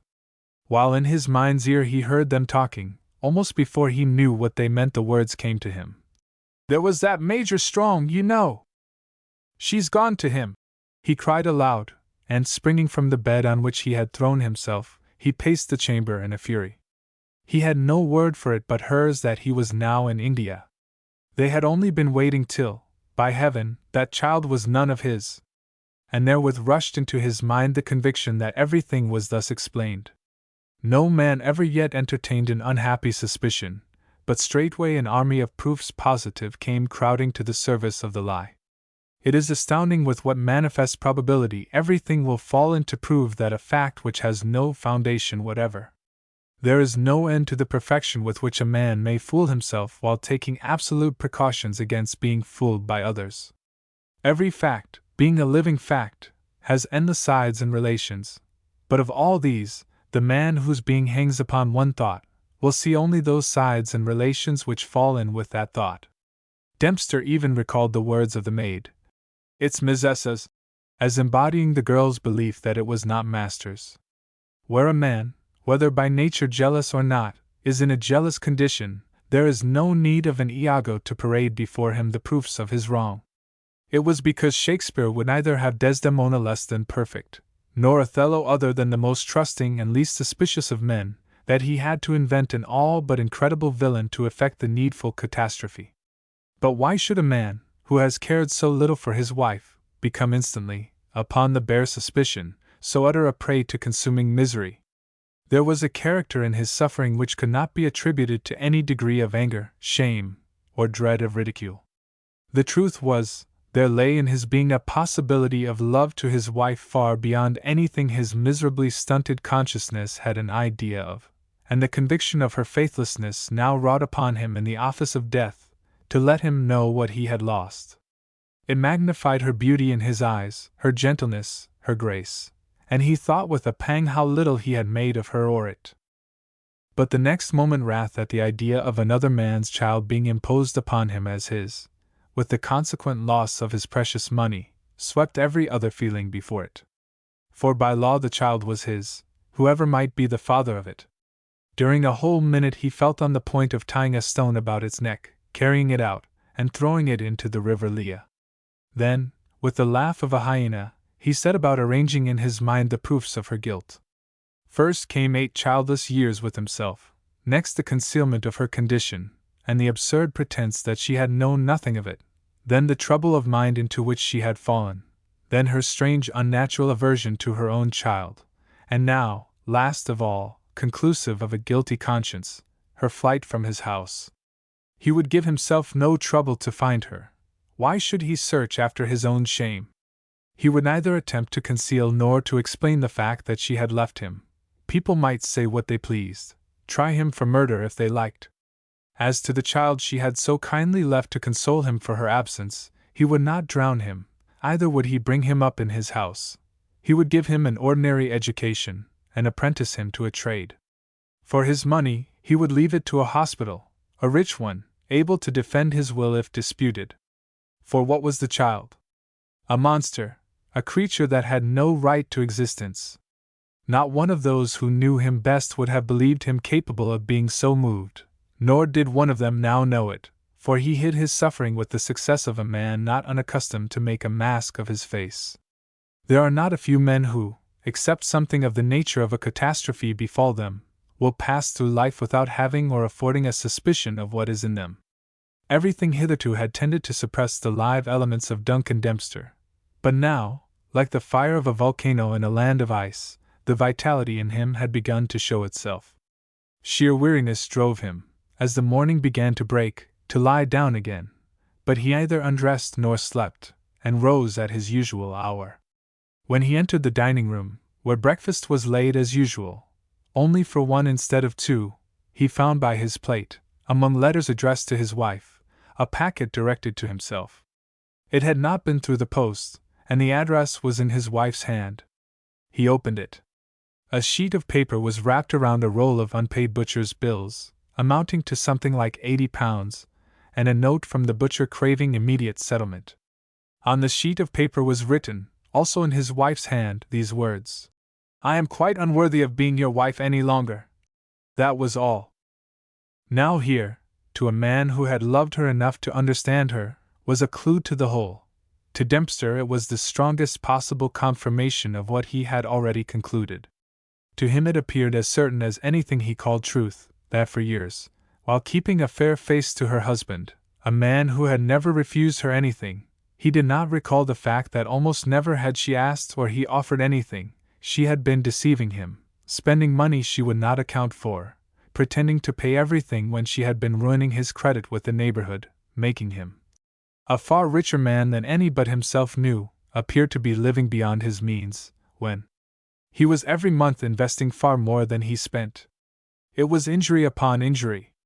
Then, as a last mark of her contempt, she had taken pains that these beggarly butcher's bills should reach him from her own hand. He would trouble himself about such a woman not a moment longer.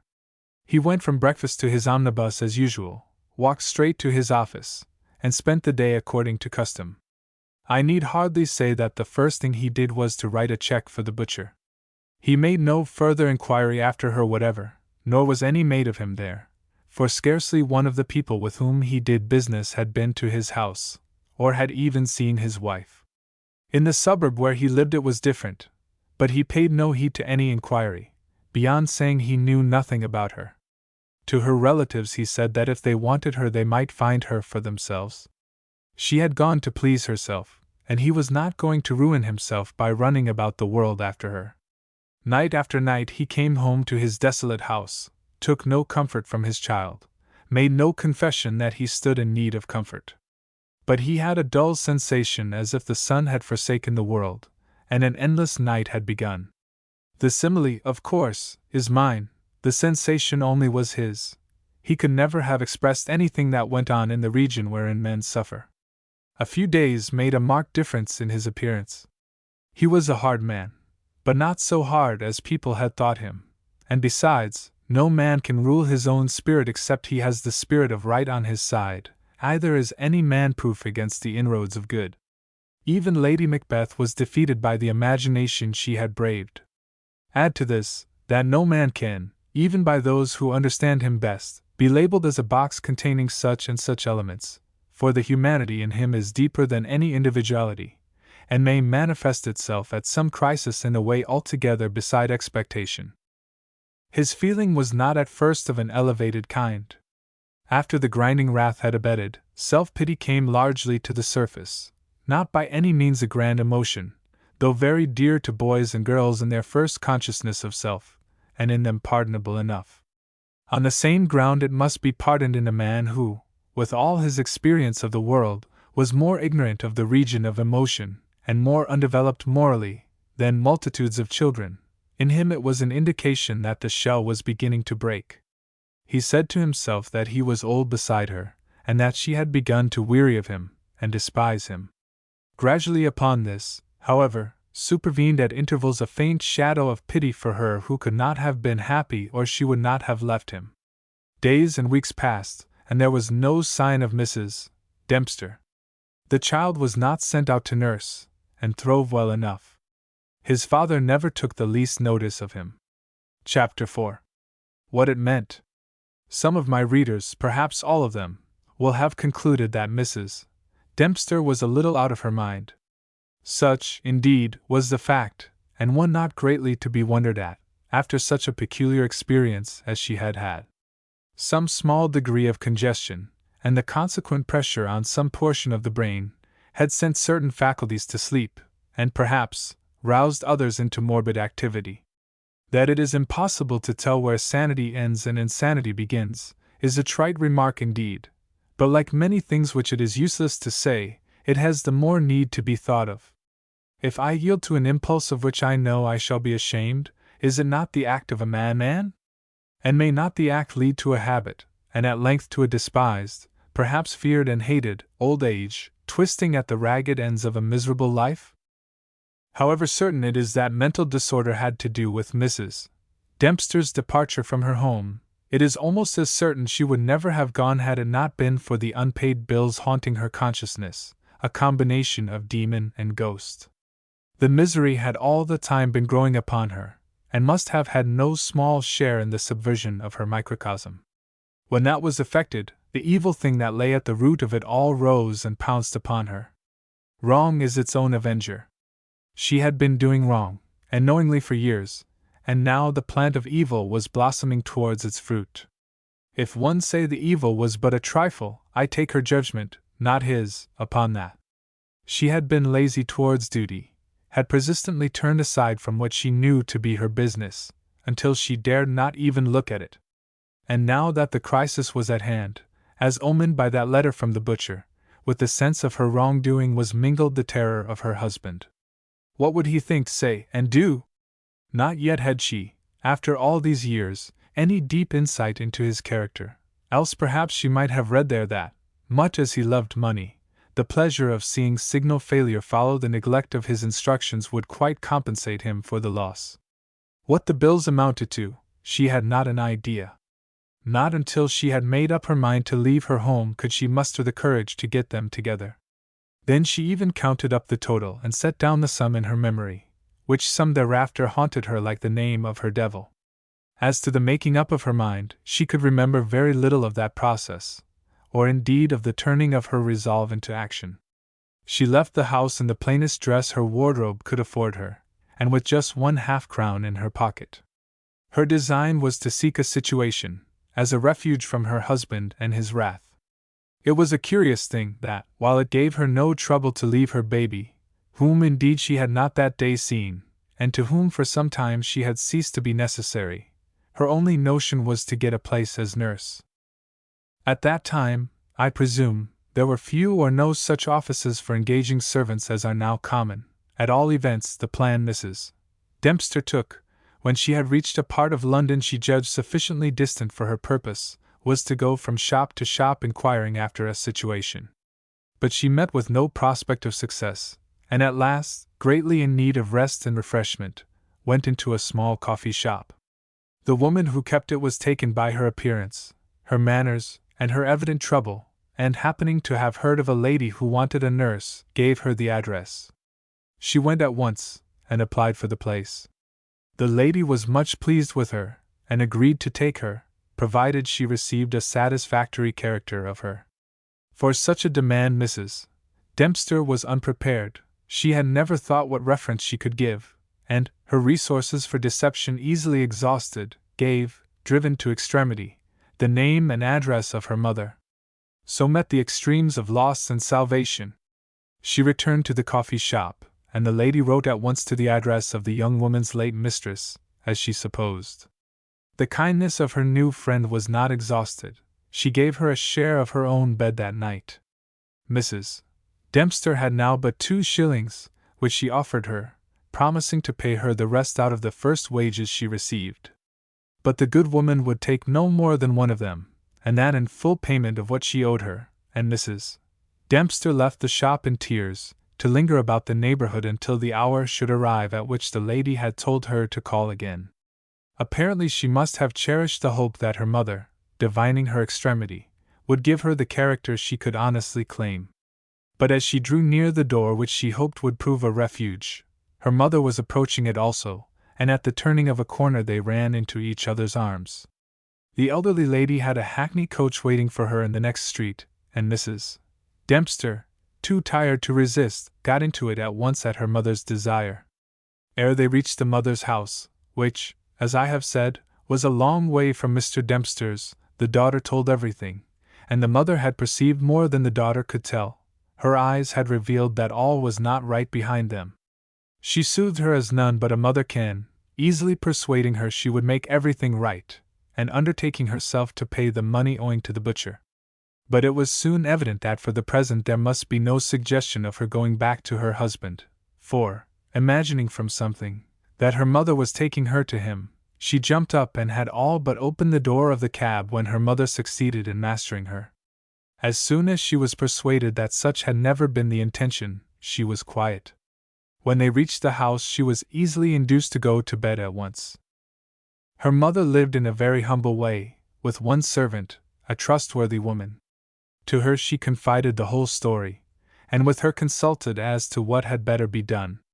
Between them they resolved to keep her, for a while at least, in retirement and silence.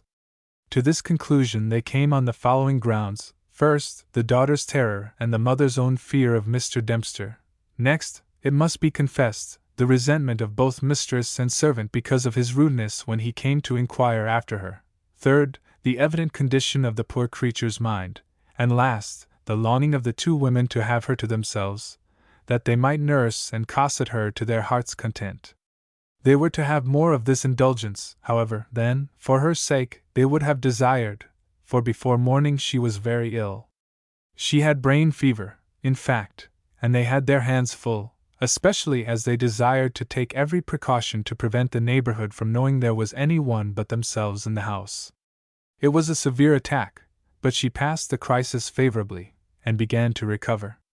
One morning, after a quieter night than usual, she called her mother, and told her she had had a strange dream, that she had a baby somewhere, but could not find him, and was wandering about looking for him. "Wasn't it a curious dream, Mamma?" she said. "I wish it were a true one. I knew exactly what my baby was like, and went into house after house full of children, sure that I could pick him out of thousands. I was just going up to the door of the Foundling Hospital to look for him there when I woke." As she ceased, a strange trouble passed like a cloud over her forehead and eyes, and her hand, worn almost transparent by the fever, followed it over forehead and eyes. She seemed trying to recall something forgotten. But her mother thought it better to say nothing. Each of the 2 nights following she had the same dream. 3 times, Mother, she said. "I am not superstitious, as you know, but I can't help feeling as if it must mean something. I don't know what to make of it else, except it be that I haven't got over the fever yet. And, indeed, I am afraid my head is not quite right, for I can't be sure sometimes, such a hold has my dream of me, that I haven't got a baby somewhere about the world. Give me your hand, mother, and sing to me. Still her mother thought it more prudent to say nothing, and do what she could to divert her thoughts, for she judged it must be better to let her brain come right, as it were, of itself. In the middle of the next night she woke her with a cry. "Oh, mother, mother! I know it all now. I am not out of my mind any more. How I came here I cannot tell, but I know I have a husband and a baby at Hackney, and oh, such a horrible roll of butcher's bills!" "Yes, yes, my dear! I know all about it," answered her mother. "But never mind, you can pay them all yourself now, for I heard only yesterday that your Aunt Lucy is dead, and has left you the £100 she promised you 20 years ago." "Oh, bless her!" cried Mrs. Dempster, springing out of bed, much to the dismay of her mother, who boded a return of the fever. "I must go home to my baby at once. But tell me all about it, Mamma. How did I come here? I seem to remember being in a carriage with you, and that is the last I know." Then, upon condition that she got into bed at once, and promised not to move until she gave her leave, her mother consented to tell her all she knew. She listened in silence, with face flushed and eyes glowing, but drank a cooling draught, lay down again, and at daybreak was fast asleep. When she awoke she was herself again. Chapter 5. What Came of It?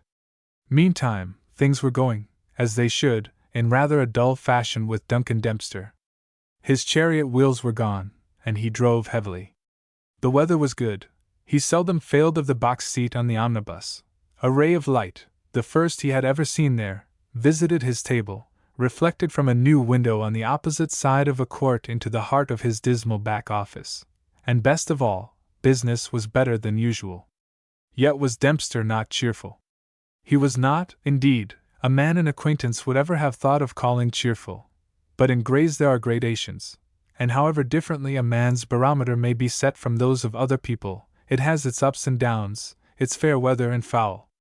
But not yet had he an idea how much his mental equilibrium had been dependent upon the dim consciousness of having that quiet, uninterested wife in the comfortable house at Hackney. It had been stronger than it seemed, the spidery, invisible line connecting that office and that house, along which had run twice a day the hard dumpling that dwelt in Mr. Dempster's bosom. Vaguely connected with that home after all must have been that endless careful gathering of treasure in the city, for now, though he could no more stop making money than he could stop breathing, it had not the same interest as formerly. Indeed, he had less interest than before in keeping his lungs themselves going. But he kept on doing everything as usual.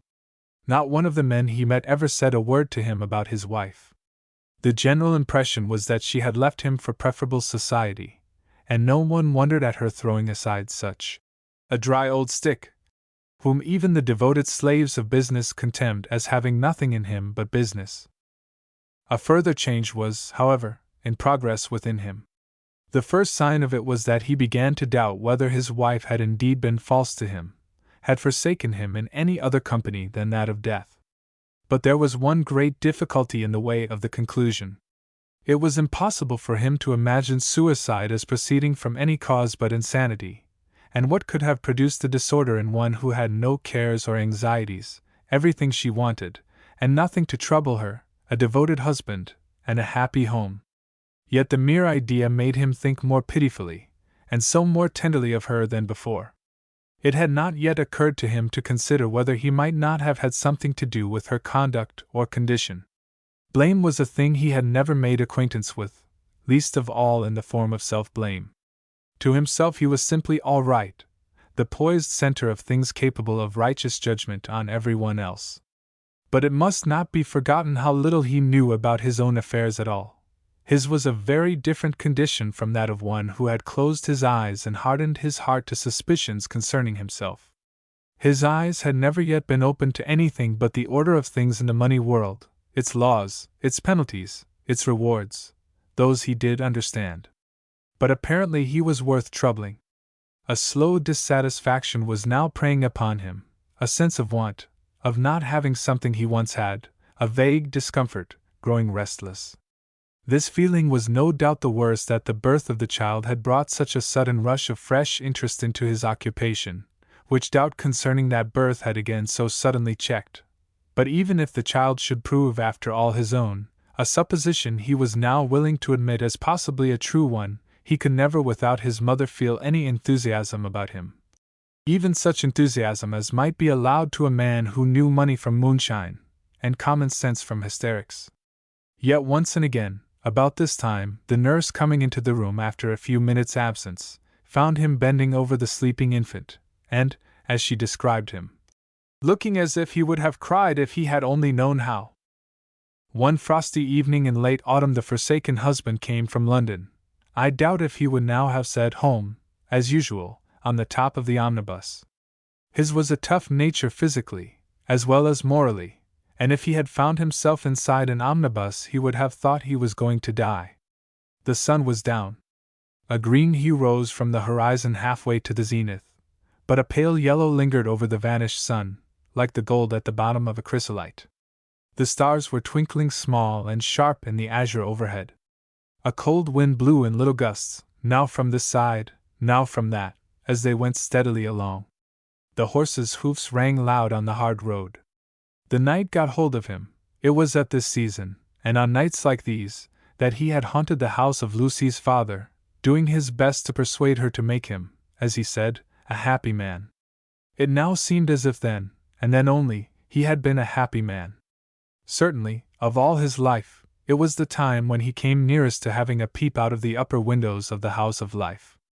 He had been a dweller in the lower regions, a hewer of wood to the god of the cellar, and after his marriage he had gone straight down again to the temple of the earthly god, to a worship whose god and temple and treasure caves will one day drop suddenly from under the votary's feet, and leave him dangling in the air without even a pocket about him, without even his banker's book to show for his respectability. The night, I say, recalled the lovely season of his courtship, and again, in the mirror of loss, he caught a glimpse of things beyond him. Ah, if only that time and its hopes had remained with him! How different things would have been now! If Lucy had proved what he thought her, remained what she seemed, the gentle, complaisant, yielding lady he imagined her, promising him a life of bliss. Alas, she would not even keep account of £5 a week to please him. He never thought whether he, on his part, might not have, in some measure, come short of her expectations in a husband, whether she, the more lovely in inward design and outward fashion, might not have indulged yet more exquisite dreams of bliss which, by devotion to his ideal of life, he had done his part in disappointing. He only thought what a foolishness it all was, that thus it would go on to the end of the book, that youth after youth would have his turn of such a wooing, and such a disappointment. Sunsets, indeed! The suns of man's happiness never did anything but set. Out of money even, and who could say there was any poetry in that? There was not half the satisfaction to be got that one expected. It was all a mess of expectations and disappointments mashed up together, nothing more. That was the world, on a fair judgment. Such were his reflections till the driver pulled up for him to get down at his own gate. As he got down, the said driver glanced up curiously at the row of windows on the first floor, and as soon as Mr. Dempster's back was turned, pointed to them with the butt end of his whip, and nodded queerly to the gentleman who sat on his other side. "That's more'n I've seen this 6 weeks," he said. "There's something more'n comin' up this evenin', sir." There was light in the drawing-room, that was all the wonder. But at those windows Mr. Dempster himself looked so fixedly that he had nearly stumbled up his own doorsteps. He carried a latchkey now, for he did not care to stand at the door till the boy answered the bell. People's eyes, as they passed, seemed to burn holes in the back of his coat. He opened the street door quietly, and went straight up the stair to the drawing-room. Perhaps he thought to detect some liberty taken by his servants. He was a little earlier than usual. He opened that door, took 2 steps into the room, and stood arrested, motionless. With his shabby hat on his head, his shabby greatcoat on his back, for he grudged every penny spent on his clothes, his arms hanging down by his sides, and his knees bent, ready to tremble, he looked not a little out of keeping in the soft-lighted, dainty, delicate-hued drawing-room. Could he believe his eyes? The light of a large lamp was centered upon a gracious figure in white, his wife, just as he used to see her before he married her. That was the way her hair would break loose as she ran down the stair to meet him, only then there was no baby in her lap for it to fall over like a torrent of unlighted water over a white stone. It was a lovely sight. He had stood but a moment when she looked up and saw him. She started, but gave no cry louder than a little moan. Instantly she rose. Turning, she laid the baby on the sofa, and flitted to him like a wraith. Arrived where he stood yet motionless, she fell upon her knees and clasped his. He was far too bewildered now to ask himself what husbands did in such circumstances, and stood like a block. "Husband! Husband!" she cried. "Forgive me!" With one hand she hid her face, although it was bent to the ground, and with the other held up to him a bit of paper. He took it from the thin white fingers. It might explain something, help him out of this bewilderment, half nightmare, half heavenly vision. He opened it. Nothing but £100 note. The familiar sight of bank paper, however, seemed to restore his speech. "What does this mean, Lucy? Upon my word! Permit me to say—" He was growing angry. "It is to pay the butcher," she said, with a faltering voice. "Damn the butcher!" he cried. "I hope you've got something else to say to me. Where have you been all this time?" "At my mother's. I've had a brain fever, and been out of my mind. It was all about the butcher's bill." Dempster stared. Perhaps he could not understand how a woman who would not keep accounts should be to such a degree troubled at the result of her neglect. "Look at me, if you don't believe me!" she cried, and as she spoke she rose and lifted her face to his. He gazed at it for a moment, pale, thin, and worn, and out of it shone the beautiful eyes, larger than before, but shimmering uncertain like the stars of a humid night, although they looked straight into his. Something queer was suddenly the matter with his throat, something he had never felt before, a constriction such as, had he been superstitious, he might have taken for the prologue to a rope. Then the thought came, what a brute he must be that his wife should have been afraid to tell him her trouble. Thereupon he tried to speak, but his throat was irresponsive to his will. Eve's apple kept sliding up and down in it, and would not let the words out.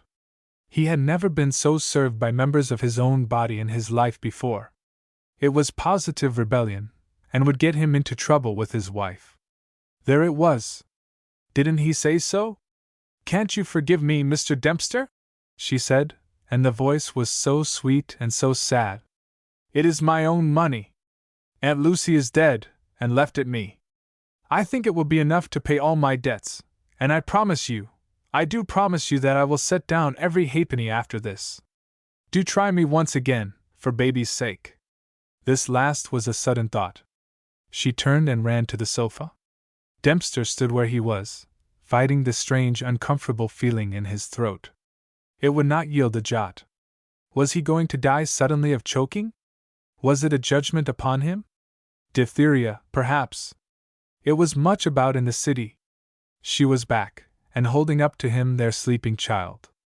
The poor fellow was not half the brute he looked, only he could not tell what to do with that confounded lump in his throat.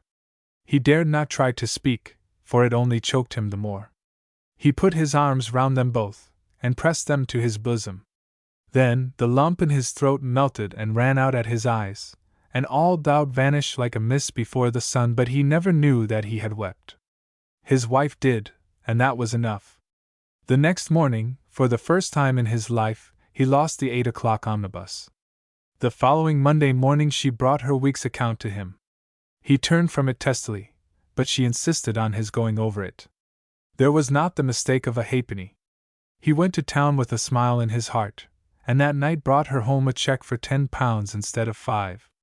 One day, in the middle of the same week, he came upon her sitting over the little blue and red rule book with a troubled countenance. She took no notice of his entrance. "Do leave those accounts," he said, "and attend to me." She shook her head impatiently, and made him no other answer. One moment more, however, and she started up, threw her arms about his neck, and cried triumphantly, "It's buttons, 4pence halfpenny I paid for buttons. Port in a storm. Papa, said my sister Effie, one evening as we all sat about the drawing-room fire. One after another, as nothing followed, we turned our eyes upon her. There she sat, still silent, embroidering the corner of a cambric handkerchief, apparently unaware that she had spoken. It was a very cold night in the beginning of winter. My father had come home early, and we had dined early that we might have a long evening together, for it was my father's and mother's wedding day, and we always kept it as the homeliest of holidays. My father was seated in an easy-chair by the chimney corner, with a jug of Burgundy near him, and my mother sat by his side, now and then taking a sip out of his glass. Effie was now nearly 19, the rest of us were younger. What she was thinking about we did not know then, though we could all guess now. Suddenly she looked up, and seeing all eyes fixed upon her, became either aware or suspicious, and blushed rosy red. "You spoke to me, Effie. What was it, my dear?" "Oh yes, Papa. I wanted to ask you whether you wouldn't tell us, tonight, the story about how you—" "Well, my love? About how you—" "I am listening, my dear." "I mean, about Mama and you." "Yes, yes." "About how I got your Mama for a mother to you." "Yes." "I paid a dozen of port for her." We all and each exclaimed Papa. And my mother laughed. "Tell us all about it," was the general cry. "Well, I will," answered my father. "I must begin at the beginning, though." And filling his glass with Burgundy, he began. "As far back as I can remember, I lived with my father in an old manor house in the country. It did not belong to my father, but to an elder brother of his, who at that time was captain of a 74. He loved the sea more than his life, and, as yet apparently, had loved his ship better than any woman. At least he was not married. My mother had been dead for some years, and my father was now in very delicate health. He had never been strong, and since my mother's death, I believe, though I was too young to notice it, he had pined away. I am not going to tell you anything about him just now, because it does not belong to my story. When I was about 5 years old, as nearly as I can judge, the doctors advised him to leave England. The house was put into the hands of an agent to let, at least, so I suppose, and he took me with him to Madeira, where he died. I was brought home by his servant, and by my uncle's directions sent to a boarding school, from there to Eton, and from there to Oxford. Before I had finished my studies, my uncle had been an admiral for some time. The year before I left Oxford, he married Lady Georgiana Thornbury, a widow lady, with one daughter. Thereupon he bade farewell to the sea, though I dare say he did not like the parting, and retired with his bride to the house where he was born, the same house I told you I was born in, which had been in the family for many generations, and which your cousin now lives in. It was late in the autumn when they arrived at Culverwood. They were no sooner settled than my uncle wrote to me, inviting me to spend Christmastide with them at the old place. And here you may see that my story has arrived at its beginning. It was with strange feelings that I entered the house. It looked so old-fashioned, and stately, and grand, to eyes which had been accustomed to all the modern commonplaces. Yet the shadowy recollections which hung about it gave an air of homeliness to the place, which, along with the grandeur, occasioned a sense of rare delight. For what can be better than to feel that you are in stately company, and at the same time perfectly at home in it? I am grateful to this day for the lesson I had from the sense of which I have spoken, that of mingled awe and tenderness in the aspect of the old hall as I entered it for the first time after 15 years, having left it a mere child. I was cordially received by my old uncle and my new aunt. But the moment Kate Thornbury entered I lost my heart, and have never found it again to this day. I get on wonderfully well without it though, for I have got the loan of a far better one till I find my own, which, therefore, I hope I never shall. My father glanced at my mother as he said this, and she returned his look in a way which I can now interpret as a quiet, satisfied confidence.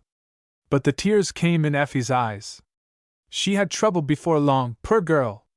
But it is not her story I have to tell. My father went on. Your mother was prettier then than she is now, but not so beautiful, beautiful enough though, to make me think there never had been or could again be anything so beautiful. She met me kindly, and I met her awkwardly. You made me feel that I had no business there, said my mother, speaking for the first time in the course of the story. See there, girls, said my father, you are always so confident in first impressions and instinctive judgment. I was awkward because, as I said, I fell in love with your mother the moment I saw her, and she thought I regarded her as an intruder into the old family precincts. I will not follow the story of the days. I was very happy, except when I felt too keenly how unworthy I was of Kate Thornberry. Not that she meant to make me feel it, for she was never other than kind, but she was such that I could not help feeling it. I gathered courage, however, and before 3 days were over, I began to tell her all my slowly reviving memories of the place, with my childish adventures associated with this and that room or outhouse or spot in the grounds, for the longer I was in the place the more my old associations with it revived, till I was quite astonished to find how much of my history in connection with Culverwood had been thoroughly imprinted on my memory. She never showed, at least, that she was weary of my stories, which, however interesting to me, must have been tiresome to any one who did not sympathize with what I felt towards my old nest. From room to room we rambled, talking or silent, and nothing could have given me a better chance, I believe, with a heart like your mother's. I think it was not long before she began to like me, at least, and liking had every opportunity of growing into something stronger, if only she too did not come to the conclusion that I was unworthy of her. My uncle received me like the jolly old tar that he was, welcomed me to the old ship, hoped we should make many a voyage together, and that I would take the run of the craft, all but in one thing. You see, my boy, he said, I married above my station, and I don't want my wife's friends to say that I laid alongside of her to get hold of her daughter's fortune. No, no, my boy, your old uncle has too much salt water in him to do a dog's trick like that. So you take care of yourself, that's all. She might turn the head of a wiser man than ever came out of our family. I did not tell my uncle that his advice was already too late, for that, though it was not an hour since I had first seen her, my head was so far turned already, that the only way to get it right again was to go on turning it in the same direction, though, no doubt, there was a danger of overhauling the screw. The old gentleman never referred to the matter again, nor took any notice of our increasing intimacy, so that I sometimes doubt even now if he could have been in earnest in the very simple warning he gave me. Fortunately, Lady Georgiana liked me, at least I thought she did, and that gave me courage. That's all nonsense, my dear, said my mother. Mamma was nearly as fond of you as I was, but you never wanted courage. I knew better than to show my cowardice, I dare say, returned my father.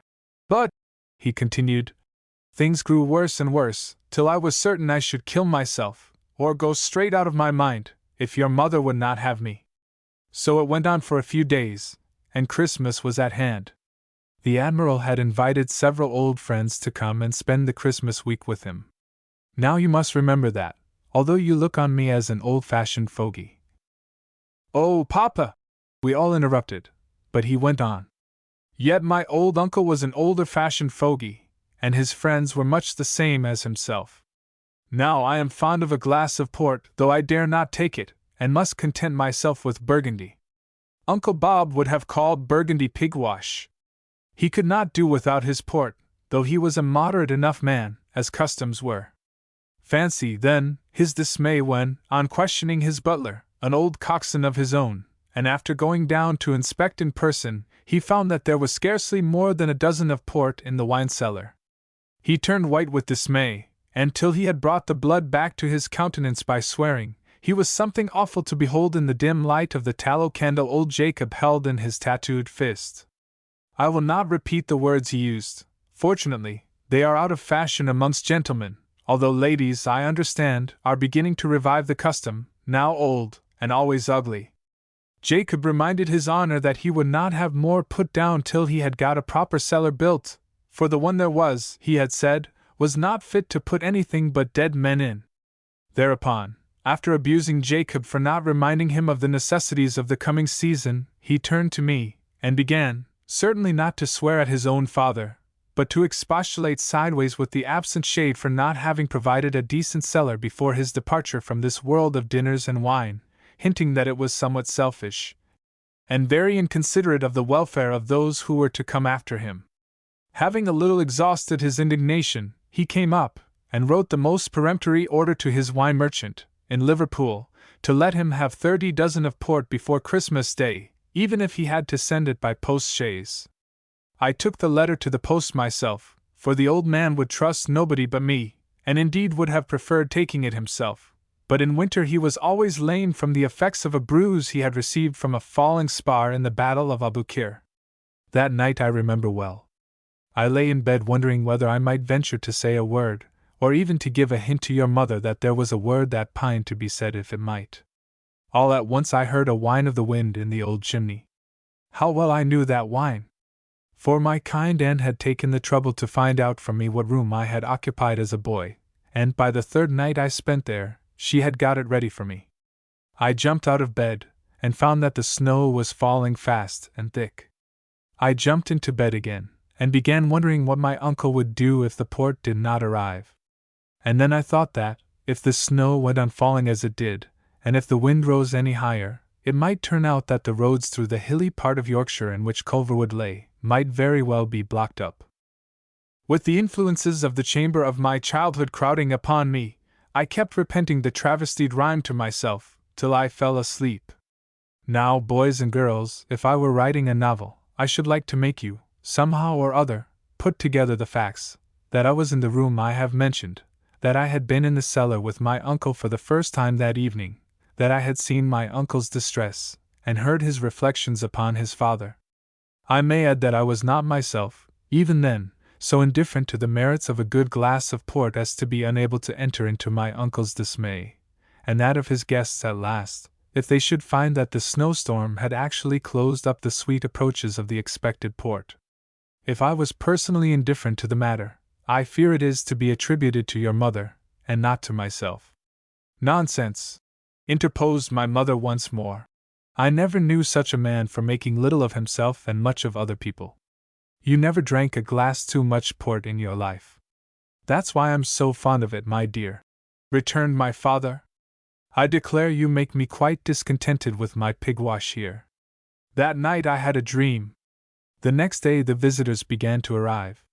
Before the evening after, they had all come. There were 5 of them, 3 tars and 2 land crabs, as they called each other when they got jolly, which, by the way, they would not have done long without me. My uncle's anxiety visibly increased. Each guest, as he came down to breakfast, received each morning a more constrained greeting. I beg your pardon, ladies. I forgot to mention that my aunt had lady visitors, of course. But the fact is, it is only the port-drinking visitors in whom my story is interested, always excepted your mother. These ladies my admirable uncle greeted with something even approaching to servility. I understood him well enough. He instinctively sought to make a party to protect him when the awful secret of his cellar should be found out. But for 2 preliminary days or so, his resources would serve, for he had plenty of excellent claret and Madeira, stuff I don't know much about, and both Jacob and himself condescended to maneuver a little. The wine did not arrive, but the morning of Christmas Eve did. I was sitting in my room, trying to write a song for Kate. That's your mother, my dears. I know, Papa, said Effie, as if she were very knowing to know that. When my uncle came into the room, looking like Sintram with Death and the other one after him, that's the nonsense you read to me the other day, isn't it, Effie? Not nonsense, dear Papa, remonstrated Effie, and I loved her for saying it, for surely that is not nonsense. I didn't mean it, said my father, and turning to my mother added, It must be your fault, my dear, that my children are so serious that they always take a joke for earnest. However, it was no joke with my uncle. If he didn't look like Sintram, he looked like t'other one. The roads are frozen, I mean snowed up, he said. There's just 1 bottle of port left, and what Captain Cocker will say, I dare say I know, but I'd rather not. Damn this weather, God forgive me, that's not right, but it is trying, ain't it, my boy? What will you give me for a dozen of port, uncle? Was all my answer. Give you? I'll give you Culverwood, you rogue, Done, I cried. That is, stammered my uncle, that is, and he reddened like the funnel of one of his hated steamers, that is, you know, always provided, you know. It wouldn't be fair to Lady Georgiana, now, would it? I put it to yourself, if she took the trouble, you know. You understand me, my boy? That's of course, uncle, I said. Ah. I see you're a gentleman like your father, not to trip a man when he stumbles, said my uncle. For such was the dear old man's sense of honor, that he was actually uncomfortable about the hasty promise he had made without first specifying the exception. The exception, you know, has Culverwood at the present hour, and right welcome he is. Of course, uncle, I said, between gentlemen, you know. Still, I want my joke out too. What will you give me for a dozen of port to tide you over Christmas Day? Give you, my boy? I'll give you. But here he checked himself, as one that had been burned already. Bah, he said, turning his back, and going towards the door, what's the use of joking about serious affairs like this? And so he left the room. And I let him go. For I had heard that the road from Liverpool was impassable, the wind and snow having continued every day since that night of which I told you. Meantime, I had never been able to summon the courage to say one word to your mother. I beg her pardon, I mean Miss Thornberry. Christmas Day arrived. My uncle was awful to behold. His friends were evidently anxious about him. They thought he was ill. There was such a hesitation about him, like a shark with a bait, and such a flurry, like a whale in his last agonies. He had a horrible secret which he dared not tell, and which yet would come out of its grave at the appointed hour. Down in the kitchen the roast beef and turkey were meeting their deserts. Up in the storeroom, for Lady Georgiana was not above housekeeping, any more than her daughter, the ladies of the house were doing their part, and I was oscillating between my uncle and his niece, making myself amazingly useful now to one and now to the other. The turkey and the beef were on the table, nay, they had been well eaten, before I felt that my moment was come. Outside, the wind was howling, and driving the snow with soft pats against the window panes. Eager-eyed I watched General Fortescue, who despised sherry or Madeira even during dinner, and would no more touch champagne than he would eau sucrée, but drank port after fish or with cheese indiscriminately. With eager eyes I watched how the last bottle dwindled out its fading life in the clear decanter. Glass after glass was supplied to General Fortescue by the fearless coxswain, who, if he might have had his choice, would rather have boarded a Frenchman than waited for what was to follow.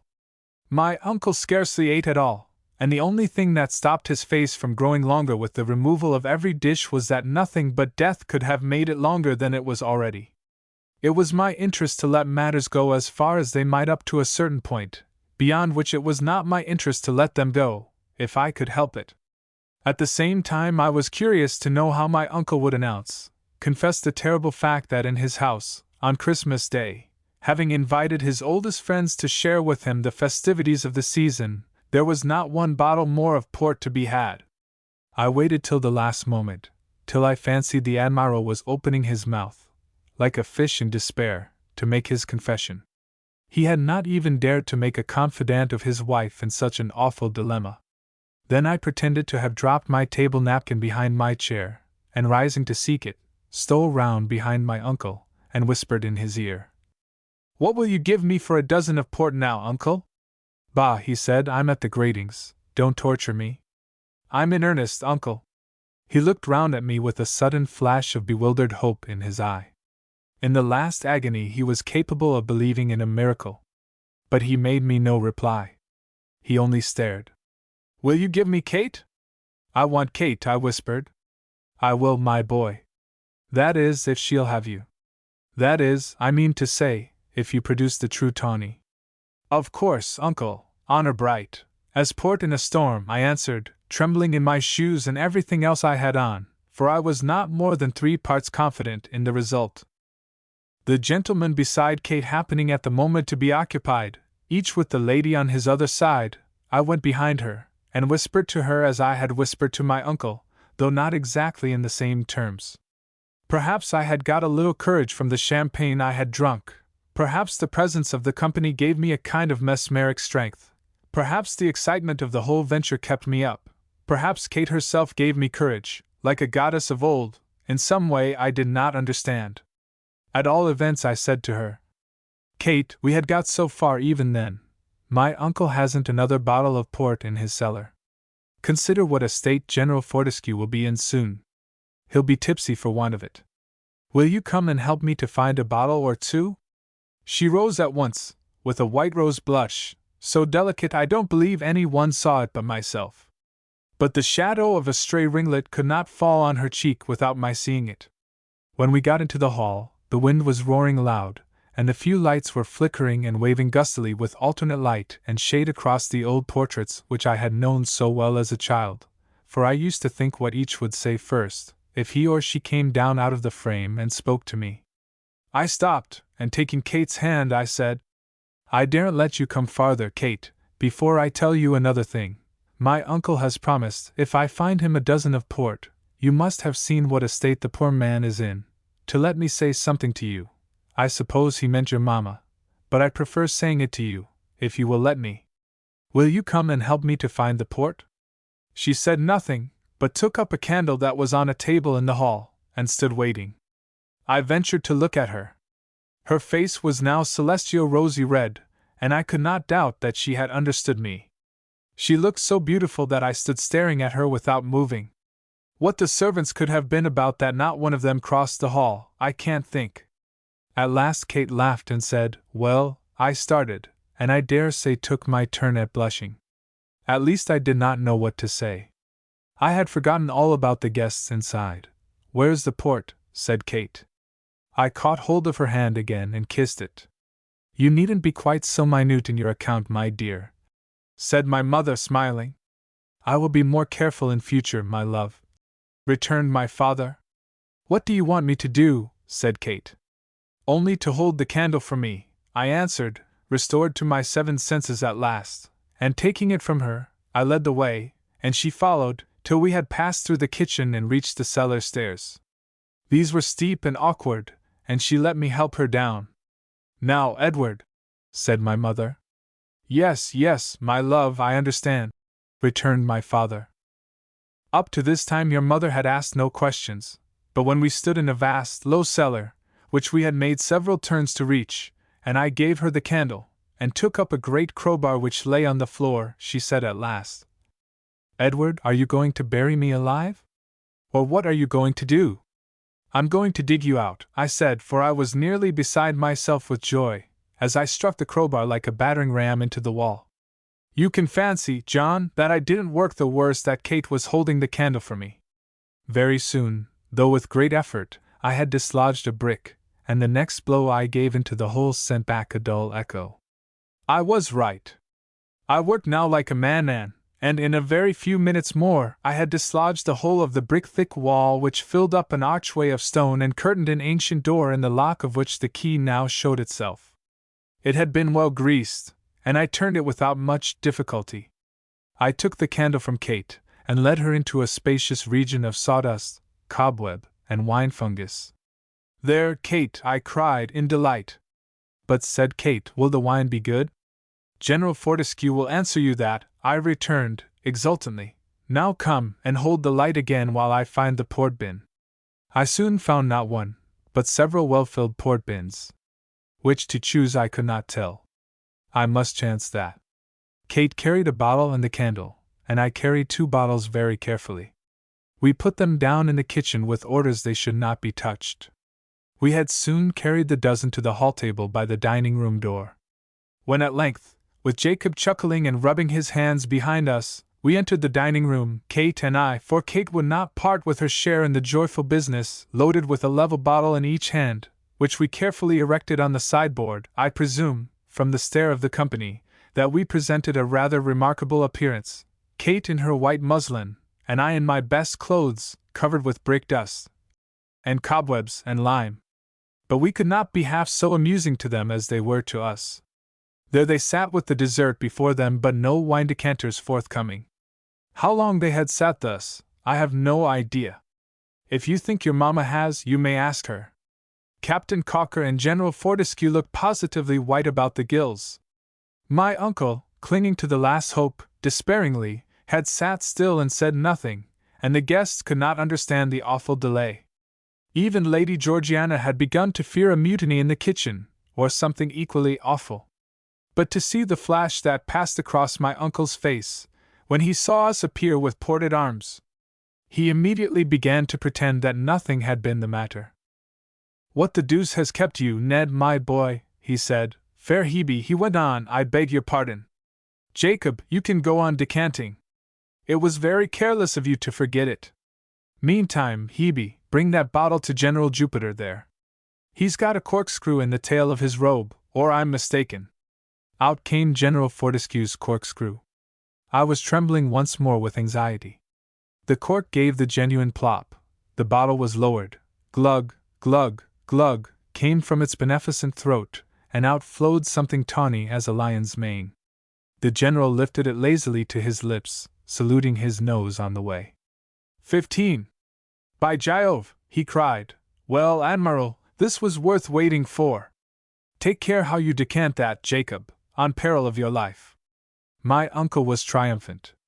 He winked hard at me not to tell. Kate and I retired, she to change her dress, I to get mine well brushed, and my hands washed. By the time I returned to the dining room, no one had any questions to ask. For Kate, the ladies had gone to the drawing room before she was ready, and I believe she had some difficulty in keeping my uncle's counsel. But she did. Need I say that was the happiest Christmas I ever spent? "But how did you find the cellar, Papa?" asked Effie. "Where are your brains, Effie? Don't you remember I told you that I had a dream?" "Yes. But you don't mean to say the existence of that wine cellar was revealed to you in a dream?" "But I do, indeed. I had seen the wine cellar built up just before we left for Madeira. It was my father's plan for securing the wine when the house was let. And very well it turned out for the wine, and me too. I had forgotten all about it. Everything had conspired to bring it to my memory, but had just failed of success.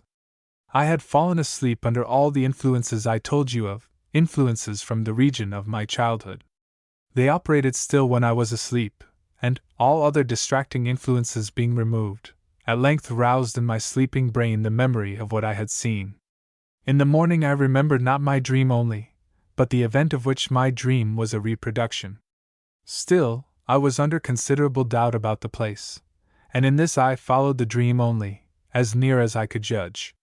The Admiral kept his word, and interposed no difficulties between Kate and me. Not that, to tell the truth, I was ever very anxious about that rock ahead, but it was very possible that his fastidious honor or pride might have occasioned a considerable interference with our happiness for a time. As it turned out, he could not leave me Culverwood, and I regretted the fact as little as he did himself. His gratitude to me was, however, excessive, assuming occasionally ludicrous outbursts of thankfulness. I do not believe he could have been more grateful if I had saved his ship and its whole crew. For his hospitality was at stake. Kind old man! Here ended my father's story, with a light sigh, a gaze into the bright coals, a kiss of my mother's hand which he held in his, and another glass of Burgundy. If I Had a Father. A Drama. Act 1. Scene. A sculptor's studio. Arthur Gervais working at a clay figure and humming a tune. A knock. Gr. Come in. Throws a wet cloth over the clay. Enter Warren by the door communicating with the house. Ah, Warren! How do you do? War. How are you, Gervais? I'm delighted to see you once more. I have but just heard of your return. Gr. I've been home but a fortnight. I was just thinking of you. War. I was certain I should find you at work. Gr. You see, my work can go on by any light. It is more independent than yours. War. I wish it weren't then. Gr. Why? War. Because there would be a chance of our getting you out of your den sometimes. Gr. Like any other wild beast when the dark falls. Eh? War. Just so. Gr. And where the good? War. Why shouldn't you roar a little now and then like other honest lions? Gr. I doubt if the roaring lions do much beyond roaring. War. And I doubt whether the lion that won't even whisk his tail will get food enough shoved through his bars to make it worth his while to keep a cage in London. Gr. I certainly shall not make use of myself to recommend my work. War. What is it now? GRO, nothing, only a little fancy of my own. War. There again. The moment I set foot in your study, you throw the sheet over your clay, and when I ask you what you are working at, oh, a little fancy of my own. I couldn't tell it was you coming. War. Let me see what you've been doing then. Oh, she's a mere Lot's wife as yet. War. Approaching the figure. Of course, of course. I understand all that. Laying his hand on his arm. Excuse me, I would rather not show it. War. I beg your pardon. I couldn't believe you really meant it. I'll show you the mold if you like. War. I don't know what you mean by that. You would never throw a wet sheet over a cast. Lifts a painting from the floor and sets it on an easel. War. Regards it for a few moments in silence. Ah. By Jove, Gervais. Someone sent you down the wrong turn. You ought to have been a painter. What a sky! And what a sea! Those blues and greens, rich as a peacock's feather eyes. Superb. A tropical night. The dolphin at its last gasp in the west, and all above, an abyss of blue, at the bottom of which the stars lie like gems in the mine shaft of the darkness. You seem to have taken the wrong turn, Warren. You ought to have been a poet. War. Such a thing as that puts the slang out of a fellow's bend. I'm glad you like it. I do myself, though it falls short of my intent sadly enough. War. But I don't for the life of me see what this has to do with that. You said something about a mold? I will tell you what I meant. Every individual aspect of nature looks to me as if about to give birth to a human form, embodying that of which itself only dreams. In this way landscape painting is, in my eyes, the mother of sculpture.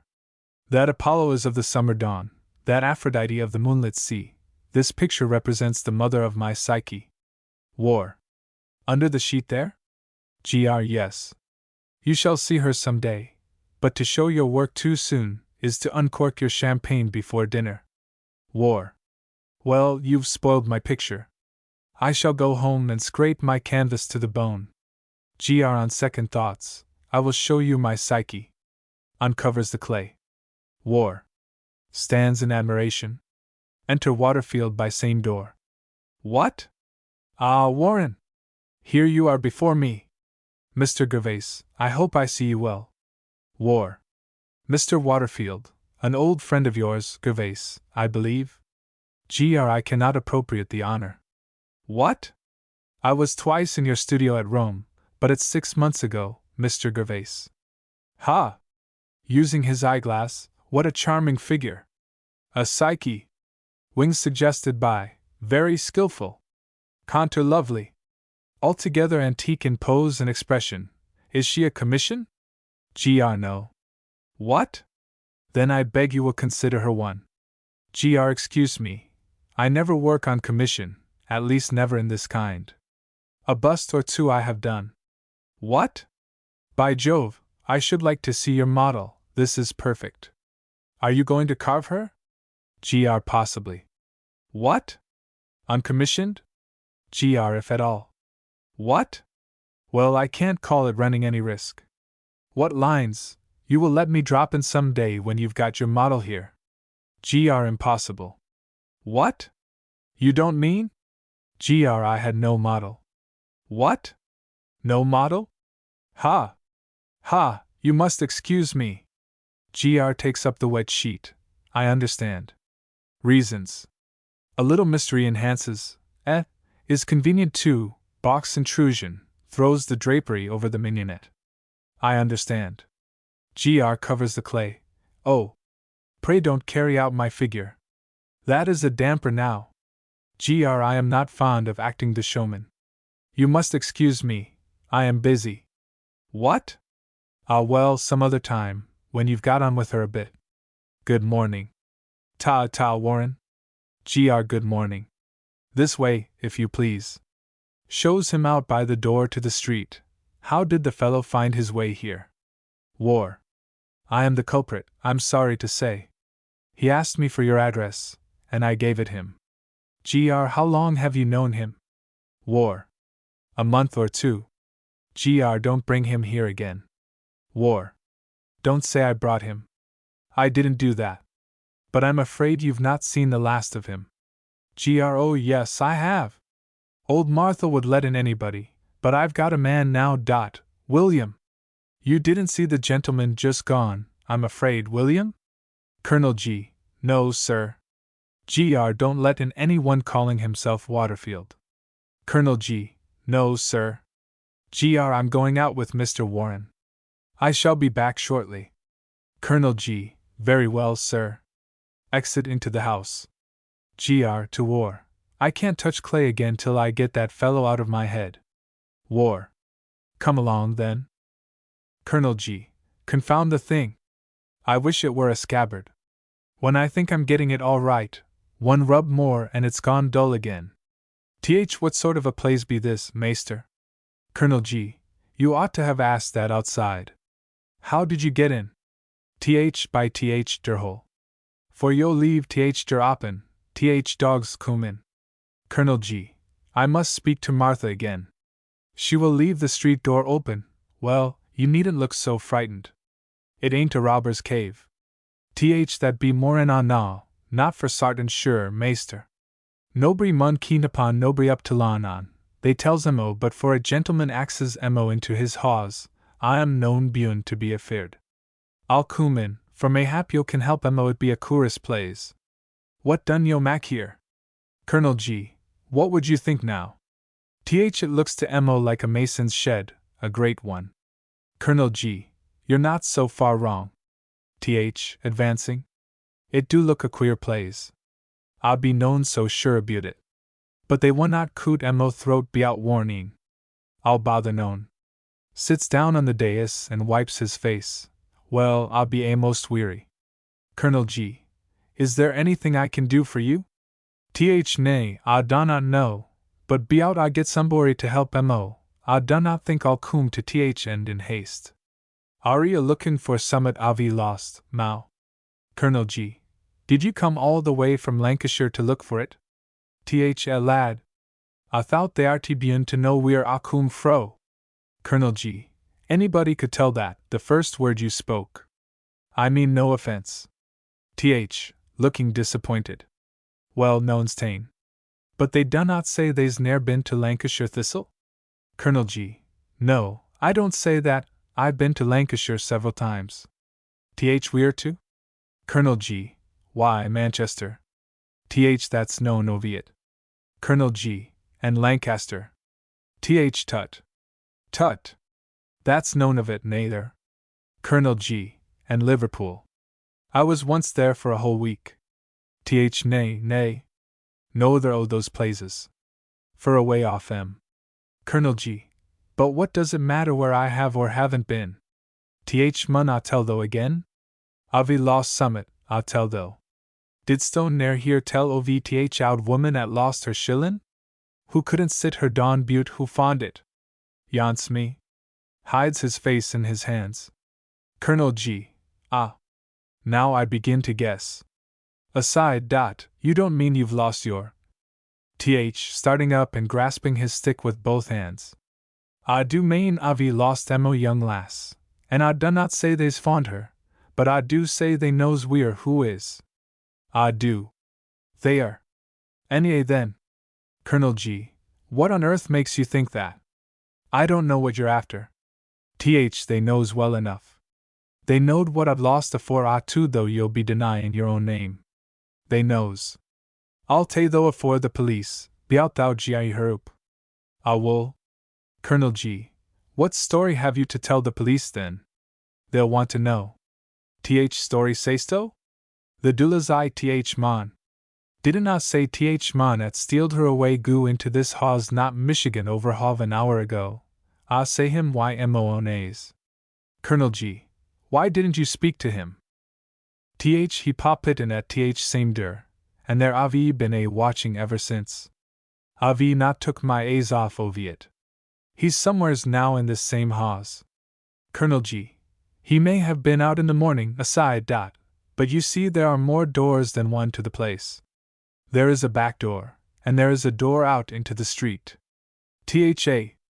Th1 has to do yth t'other, have it?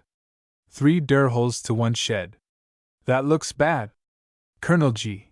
He's not here, whoever it was. There's not a man but myself in the place. Him ought to know you're not playin' a marlock ymo. He'll be up by haws there. Mun go look going. Colonel G. Preventing him. And how am I to know you're not a housebreaker? Done yo thinkin' out mon like Mosel would be of Michigan use for sich work as that, mon? Colonel G. The more fit for a spy, though, to see what might be made of it. Mon. Done they do sich things as you? But I'm seechin' nothin', man nor mose, that donna bellum me. I tell yo true. Gimo Matty, and I'll trouble yo no more. Ah win not, if you'll give mo back mo Matty. Comes close up to him and lays his hand on his arm. Be yo a feyther, mon? Colonel G. Yes. Thov a pratty young lass? Colonel G. Well, no, I have but a son. Then they will not help mo? Colonel G. I shall be very glad to help you, if you will tell me how. Tell your maester at Matty's out feythers kuma the gate fro racta to fot her wom, and I'll be much obliged to him for he'll let her go be out lunger delay, for her mother wants her to wom, who's but poorly. Tell your maester that. Colonel G. But I don't believe my master knows anything about her. I'll tellin' though, I say mon go into this haws but a few minutes ago? Colonel G. You've mistaken somebody for him. Well, I'm bun to tell though more. 2 days ago, I say mos wild cum yet ovi this same der, I main hosder, yan. Colonel G. Are you sure of that? Sure as death. I say her back. Colonel G. Her back. Who could be sure of a back? By maskins. Dosto think I do not know mo Matty's back? I sain her cum yet o that der, I tell though. Colonel G. Why didn't you speak to her? Code. Colonel G. And she didn't answer? Didn't co laud. Are not willin' to have ony mac ovi a din? Colonel G. But you followed her surely? Did. But are known so good at walkin' as I were when I cum? Stuns ha blistered mo fet. And it read the edge o dark like. I cannot say will at neat, lamps, and afore I get up her, who's rion nook, and gwan fro mo seat. Colonel G.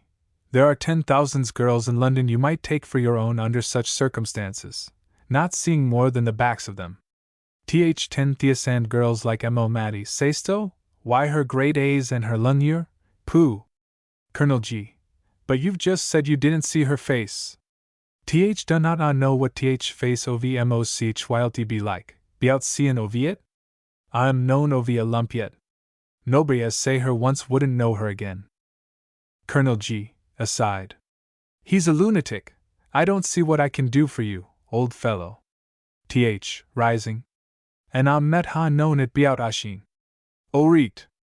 Ari a great foo. But Ari bien to cum in, I'll lung to go through same der ymo Matty. Good day, sir. It be like maester, like mon.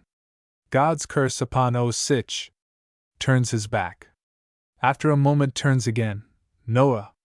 I will not say that, for mo Matty's sake I will not say that. God forge you. Going by the house. Colonel G. This way, please. Opening the street door. THIC.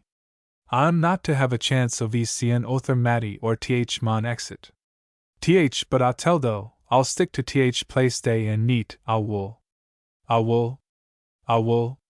Colonel G. Come back tomorrow. Come back, saysto? I'll not go away, growing fierce. Will to gimo Matty? I'm known bun to stan here so Michigan lunger. Will to gimo Matty? Colonel G. I cannot give you what I haven't got. I'll break yed, thou villain! Threatening him with his stick. Matty! To lose sich a man's maester more and me. I would day for thee, Matty. Exit. Colonel G. It's all a mistake, of course. There are plenty of young men, but my Arthur's none of such. I cannot believe it of him. The daughter. If I could find her, she would settle the question. It begins to grow dark. I must help the old man to find her. He's sure to come back. Arthur does not look the least like it, but polishes vigorously. I cannot get this boot to look like a gentleman's. I wish I had taken a lesson or two first. I'll get hold of a shoeblack, and make him come for a morning or two. No, he does not look like it. There he comes. Goes on polishing. Gr. William. Colonel G. Turning. Yes, sir. Gr. Light the gas. Anyone called? Colonel G. Yes, sir. Gr. Who? Colonel G. I don't know, sir. Lighting the gas. Gr. You should have asked his name. Stands before the clay, contemplating it. Colonel G. I'm sorry I forgot, sir. It was only an old man from the country, after his daughter, he said. Gr. Came to offer his daughter, or himself perhaps. Begins to work at the figure. Colonel G. Watching him stealthily. He looked a respectable old party, from Lancashire, he said. Gr. I dare say. You will have many such callers. Take the address? Models, you know. Colonel G. If he calls again, sir? Gr. Asked him to leave his address, I say. Colonel G. But he told me you knew her. Gr. Possibly. I had a good many models before I left. But it's of no consequence. I don't want any at present. Colonel G. He seemed in a great way, sir, and swore. I couldn't make him out. Gr. H.M. Colonel G. He says he saw her come out of the house. Gr. Has there been any girl here? Have you seen any about? Colonel G. No, sir. Gr. My aunt had a dressmaker to meet her here the other evening. I have had no models since I came back. Colonel G. The man was in a sad taking about her, sir. I didn't know what to make of it. There seemed some truth, something suspicious. Gr. Perhaps my aunt can throw some light upon it. Colonel G. Lingers. That will do. Exit Colonel G.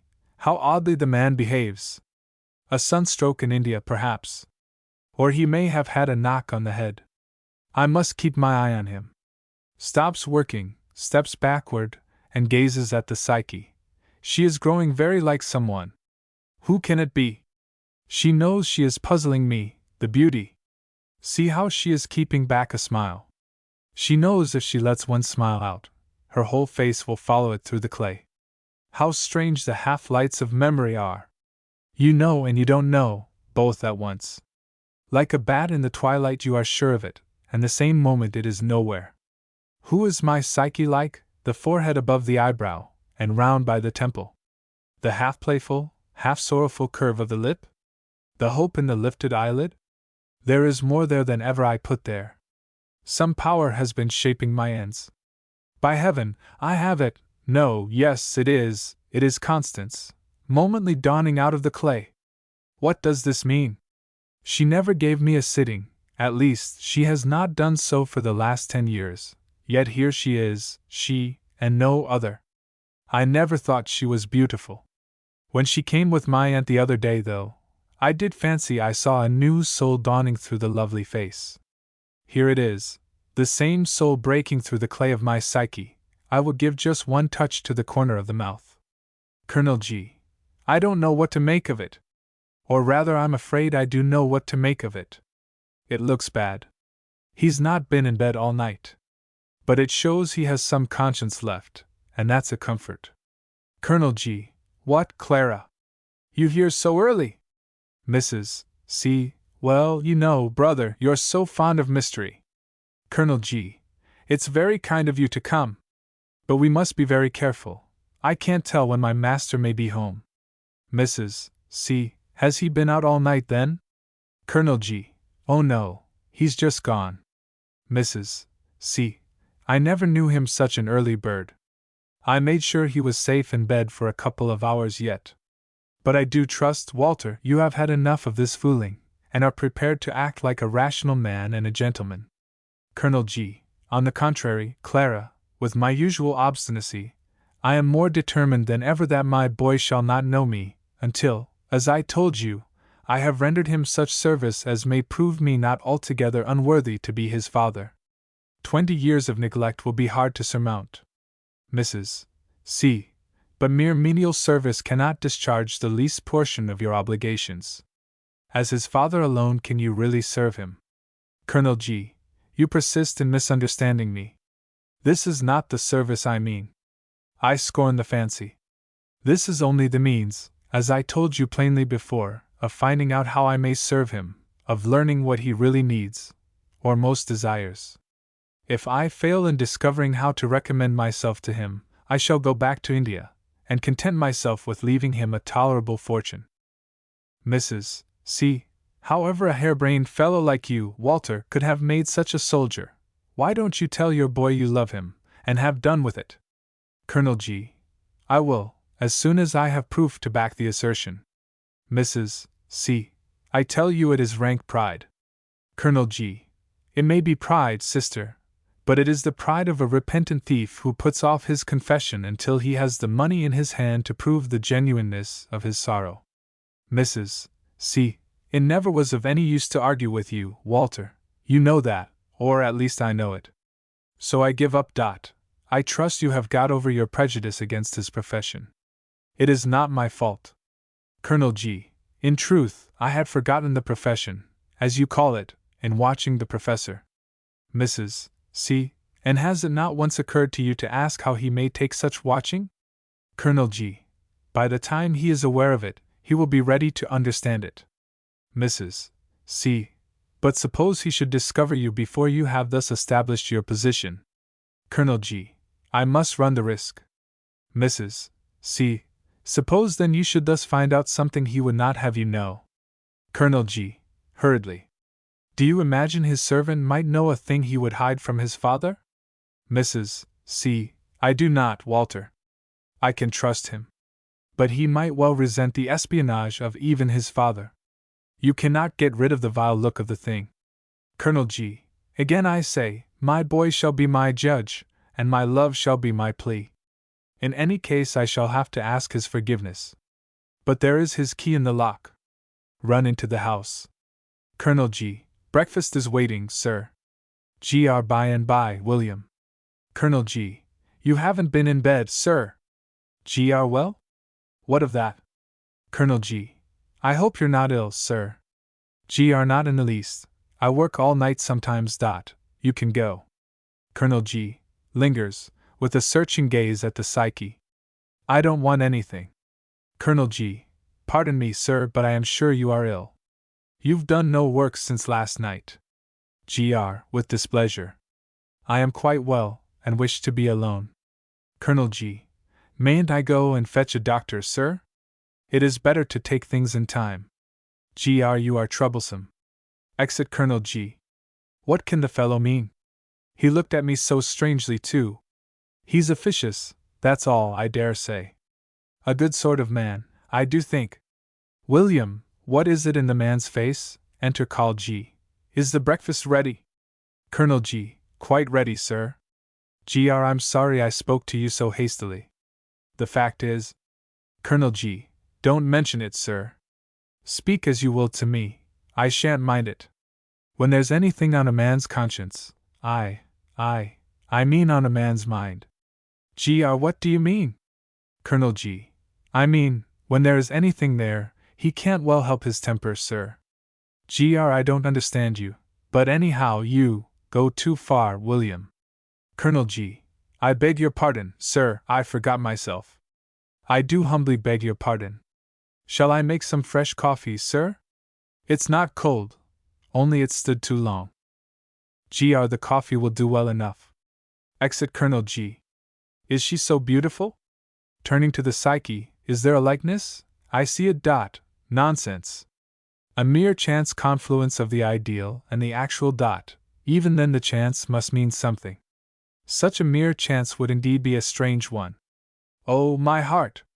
Here she comes. My Psyche herself. Well, Constance. Con. Oh, Arthur, I am so glad I've found you. I want to talk to you about something. I know you don't care much about me now, but I must tell you, for it would be wrong not. Gr. Aside. How beautiful she is! What can she have to tell me about?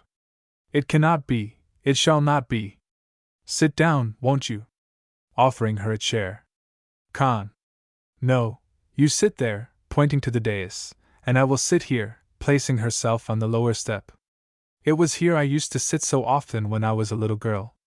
Why can't one keep little? I was always with you then. Sighs. Gr. It is not my fault, Constance. Con. Oh no! I suppose it can't be. Only I don't see why. Oh, Arthur, where should I be but for you?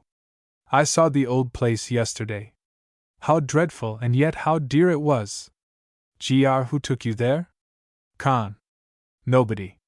I went alone. Gr. It was hardly safe. I don't like your going out alone, Constance. Con. Why, Arthur? I used to know every court and alley about Shoreditch better than I know Berkeley Square now. Gr. But what made you go there? Con. I went to find a dressmaker who has been working for my aunt, and lost my way. And would you believe it? I was actually frightened. Gr. No wonder. There are rough people about there. Con. I never used to think them rough when I lived among them with my father and mother. There must be just as good people there as anywhere else. Yet I could not help shuddering at the thought of living there again. How strange it made me feel. You have been my angel, Arthur. What would have become of me if you hadn't taken me? I dare not think. Gr. I have had my reward, Constance. You are happy. Con. Not quite. There's something I want to tell you. Gr. Tell on, child. Con. Oh, thank you, that is how you used to talk to me. Hesitates. Gr. With foreboding. Well, what is it? Con. Pulling the fingers of her gloves, a gentleman, you know him, has been calling upon Aunt and me. We have seen a good deal of him. Gr. Who is he? Con. Mr. Waterfield. Keeps her eyes on the floor. Gr. Well? Con. He says he wants me to marry him. And likes him. Gr. And you? Con. I like him too. I don't think I like him enough. I dare say I shall. It is so good of him to take poor me.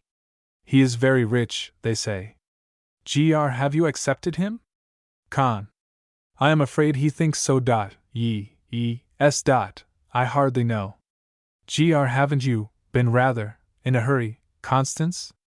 Con. No, indeed. I haven't been in a hurry at all. He has been a long time trying to make me like him. I have been too long a burden to Mrs. Clifford. Gr. So. It is her doing, then. Con. You were away, you know. Gr. Bitterly, yes, too far, chipping stones and making mud pies. Con. I don't know what you mean by that, Arthur. Gr. Oh, nothing. I mean that, of course, if you are engaged to him, then. Con. I'm afraid I've done very wrong, Arthur. If I had thought you would care, I knew Aunt would be pleased. She wanted me to have him. I knew. I ought to do what I can to please her, ought I not? I have no right to. Gr. Surely. Yes, I understand. It was not your fault. Only you mustn't marry him, if you. Thank you for telling me. Con. I ought to have told you before I let him speak to me again. But I didn't think you would care, not much. Gr. Yes. Con. Looking up with anxiety. Ah. You are vexed with me, Arthur. I see how wrong it was now. I never saw you look like that. I am very, very sorry. Burst into tears. Gr. No, child. Only it is rather sudden, and I want to think about it. Shall I send William home with you? Con. No, thank you. I have a cab waiting. You're not angry with your little beggar, Arthur? Gr. What is there to be angry about, child? Con. That I did anything without asking you first. Gr. Nonsense. You couldn't help it. You're not to blame one bit. Con. Oh, yes, I am. I ought to have asked you first. But indeed I did not know you would care. Goodbye. Shall I go at once? Gr. Goodbye. Exit Con, looking back troubled. Come at last. Oh, fool! Fool! Fool! In love with her at last, and too late. For 3 years I haven't seen her, have not once written to her. Since I came back I've seen her just twice, and now in the very hell of love. The ragged little darling that used to lie coiled up there in that corner. If it were my sister, it would be hard to lose her so. And to such a fellow as that, not even a gentleman. How could she take him for one? That does perplex me. Ah, well. I suppose men have borne such things before, and men will bear them again. I must work. Nothing but work will save me. Approaches the psyche, but turns from it with a look of despair and disgust. What a fool I have been, Constance. Constance, a brute like that to touch one of her fingers. God in heaven! It will drive me mad. Rushes out, leaving the door open. Colonel G. Gone again. And without his breakfast. My poor boy. There's something very wrong with you. It's that girl. It must be. But there's conscience in him yet. It is all my fault. If I had been a father to him, this would never have happened. If he were to marry the girl now, only, who can tell but she led him astray? I have known such a thing. Sits down and buries his face in his hands. What? Is Mr. Gervais in? Colonel G. Rising, no, sir. What? Tell him I called, will you? Exit. Colonel G. Yes, sir. Forgot again. Young man, gentleman or cad, don't know, think the latter. Th han yo heard spake of moch while yet, sir? Colonel G. Starting up. In the name of God, I know nothing of your child, but bring her here, and I will give you £100 in golden sovereigns.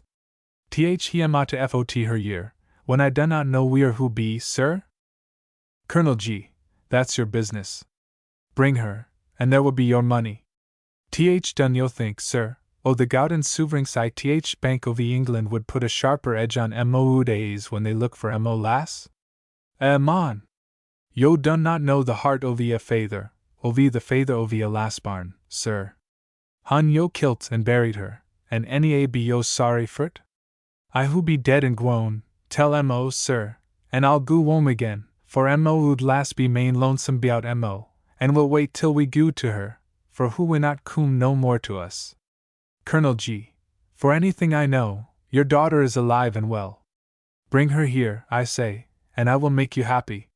Th I shall not want this or t silverings either to mak mo happy then, maester. For I had a howdo mo lass, it's no year I'd be a coom in why her. It's read straight wome to her mother we be goin', I'll be bien. Nay, man, I'm known such a great foo as yo tak mo for. Gro those fingers. They are striking terrible chords on my heart. I will conquer it. But I will love her. The spear shall fill its own wound. To draw it out and die would be no victory. I'll but lie down and bleed a while, and then I'll rise and fight again. Brave old Sir Andrew. Colonel G. I beg your pardon, sir, a young man called while you were out. Gr. Listlessly. Very well, William. Colonel G. Is there any message if he calls again, sir? He said he would. Gr. No. Colonel G. Lingers, you can go. Colonel G. I hope you feel better, sir? Gr. Quite well. Colonel G. Can I get you anything, sir? Gr. No, thank you. I want nothing. Why do you stay? Colonel G. Can't you think of something I can do for you, sir? Gr. Fetch that red cloth. Colonel G. Yes, sir. Gr. Throw it over that. Colonel G. This, sir? Gr. No, the clay there. Thank you.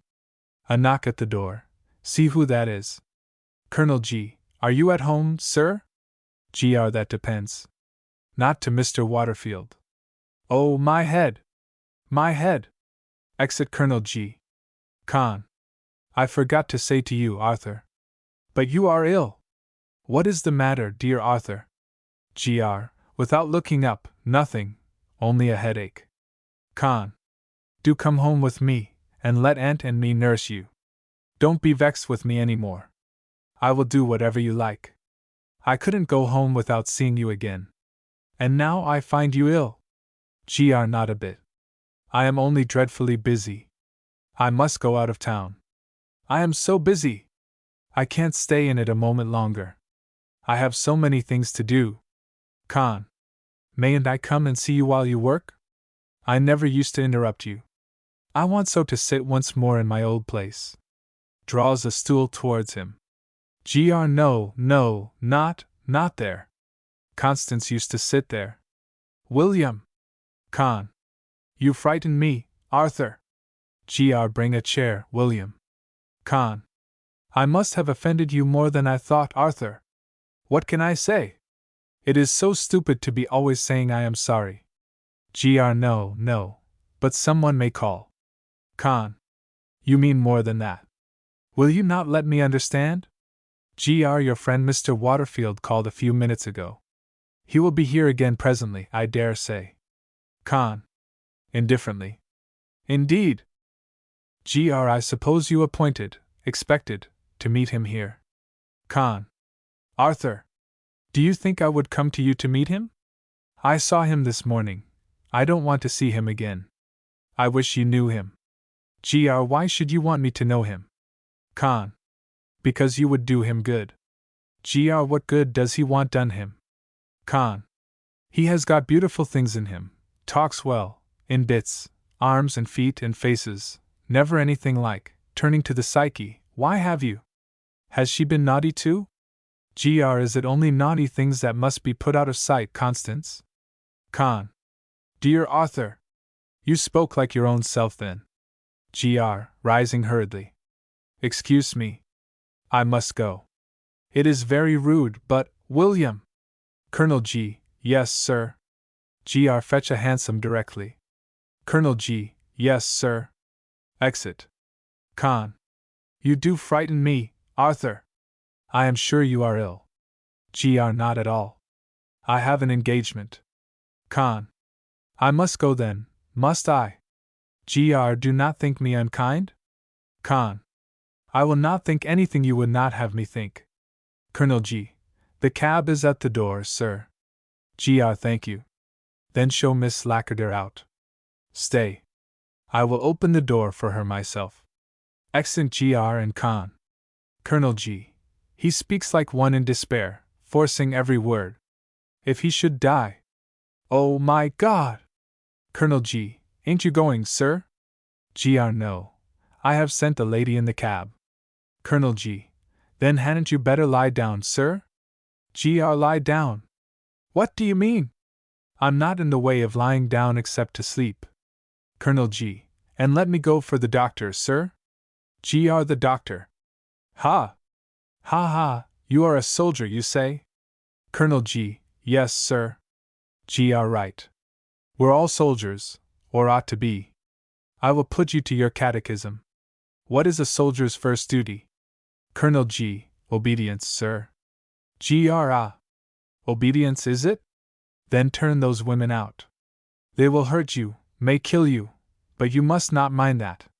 They burn, they blister, and they blast, for as white as they look. The hottest is the white fire. But duty, old soldier, obedience, you know, ha! Ha! Oh, my head! My head! I believe I am losing my senses, William. I was in a bad part of the town this morning. I went to see a place I knew long ago. It had gone to hell, but the black edges of it were left. There was a smell, and I can't get it out of me. Oh, William! William! Take hold of me. Don't let them come near me.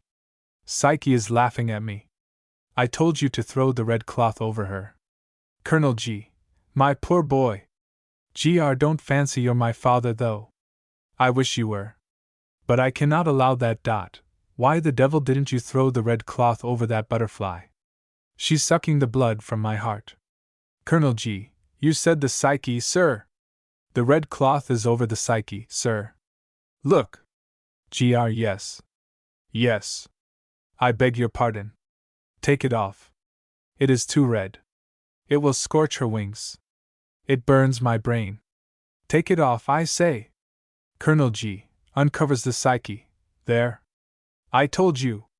She's laughing at me. Ungrateful child. I'm not her Cupid. Cover her up. Not the red cloth again.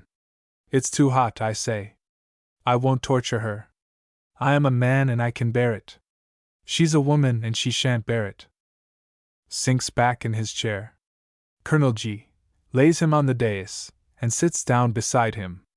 Colonel G. his heart's all right. And when a fellow's miserable over his faults, there must be some way out of them. But the consequences? Ah, there's the rub. Gr, what's the matter? Where am I? Colonel G. I must fetch a doctor, sir. You've been in a faint. Gr, why couldn't I keep in it? It was very nice. You know nothing, and that's the nicest thing of all. Why is it we can't stop, William? Colonel G. I don't understand you, sir. Gr, stop living, I mean. It's no use killing yourself, for you don't stop then. At least they say you go on living all the same. If I thought it did mean stopping, William. Colonel C. Do come to your room, sir. Gr, I won't. I'll stop here. How hot it is. Don't let anybody in. Colonel G. What shall I do? If he married her, he'd be miserable, and make her miserable too. I'll take her away somewhere. I'll be a father to her. I'll tend her as if she were his widow. But what confusions would follow? Alas! Alas! One crime is the mother of 1,000 miseries.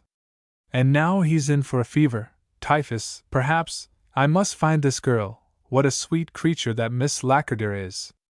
If only he might have her. I don't care what she was. Gr, don't let them near me, William. They will drive me mad. They think I shall love them. I will not.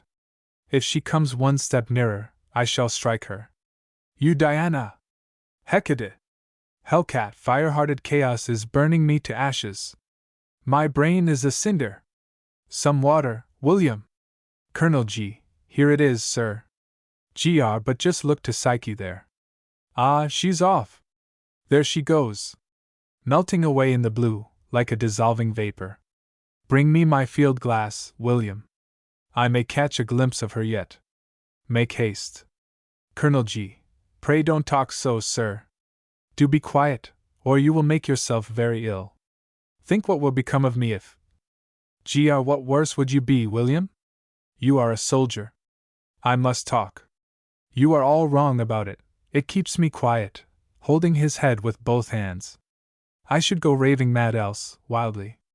Give me some water. He drinks eagerly, then looks slowly round the room. Now they are gone, and I do believe they won't come again. I see everything, and your face, William. You are very good to me, very patient. I should die if it weren't for you. Colonel G. I would die for you, sir. Gr, would you? But perhaps you don't care much for your life. Anybody might have my life for the asking. I dare say it's just as good to be dead. Ah!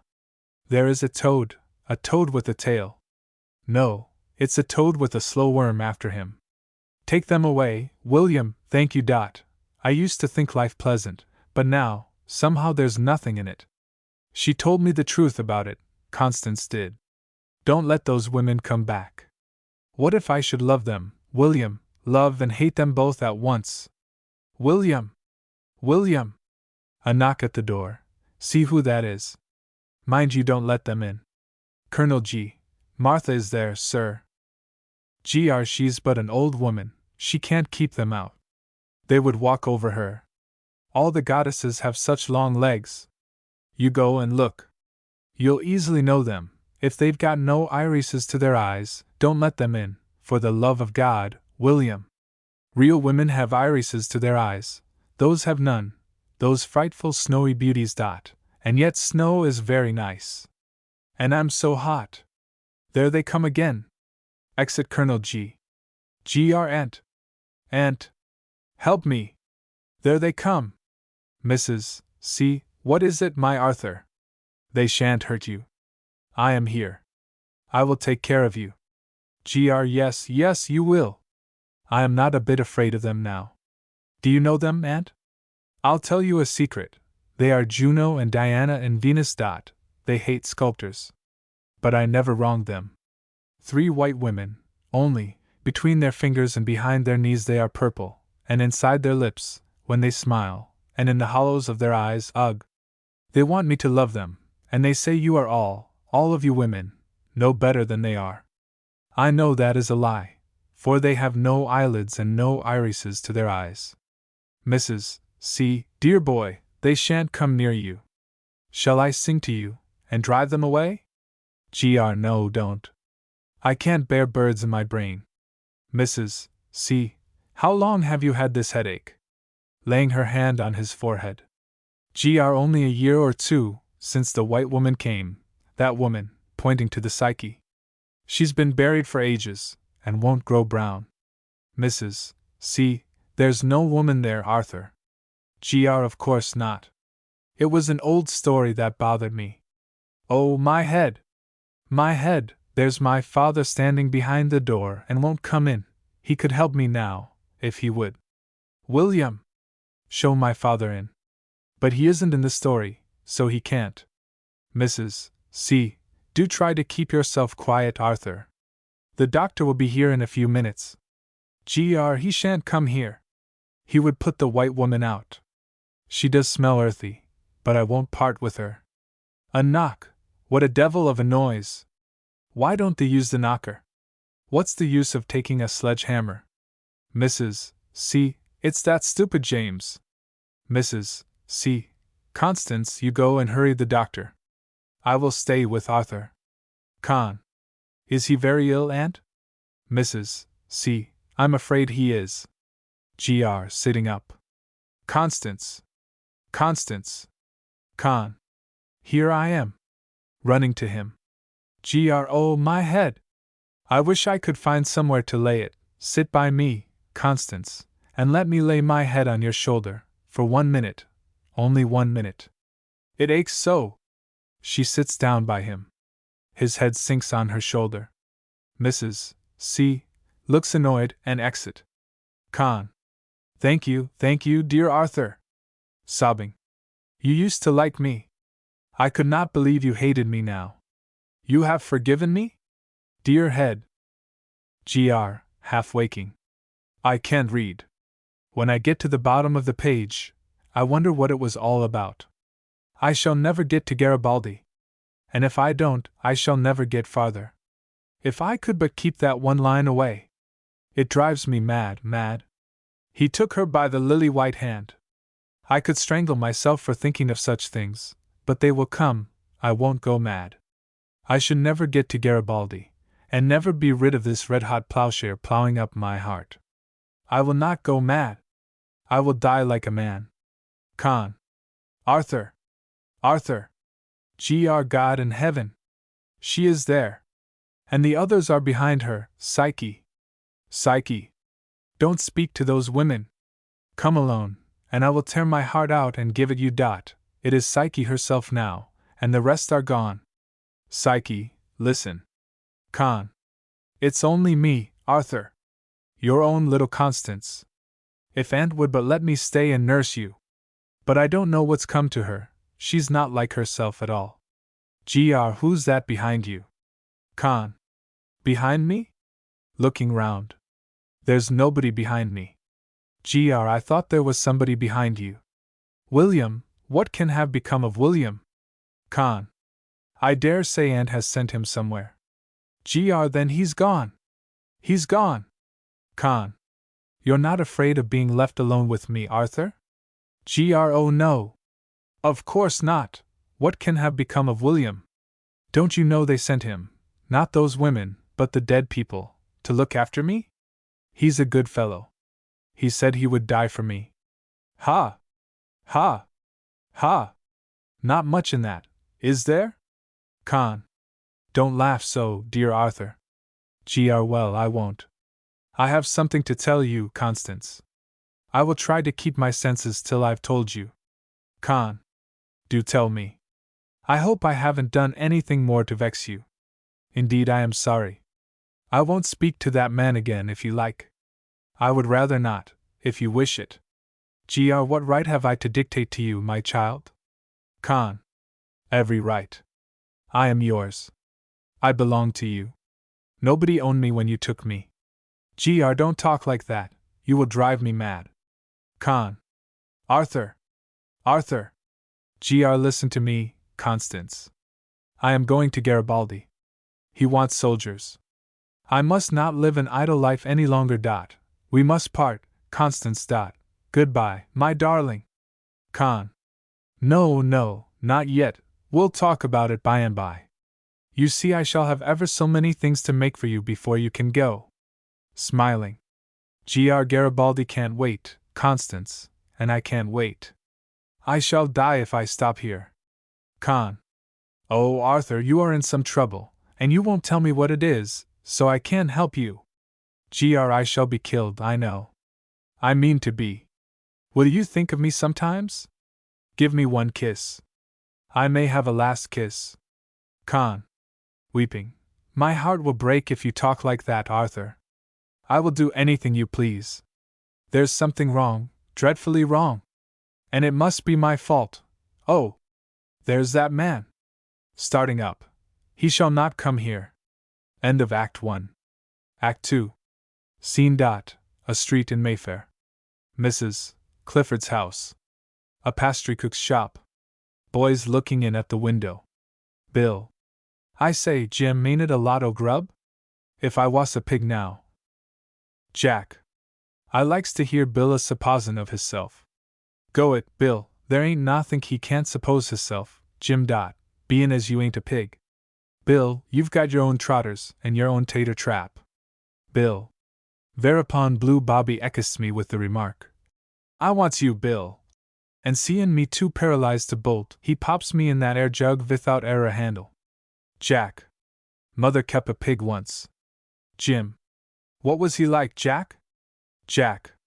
As like any other pig as ever he could look, except that where other pigs is black he wore white, and where other pigs is white he wore black. Jim. Did you have the milk in your tea, Jack? Jack. Pigs ain't got no milk, Jim, you stoop. Bill. Pigs has milk, Jack, only they don't give it to cows. I wish I was the Lord Mayor. Jack. Go it again, Bill. He ought ha' been a beak, Bill ought. What you do, Bill, supposin' as how you was the Lord Mayor? Bill. I'd take all the beaks, and all the peelers, and put their own bracelets on 'em, and feed 'em once a day on scraps so wittles to bring out the hunger. A cove can't be hungry upon nuffin at all. Jim. He gets what mother calls the squeamishes. Jack. Well, Bill? Bill. Well, the worry moment their bellies was as long and as loose as a Ocielo bag of a winter's mornin', I'd bring 'em all up to this air winder, 5 or 6 at a time, with the darbies on, mind ye. Jim. And I'm to be there to see, Bill, ain't I? Bill. If you're good, Jim, and don't forget your prayers. Jack. My eye. It's as good as a penny gaff. Go it, Bill. Bill. Then I up and addresses 'em. My lords and gentlemen, Ca says how ye're all good boys, and goes to church, and don't eat too many wittles, and don't take off your bracelets when you goes to bed, you shall obswerve me eat. Jim. Go it, Bill. I likes you, Bill. Bill. No, Jim, I must close. The imagination is a ungry gift, as the cock said when he bolted the pebbles. Let's sojourn the meetin'. Jack. Yes, come along. 'Tain't a confable corner this year, the wind cuts round uncommon sharp. Them pies ain't good, leastways not to look at. Bill. They ain't digestible. But look ye here, Jack and Jim, ye my kids. Puts an arm round the neck of each, and whispers first to one and then to the other. S.U.S. Now, Mattie, we're close to the house, and I don't want to be seen with you, for she's mad at me. Matt. You must have made her mad then, Sue. S.U.S. She mad me first, what else when she wouldn't believe a word I said. She'd ha' sworn on the gospel book, we sent the parcel up the spout. But she'll believe you, and give you something, and then we'll have a chop. Matt. How can you expect that, Sue, when the work's lost? S.U.S. Never mind, you go and see. Matt. I shan't take it, Susan. I couldn't. S.U.S. Stuff and nonsense. I'll wait you round the corner. I don't like the smell o' them pastry things. Matt.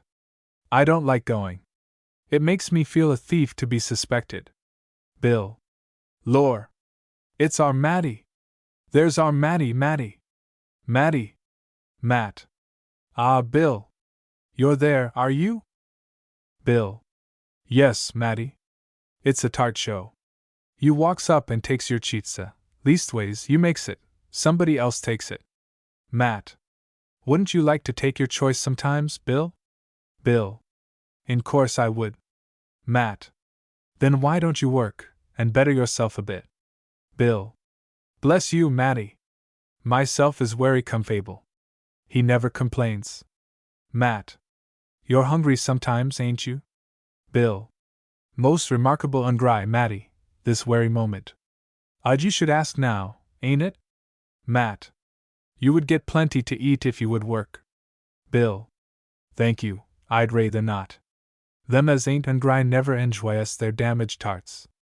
If I'm 'appy, vere's the odds? As the cat said to the mouse as wanted to be let off the engagement. Why should I work more'n any other gentleman? Matt. A gentleman that don't work is a curse to his neighbors, Bill. Bill. Bless you, Matty. I ain't a curse, nohow to nobody. I don't see as you've got any call to say that, Matty. I don't go fakin' clies, or crackin' cribs, nothin' o' the sort. And I don't mind doin' of a odd job if it is a odd one. Don't go for to say that again, Matty. Matt. I won't then, Bill. But just look at yourself, you're all in rags. Bill. Rags is the harrier, as the Skye Terrier said to the black and tan dot. I shouldn't object to a new pair of old trousers, though. Matt. Why don't you have a pair of real new ones? If you would only sweep a crossing. Bill. There ain't a crossin' but what's took.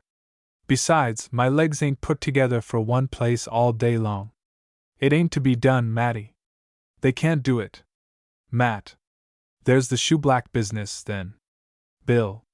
That ain't so bad, 'cause you can shoulder your box and trudge.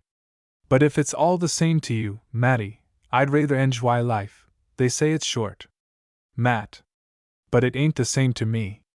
It's so bad for you to be idle, Bill. Bill. Not as I knows on. I'm tolerable jolly, so long's I gets the browns for my bed. Matt. Wouldn't you like a bed with a blanket to it? Bill. Well, yes, if it was guv to me. But I don't go in for knocking of yourself about, to sleep warm. Matt. Well, look here, Bill. It's all Susan and I can do to pay for our room, and get a bit of bread and a cup of tea. It ain't enough, Dot, if you were to earn a few pence now. Bill. Oh golly! I never thought o' that. What a hass I were, to be sure. I'll go a shoeblackin' tomorrer, I will. Matt. Did you ever black a shoe, Bill? Bill. I tried a boot oncet, when Jim wore a blackin' for a day or two. But I made nothink on it, nothink worth mentionin'. The blackin' or somat was wrong. The gentleman said it were coal dust, and he'd slog me, and adwised me to go and learn my trade. Matt. And what did you say to that? Bill. Hollered out, "Shine your boots!" as loud as I could holler. Matt. You must try my boots next time you come. Bill. This very night, Matty. I'll make 'em shine like plate glass, see then if I don't. But where'll I get a box and brushes? Matt. You shall have our brushes and my footstool. Bill. I see. Turn the stool upside down, put the brushes in, and carry it by one leg, as drunken Moll does her kid. Dot. Here you are, sir. Black your boots, sir, shine your trotters, sir? Bawling. Matt. That'll do, Bill. Famous. You needn't do it again, holding her ears. Would you like a tart? Bill. Just wouldn't I, then, shine your boots. Matt. Laughing. Do hold your tongue, Bill. There's a penny for a tart. Bill. Thank you, Matty. Thank you. Jack and Jim, touching their supposed caps.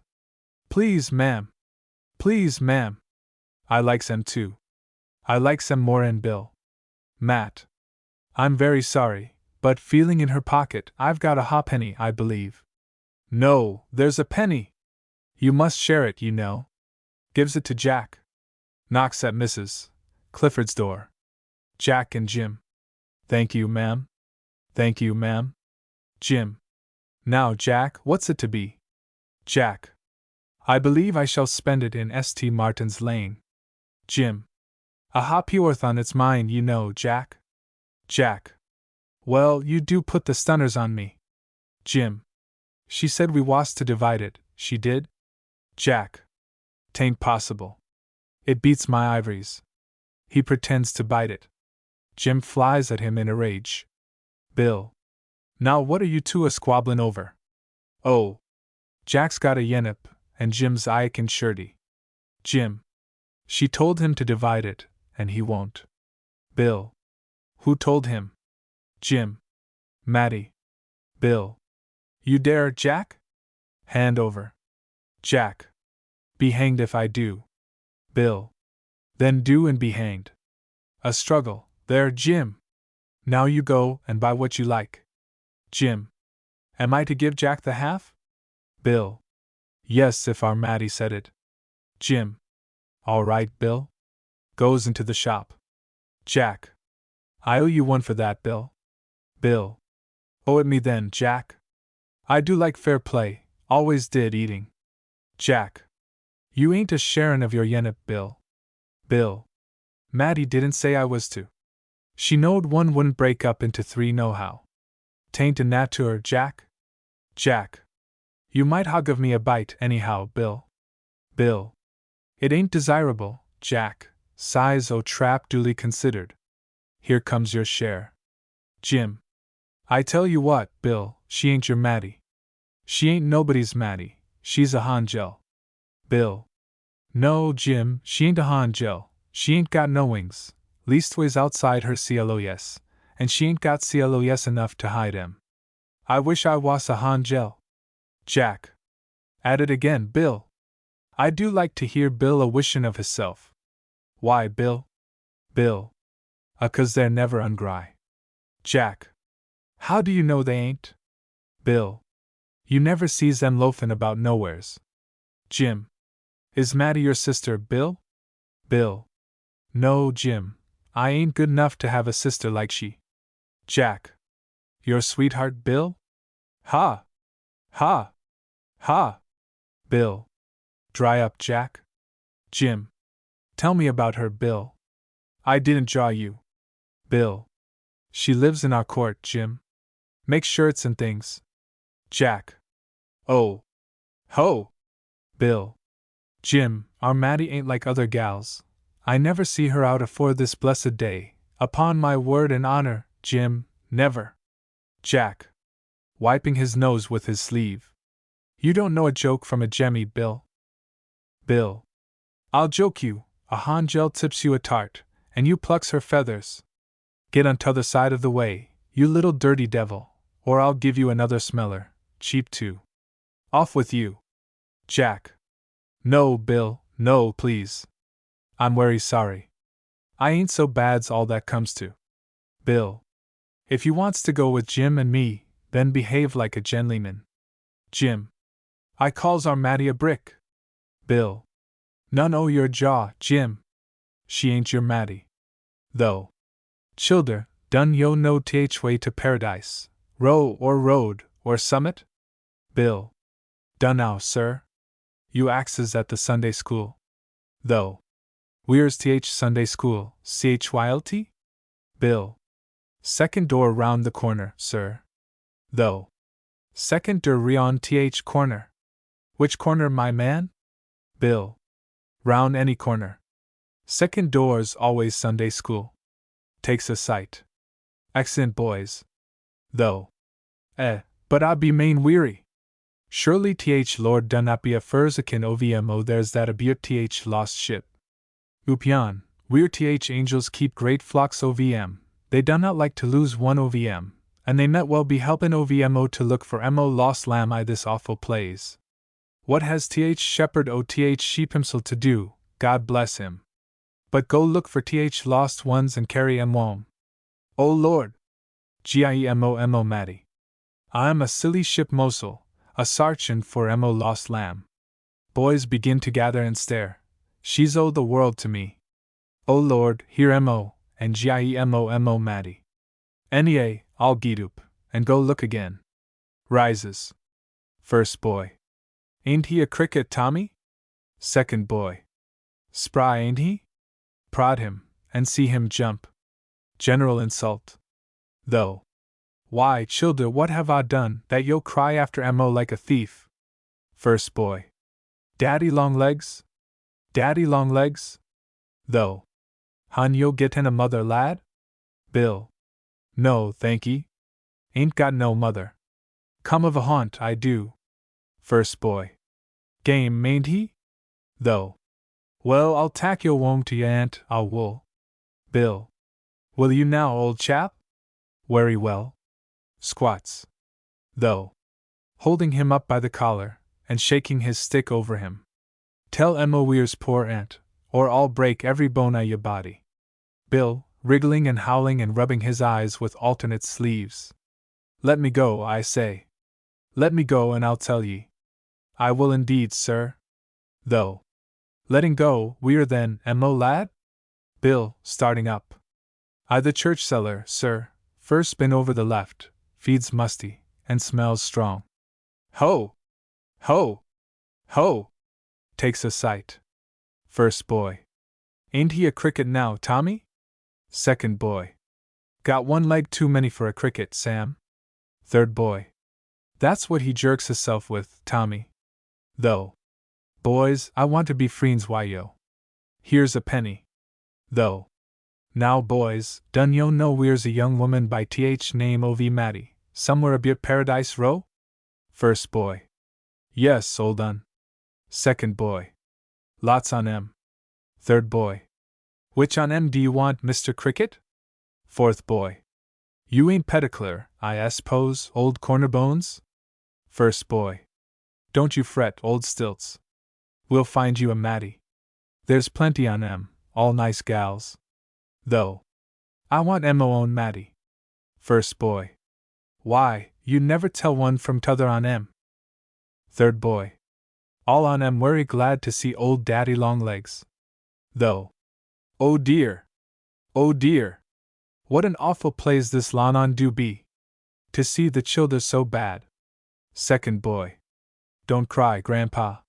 She de chaff you worser 'en us. We're only poor little innocent boys. We don't know nothink, bless you. Oh no! First boy. You'd better let her alone, arter all, bag o' nails. Second boy. She'll have it out on you now, for whoppin' of her when she wore a kid. First boy. She's a whopper herself now. Third boy. Mighty fine, with your shirt for a great coat. He. Fourth boy. Matty never kicks us poor innocent boys, 'cause we ain't got no mothers to take our parts. Boo-hoo! Jack. What's the row, Bill? Bill. Done now, Jack. Old chap collared me when I wasn't a-litin' to him. He's after some Matty or other. It can't be our Matty. She wouldn't never have such a blazin' old parent as that. Jack. Supposin' it was your Matty, Bill, would you split, and let Skull and Crossbones nab her? Bill. Would I? Would I, and over our Matty to her natural enemy? Did you ax it, Jack? Jack. Natural enemy. My eye, Bill. What words you fakes. Bill. Ain't he her natural enemy, then? Ain't it your father as bumps your 'ed and cusses ye, unless ye see him eat? Afore he gets our Matty, I'll bite. Though. Poor lad. Poor lad. Dunnot say that. Her feyther's best friend who's get in. More's pity, for it's not Michigan he can do for her. But he would do for her, he would. Though. Oh, Emo Matty. Emo Matty. Colonel G, poor old fellow. Are you hurt? Though. You'll be a followin' of Emo too. Colonel G, what are you doing here? Though. What am I doing here? Thee knows well enough what are ye doing here. It rio thy fayut, man.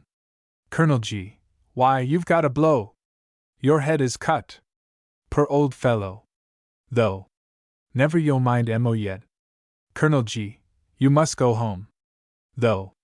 Gu wom says to. Ah gu nowheres but to th grave afore avi fond Mo sich wildty. Colonel G, come along with me. I will do all I can to find her. Perhaps I can help you after all. Though. A mac any a dogged o that, man, and they seems a gradely chap I'm amos spent. And I'm sick. Do not let th boys shove Mo about again. Colonel G, I will not. They shan't come near you. Take my arm. Poor old fellow. If you would but trust me. Hey! Cab there! S.U.S. I wonder whatever's come to Mattie. It's long time she was out again. Matt. Oh, Susan! Susan! Falls. S.U.S. Mattie! Kneels beside her, and undoes her bonnet. Pull. What ails her? Goes to lift her. S.U.S. Leave her alone, will you? Let her head down. Get some water. Pull.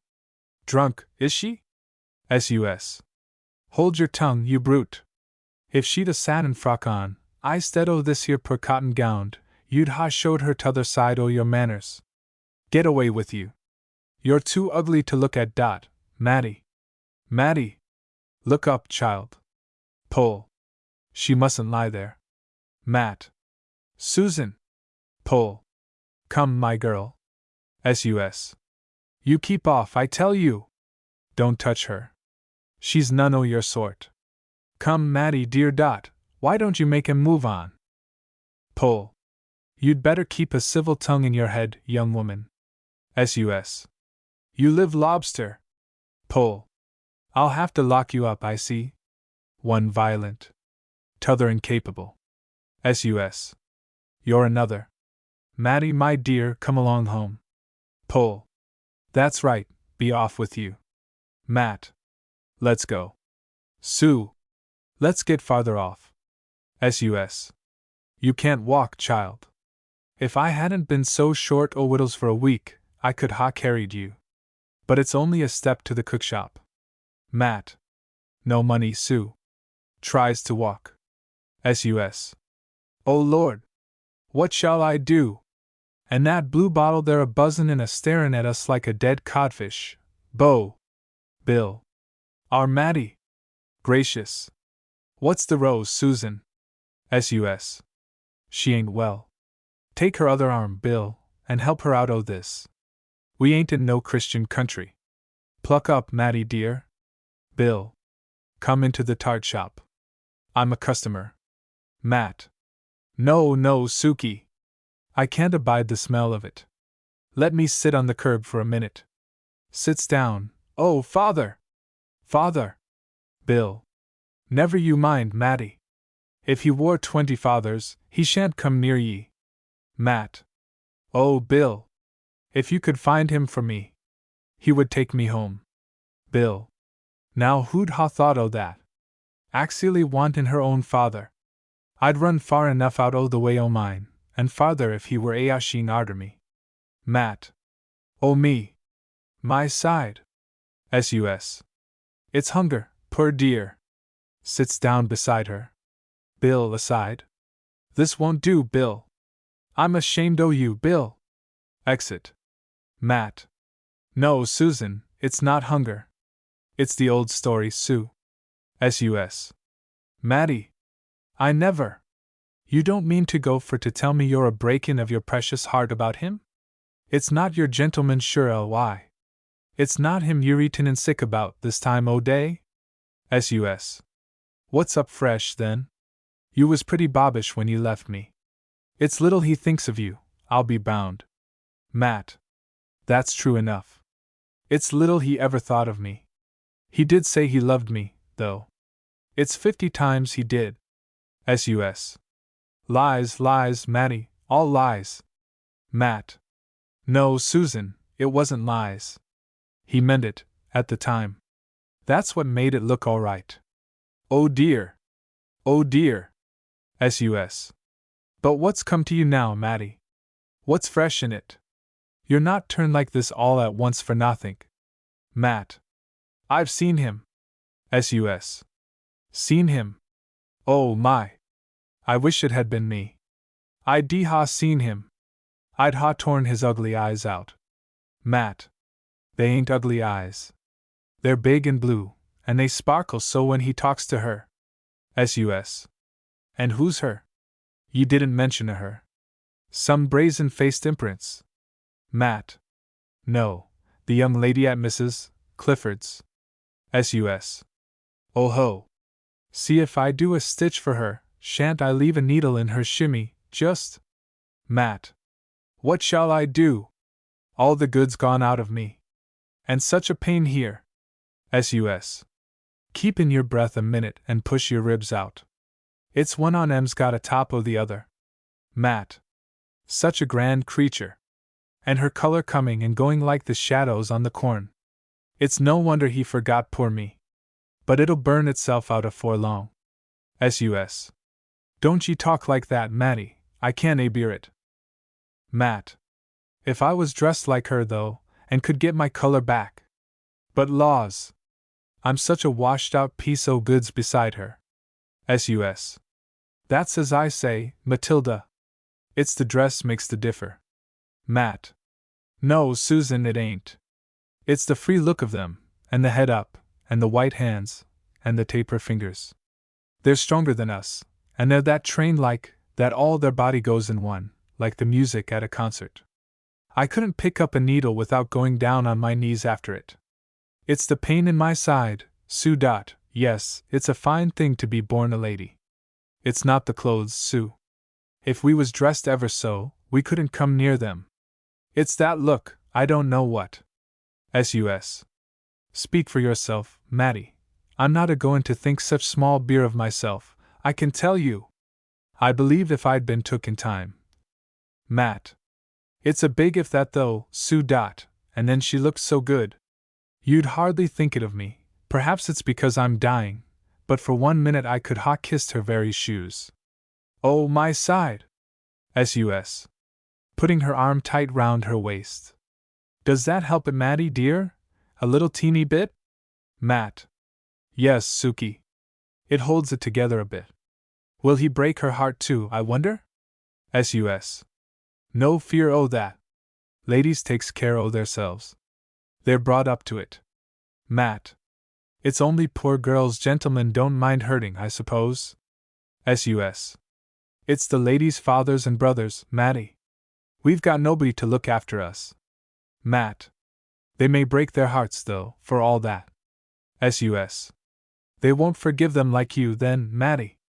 Matt. I dare say they're much the same as we are when it comes to that, Sue. S.U.S. Don't say me, Matty. I wouldn't forgive him, no, not if I was to die for it. But what came of it, child? Matt. I made some noise, I suppose, and the lady started. S.U.S. And then you up and spoke? Matt. I turned sick, and fell down. S.U.S. Poor dear. Matt. She got me a glass of wine, but I couldn't swallow it, and got up and crawled out. S.U.S. Did he see you? Matt. I think he did. S.U.S. You'll tell her, in course? Matt. No, Sue, he'd hate me, and I couldn't bear that. Oh me! My side! It's so bad. S.U.S. Let's try for home, Matty. It's a long way, and there's nothing to eat when you're there, but you can lie down, and that's everything to them as can't sit up. Matt. Rising. I keep fancying I'm going to meet my father. S.U.S. Let's fancy it then every turn all the way home, and that'll get us along. There, take my arm. There, come along. Excellent. Bill. Come. It's blackin' all over. When gents can't no longer see their boots, 'tain't much use offerin' to shine 'em. But if I can get a penny, I will. I must take a tart to Matty, or this here damaged one, laying his hand on his stomach, won't go to sleep this night. Bill. Black your boots for a party, sir? What? Aside, the very rascal I saw her speaking to. But wasn't she a brick not to split? That's what I call devotion now. There are some of them capable of it. I'll set her up for life. I'd give a cool 1,000 it hadn't happened, though. I saw her father too hanging about Gervaise's yesterday. Bill. Clean your boots, sir? Shine 'em till they grin like a Cheshire cat eating cheese. What? Shine away, you beggar. Bill, turning up his trousers. I ain't no beggar, sir. Shine for a shiner's fair play. What? Do you live in this neighborhood? Bill. No, sir. What? Where then? Bill, feeling where a pocket should be. I don't appear to have a card about me, sir, but my address is Lamb's Court, Camomile Street. Leastways I do my sleepin' not far off of it.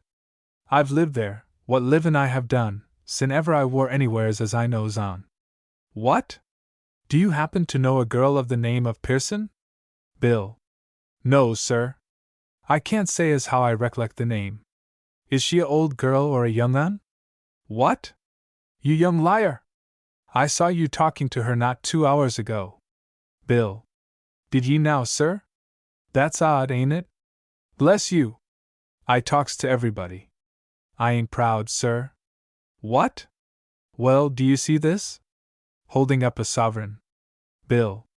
That's one o' them tilings what don't require much seein', sir. There. Bright as a butterfly. T'other twin, sir. What? I'll give you this, if you'll do something for me, and another to that when the thing's done. Bill. Tain't stealin', sir? What? No. Bill. 'Cause you see, Matty. What? Who did you say? Bill. Old Madge as lets the beds at 2pence a short night. Tain't stealin', you say, sir? What? What do you take me for? I want you to find out for me where the girl Pearson lives, that's all.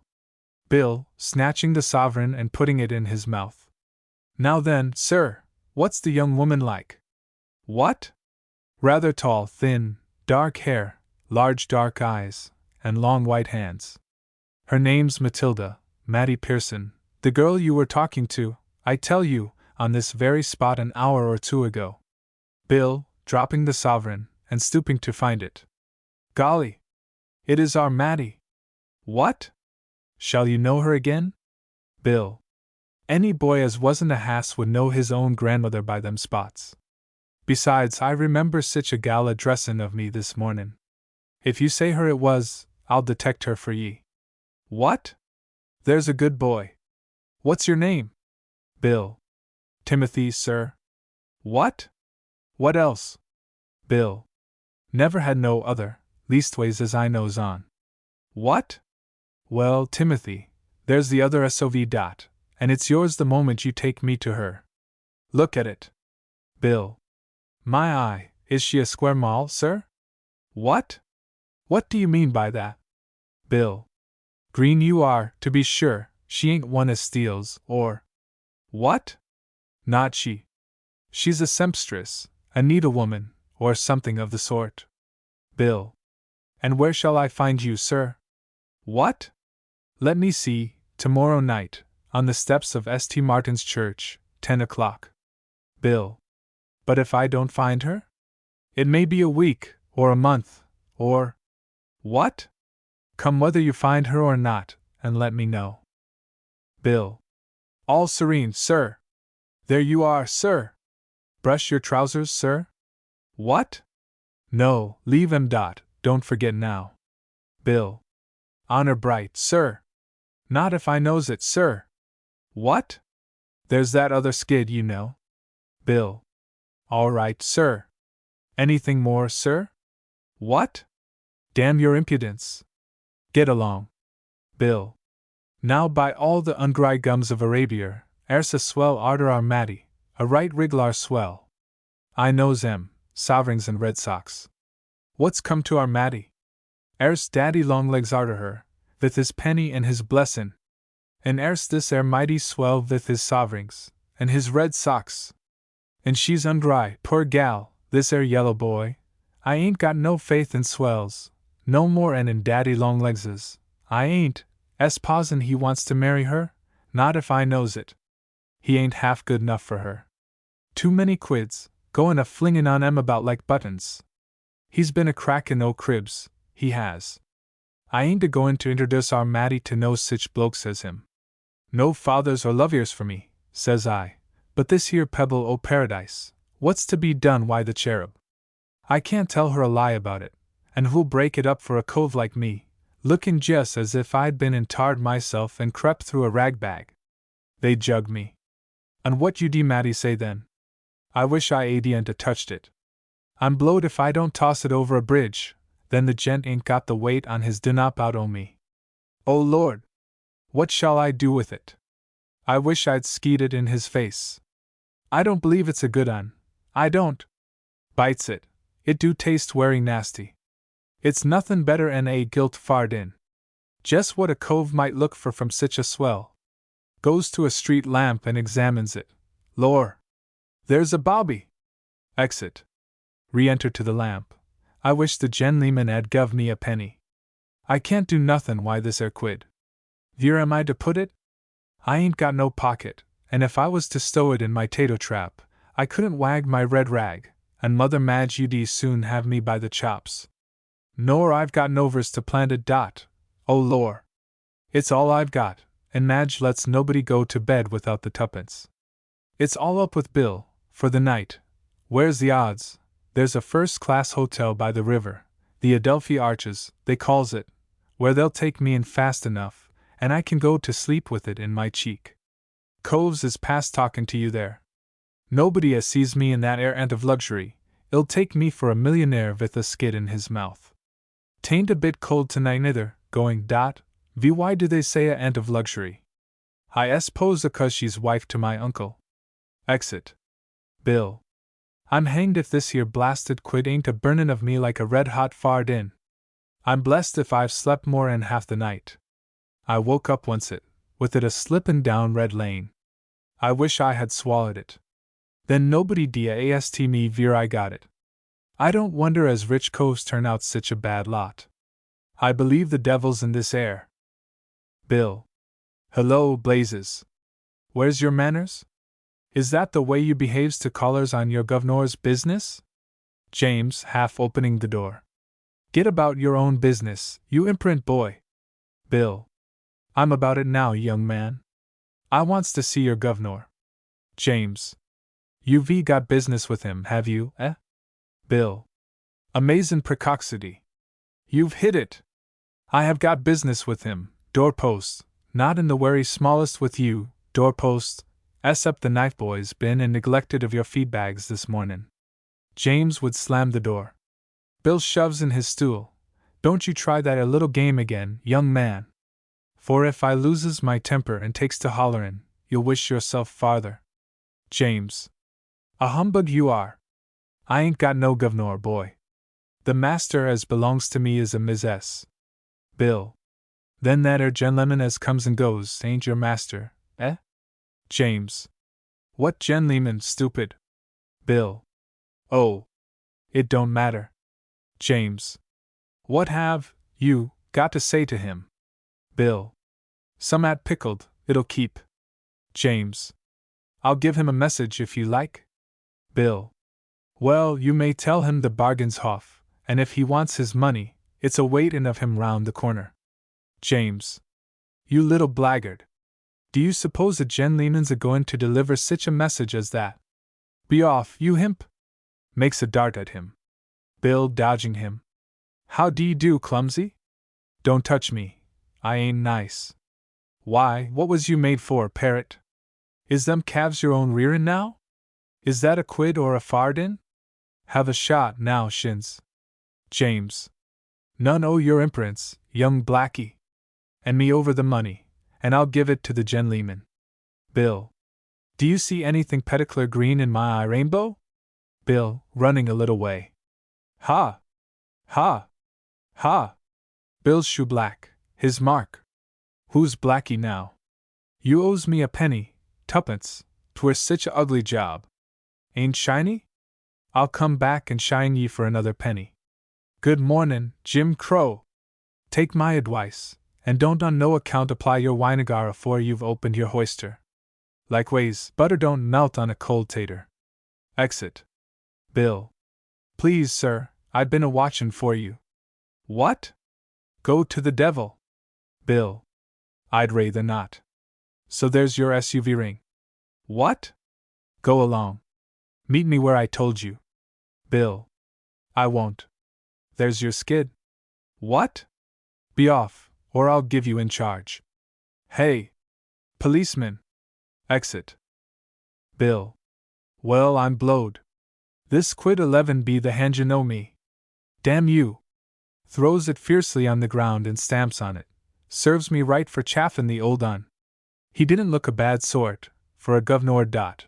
Now I reflexes, I heerd Matty spoone on some father or other, afore. Oh Lord!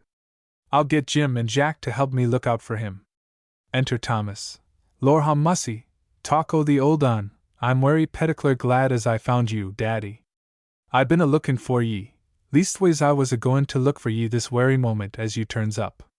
I chaffed you like a zoological monkey yesterday, Daddy, and I'm wery sorry. But you see fathers ain't nice I this 'ere part o' the continent. Enter James, in plain clothes, watching them. They ain't no good nohow to nobody. If I was a husband and a father, I don't know as how I should be a one, myself. Praps I might think it were my turn to break arms and legs. I knowed more 'an one father as did. It's no wonder the boys is a plaguey lot, Daddy. Though. Goo away, boy. Dost o' yer, I've seen so Michigan wickedness in a coom to lawn on, that I do not know whether to break tea yed, or to goo why though. There be thieves and there be robbers. Bill. Never fear, Daddy. You ain't worth robbin' of, I don't think. Though. How dost o' know that? I've more and I want to lose a bit mo. Bill. Then Matty'll have summat to eat, will she, Daddy? Though. Summat to eat, boy. Be mo Matty hungry, dun yo think? Bill. Many and many's the time, Daddy. Though. Yai, afore her dinner. Bill. And after it too, Daddy? Though. Oh Lord, and what does who do when who is hungry? Bill. Grins and bears it. Come and see her, Daddy? Though. Oh Lord. Mo Matty, and nothin' to ate. Goo on, boy. I'm bun to follow yo. Tak mo weir yo like. I'll goo. Bill. Come along then, Daddy.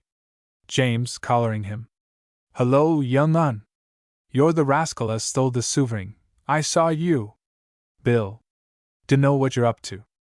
I never stole nothink. James. Oh no. Of course not. What's that in your fist now? Catches Bill's hand, and forces it open. There. Though. There. There. The like o' that. Are ye agoin' why a thief? All were. Bill. Never you mind, Daddy. It were gov to me. James. That's what they always says, Sir Dot. You come along, Dot. I'd be obliged to you, sir, if you would come too, and say you saw him. Though. Nay. I cannot say I say him stale it. James. You saw it in his hand. Though. Yai. I did. Bill. It was gov to me, I tell ye. James. Honest boy, this one. Looks like it, don't he, sir? What do you think of yourself, you young devil, a decoying of a gray-haired old gentleman like this? Why, sir, him and his pals you'd ha taken every penny you had about you. Murdered you, they might, I've knowed as much. It's a good thing I appeared on the spot. Dot. Come along, you bad boy. Bill. I didn't take it. And I won't go. James. Come along. They'll change it for you at the lockup. Bill. You didn't see me steal it. You ain't never a-goin' to gi me in charge? James. Wrong again, young un. That's precisely what I am a-goin' to do. Bill. Oh, sir. Please, sir. I'm a honest boy. It's the Bible truth. I'll kiss 20 books on it. James. I won't ax you, Dot. Why, sir, he ain't even one o' the shoe brigade. He ain't got a red coat. Bless my soul. He ain't even got a box, nothin' but a scrubby pair o' brushes as I'm alive. He ain't no shoe black. He's a thief as pretends to black shoes and picks pockets. Bill. You're a liar! I never picked a pocket in my life. James. Bad language, you see. What more would you have? Though. Who'd ever let out o' sich wickedness in a boy like that? Bill. I ain't a wicked boy, no, nay, don't they tell Mo that? They made gam of Mo, and hurried and scurried Mo, as for I'd been a mac o' a devil, yo did. James.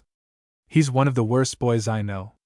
This Timothy is one of the very worst boys in all London. Bill aside. Timothy, eh? I twigs. It's Rainbow, by Peter and Paul, look why here, old gentleman. This air's a bad cove as is taking advantage o' your woolliness. I knows him. His master guv me the sovereign. He guv it to me to tell him where your Matty was. James. Don't you fancy you're geein' to take in an experienced old gentleman like that with your cock and bull stories? Come along, I say. Hey! Police! Bill. Here you are. Takes the coin from his mouth, rubs it dry on his jacket, and offers it. I don't want it. Give it to old hunks there. He shan't never see his Matty. I were right to chivy him, arter all.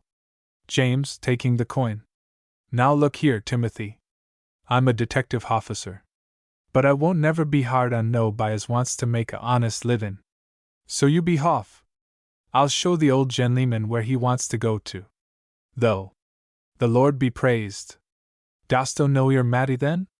James. It's the duty of a detective officer to know every girl in his beat. Bill. My eye. There's a wonner. Though.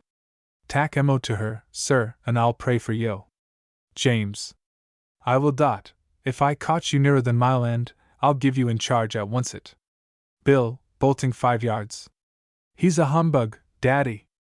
But he'll serve you right. He'll melt you down for taller. He ain't no 'tective. I know him. Though. Go away. Bill. Goodbye, daddy. He don't know your Matty. Goodbye, Skellington. Exit. Though. Secca boy. James. Let me see. You want a girl of the name of Matty? Though. I do, sir. James. The name is not an uncommon one. There's Matty Kent? Though. Nay, it's no her. James. Then there's Matty Winchfield? Though. Nay, it's no her. James. Then there's Matty Pearson? Though. Yah, that's who. That's who. We're? James. Well, it's too far for a man of your age to walk, but I'll call a cab, and we'll go comfortable. Though. But I cannot afford to pay for a cab, as yo co it. James. You don't suppose I'm a-goin' to put an honest man like you to expense? Though. It's but reasonable I should pay. But they knows best. James. Hey! Cab there! Excellent. Bill. I'll have an eye of him, though. The swell as give me the yellow boy, he's his master. Poor old codger. He'll believe any cove but the one as tells him the truth. Colonel G. I was just coming to see you, Clara. Mrs. C. And I was going to see you. How's Arthur today? I thought you would have come yesterday. Colonel G. My poor boy is as dependent on me as if I were not his father. I am very anxious about him. The fever keeps returning. Mrs. C. Fortune seems to have favored your mad scheme, Walter. Colonel G. Or something better than fortune. Mrs. C. You have had rare and ample opportunity. You may end the farce when you please, and in triumph. Colonel G. On the contrary, Clara, it would be nothing but an anticlimax to end what you are pleased to call the farce now. As if I could make a merit of nursing my own boy. I did more for my black servant. I wish I had him here. Mrs. C. You would like to double the watch, would you? Colonel G. Something has vexed you, Clara. Mrs. C. I never liked the scheme, and I like it less every day. Colonel G. I have had no chance yet. He has been ill all the time. I wish you would come and see him a little oftener. Mrs. C. He doesn't want me. You are everything now. Besides, I can't come alone. Call G. Why not? Mrs. C. Constance would fancy I did not want to take her. Colonel G. Then why not take her? Mrs. C. I have my reasons. Colonel G. What are they? Mrs. C. Never mind. Colonel G. I insist upon knowing them. Mrs. C. It would break my heart, Walter, to quarrel with you, but I will if you use such an expression. Colonel G. But why shouldn't you bring Miss Lackerder with you? Mrs. C. He's but a boy, and it might put some nonsense in his head. Colonel G. She's a fine girl. You make a friend of her. Mrs. C. She's a good girl, and a ladylike girl, but I don't want to meddle with the bulwarks of society. I hope to goodness they will last my time. Colonel G. Clara, I begin to doubt whether pride be a Christian virtue. Mrs. C. I see. You'll be a radical before long. Everything is going that way. Colonel G. I don't care what I am, so I do what's right. I'm sick of all that kind of thing. What I want is bare honesty. I believe I'm a Tory as yet, but I should be a radical tomorrow if I thought justice lay on that side. If a man falls in love with a woman, why shouldn't he marry her? Mrs. C. She may be unfit for him. Colonel G. How should he fall in love with her then? Men don't fall in love with birds. Mrs. C. It's a risk, a great risk. Colonel G. None the greater that he pleases himself, and all the more worth taking. I wish my poor boy. Mrs. C. Your poor boy might please himself and yet not succeed in pleasing you, brother. Colonel G. Aside. She knows something. I must go and see about his dinner. Goodbye, sister. Mrs. C. Goodbye, then. You will have your own way. Colonel G. This once, Clara. Exeunt severally. End of Act 2. Act 3. Scene. A garret room. Mattie. Susan. Matt. At the worst we've got to die some day, Sue, and I don't know but hunger may be as easy a way as another. S.U.S. I'd rather have a choice, though. And it's not hunger I would choose. Matt. There are worse ways. S.U.S. Never mind, we don't seem likely to be bothered. Why choose sin? Matt. There's that buttonhole done. Lays down her work with a sigh, and leans back in her chair. S.U.S. I'll take it to old Nathan. It'll be a chop apiece. It's wonderful what a chop can do to hearten you up. Matt. I don't think we ought to buy chops, dear. We must be content with bread, I think. S.U.S. Bread, indeed. Matt. Well, it's something to eat. S.U.S.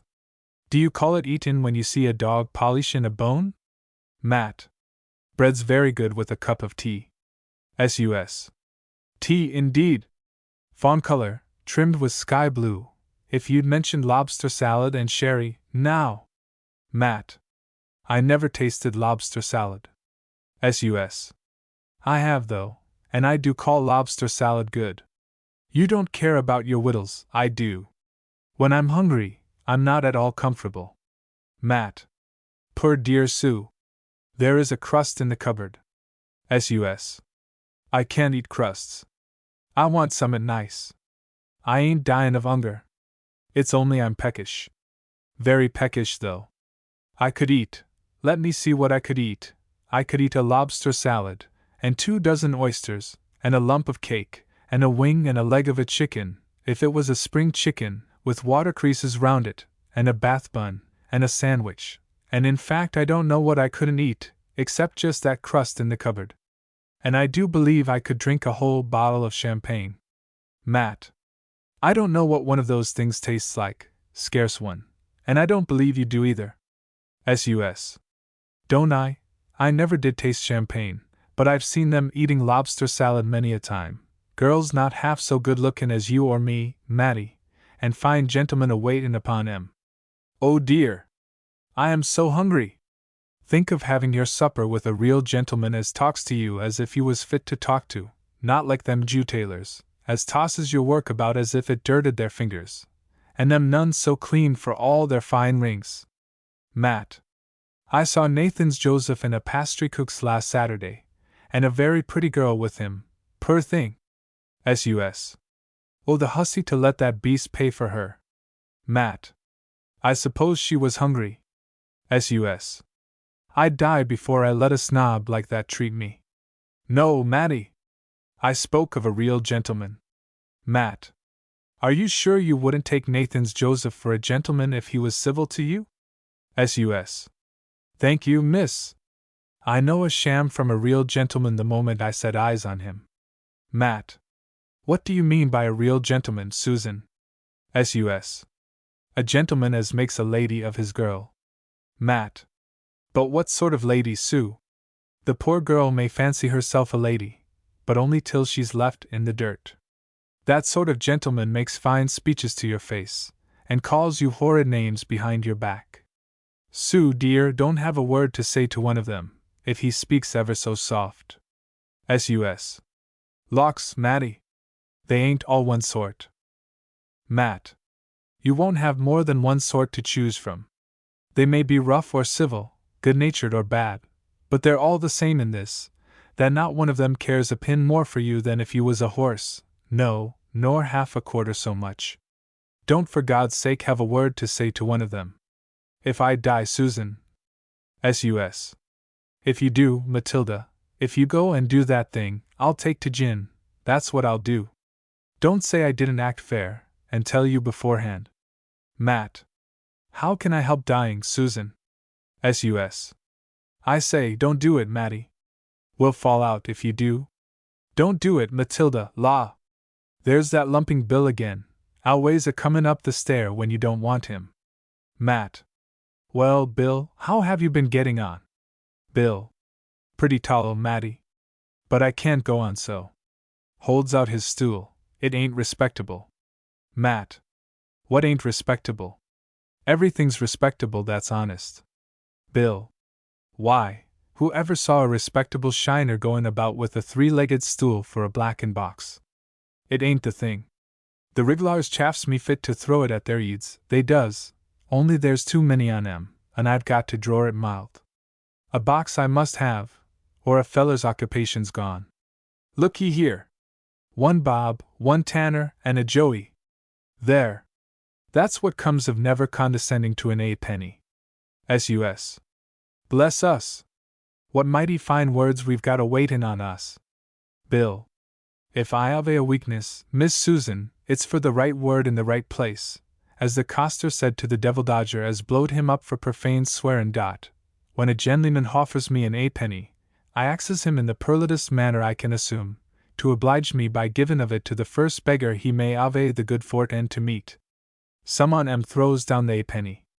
Most on 'em makes it a penny. But I say, Matty, you don't want nobody arter you, do you now? Matt. I don't know what you mean by that, Bill. Bill. You don't want a father, do you now? Do she, Susan? S.U.S. We want no father a hectorin' here, Bill. You ain't seen one about, have you? Bill. I seen a rig'lar swell arter Matty, anyhow. Matt. What do you mean, Bill? Bill. A rig'lar swell, I repeats it, a astin' arter a young woman by the name o' Matty. S.U.S. Pulling him aside. Hold your tongue, Bill.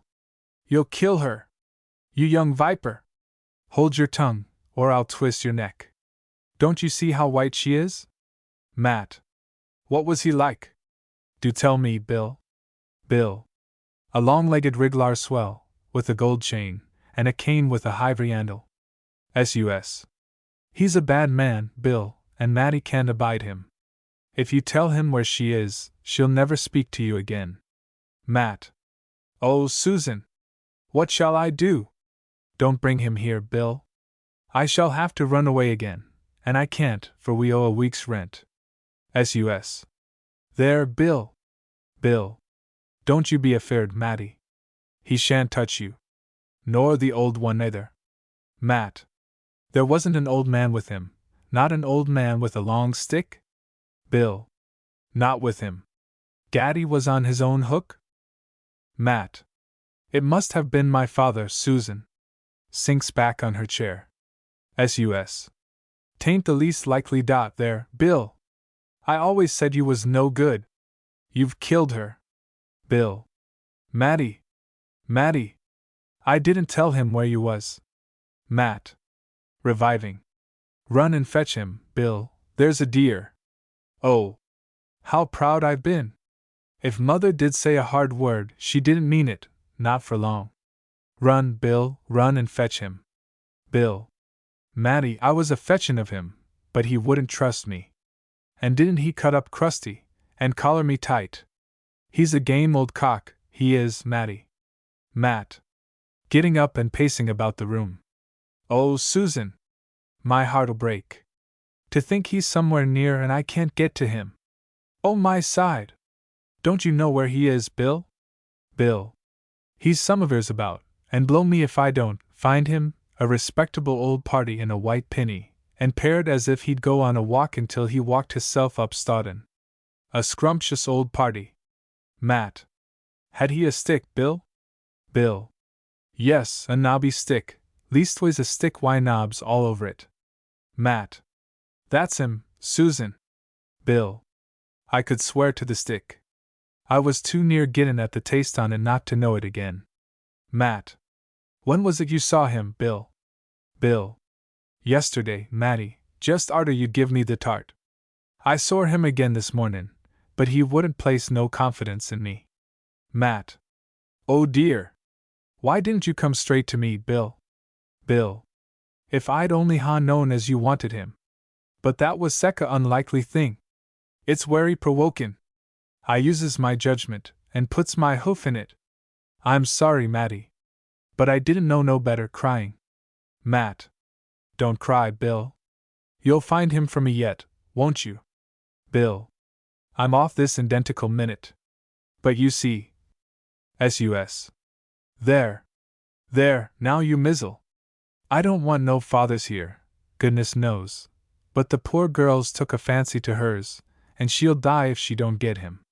Run now, there's a good boy. Exit Bill. You ain't forgotten who's a-comin', Matty? Matt. No, indeed. S.U.S. Well, I hope she'll be civil, or I'll just give her a bit of my mind. Matt. Not enough to change hers, I'm afraid. That sort of thing never does any good. S.U.S. And am I to go a-twiddlin' of my thumbs, and sayin' yes, ma'am, and no, ma'am?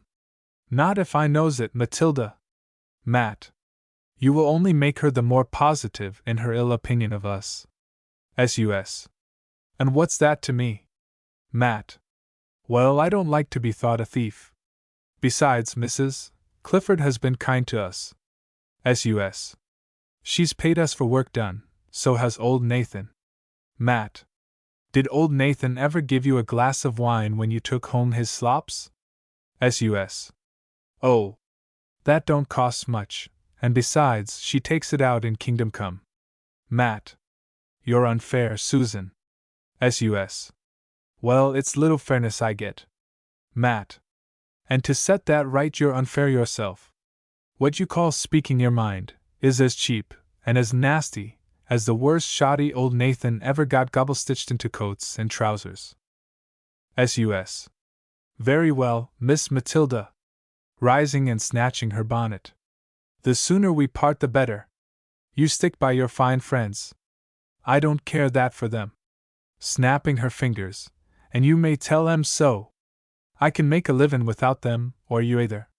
Goodness gracious knows it ain't much of a livin' I've made sin' I come across you, miss. Exit. Matt trying to rise. Susan! Susan! Lays her head on the table. Mrs. C. Wait on the landing, James. James. Yes, ma'am. Mrs. C. Well, Miss Pearson. Matty offers a chair. No, thank you. That person is still with you, I see. Matt. Indeed, ma'am, she's an honest girl.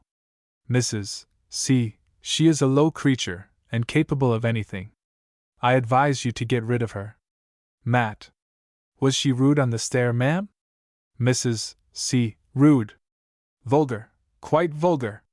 Insulting. Matt. I am very sorry. But believe me, ma'am, she is an honest girl, and never pawned that work. It was done, every stitch of it, and the loss of the money is hard upon us too. Indeed, ma'am, she did lose the parcel. Mrs. C., you have only her word for it.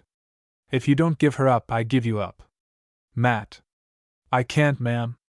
She might go into bad ways if I did. Mrs. C., she can't well get into worse. Her language. You would do ever so much better without her. Matt. I daren't, ma'am. I should never get it off my conscience. Mrs. C., your conscience indeed. Rising.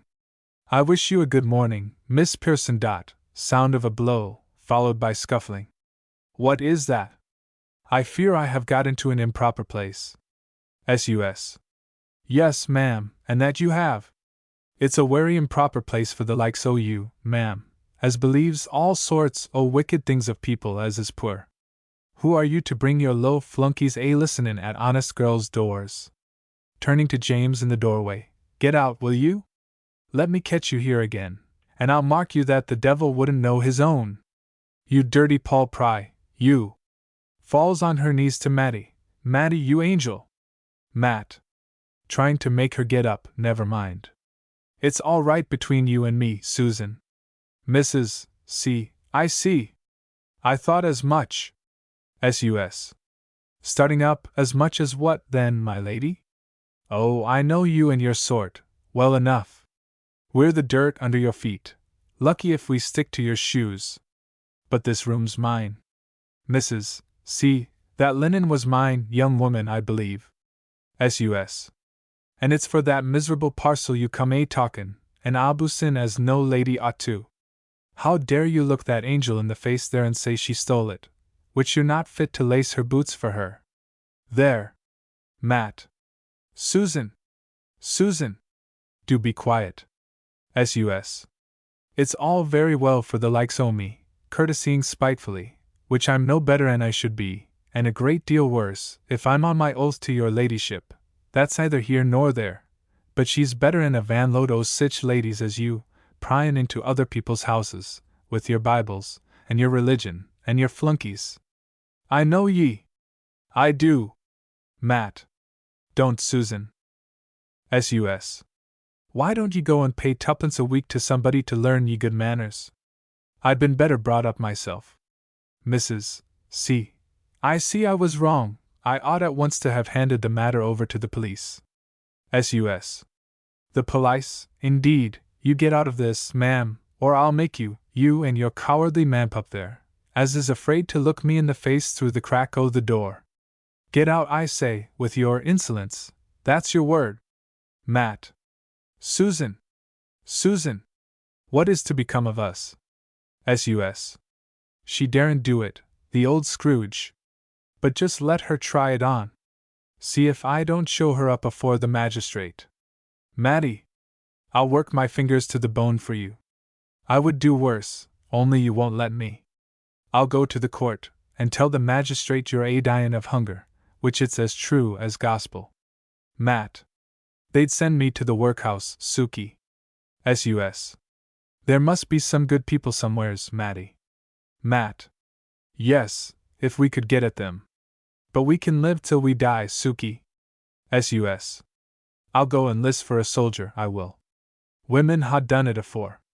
It's quite respectable, so long as they don't find you out, and they shouldn't me. There's ne'er a one o' the redcoats'll cut up rougher and I shall, barrin' the beard, and that don't go for much nowadays. Matt. And what should I do without you, Susan? S.U.S. Do you care to have me, then? Matt. That I do, indeed. But you shouldn't have talked like that to Mrs. Clifford. Ladies ain't used to such words. They sound worse than they are, quite dreadful to them. She don't know your kind heart as I do. Besides, the look of things is against us. Ain't it now? Say yourself? S.U.S. Starting up, I'll go and beg her pardon. I'll go directly, I will. I swear I will. I can't a-bear her, but I'll do it. I believe hunger has nigh drove me mad. Matt. It takes all the madness out of me. No, Susan, we must bear it now. Come along. We can be miserable just as well working. There's your sleeve. I'll thread your needle for you. Don't cry, there's a dear. S.U.S. I will cry. It's all I ever could do to my own mind, and it's all as is left me. But if I could get my claws on that lover o' yours, I wouldn't cry then.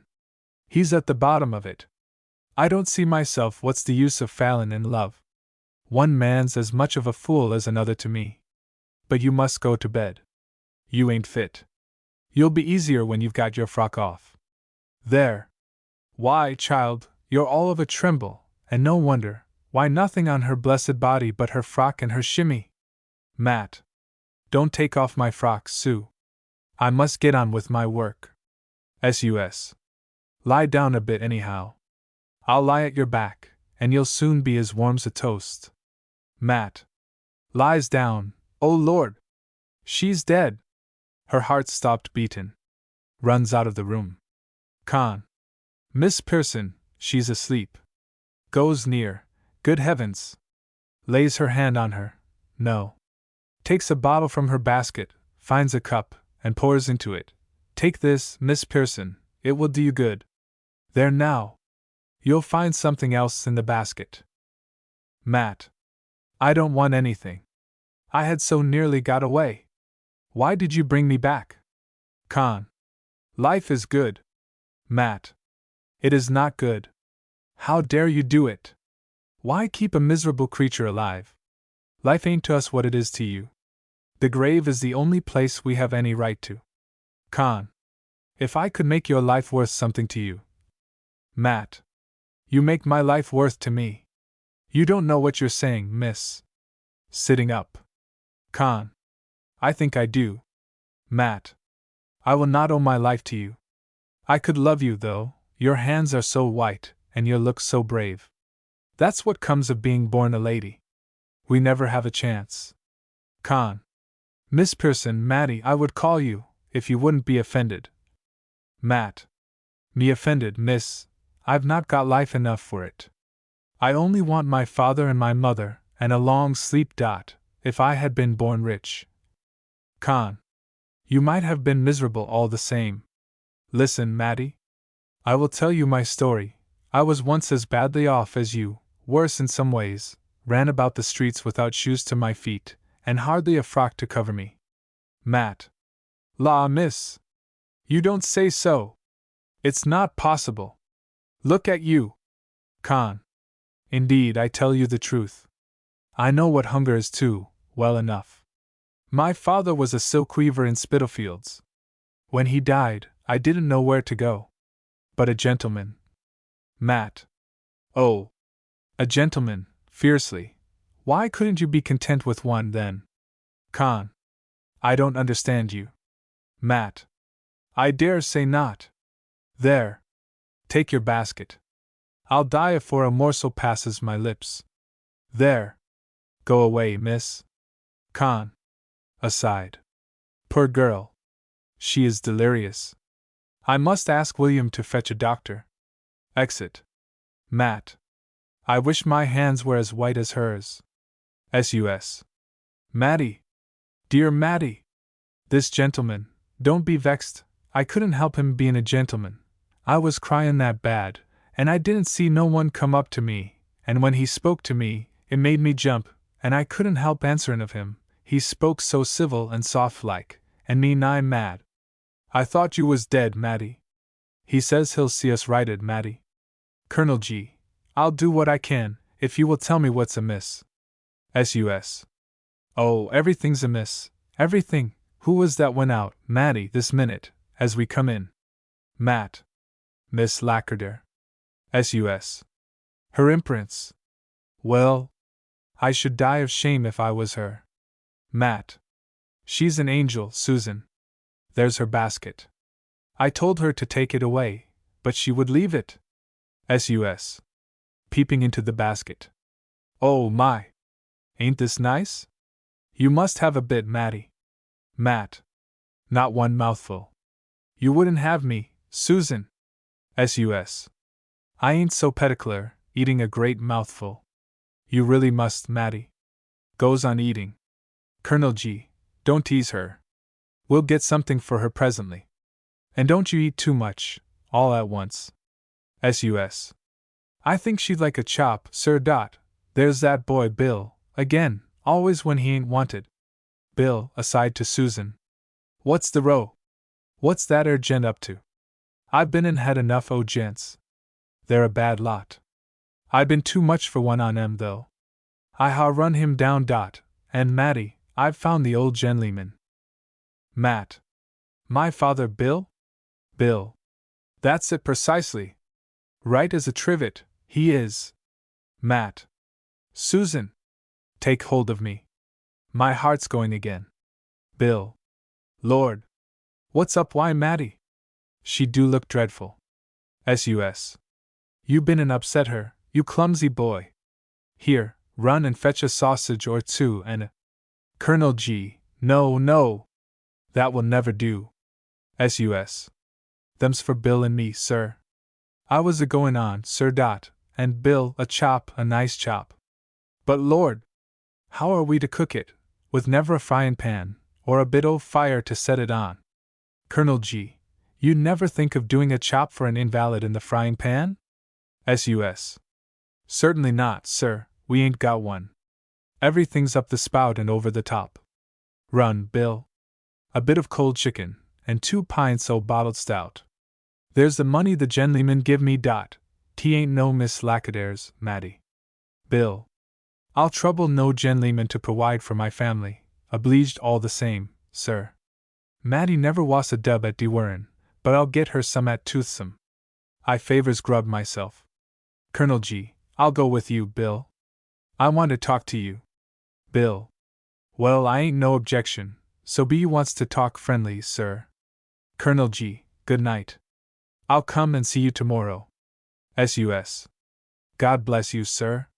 You've saved both on our lives. I was a-going to drown myself, Matty, I really was this time. Wasn't I, sir? Colonel G. Well, you looked like it, that is all I can say.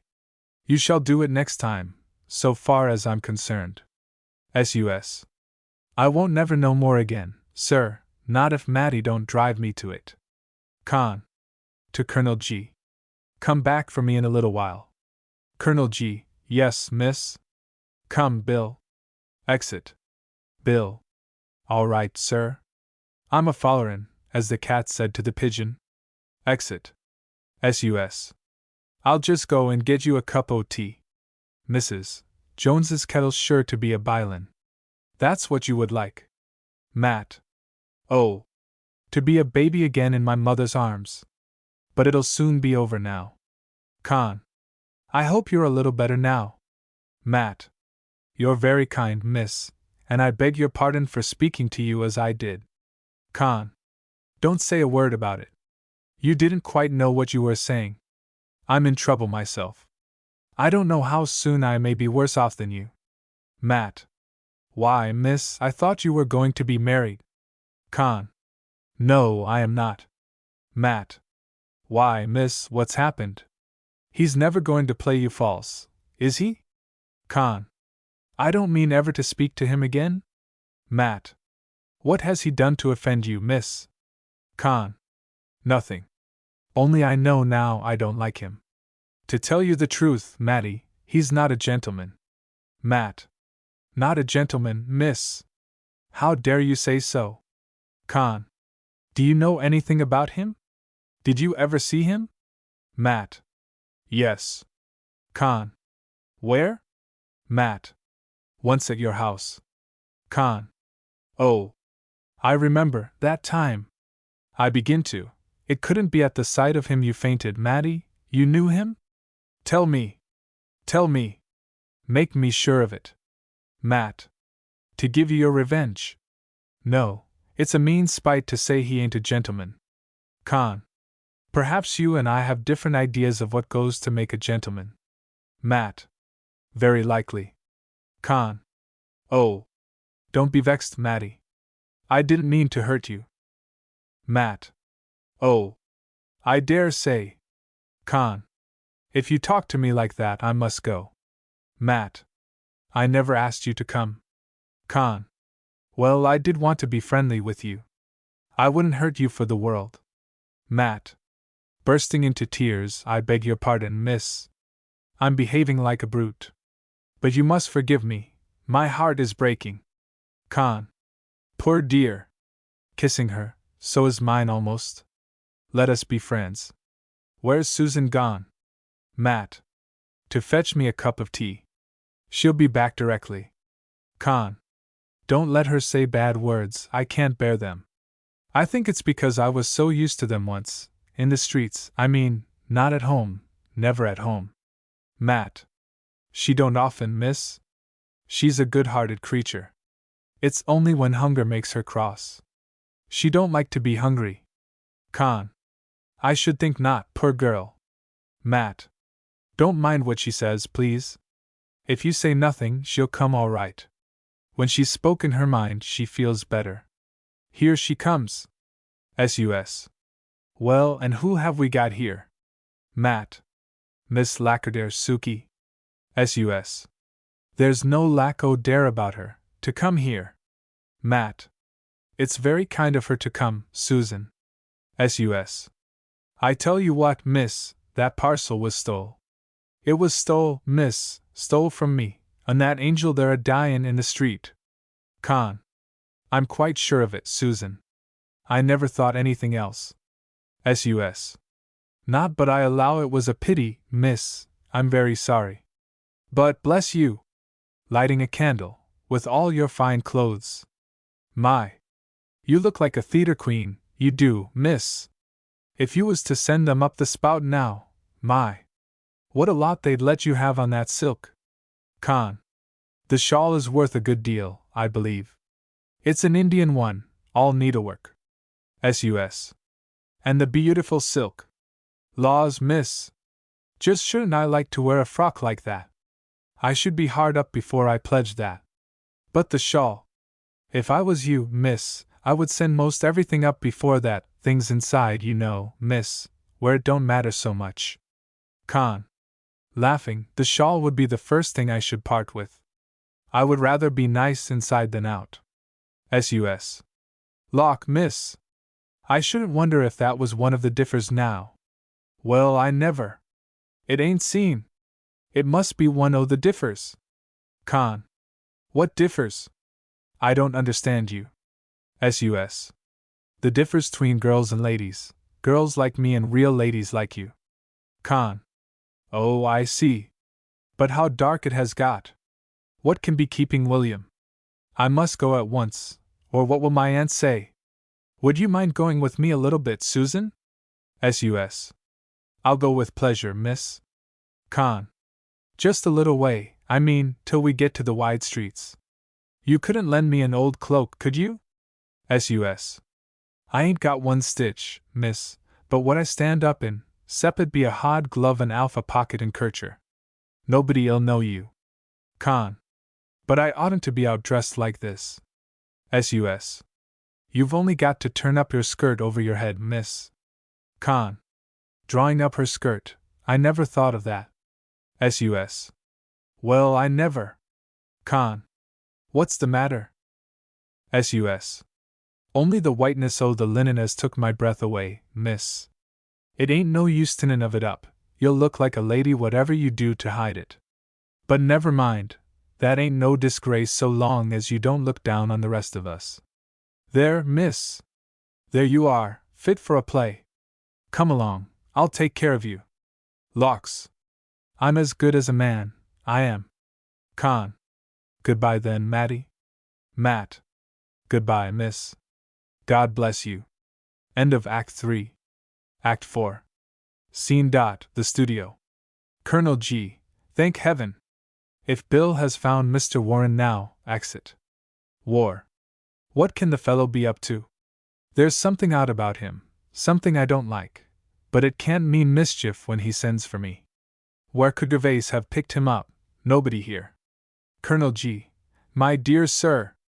I am greatly obliged to you. This is very kind. War.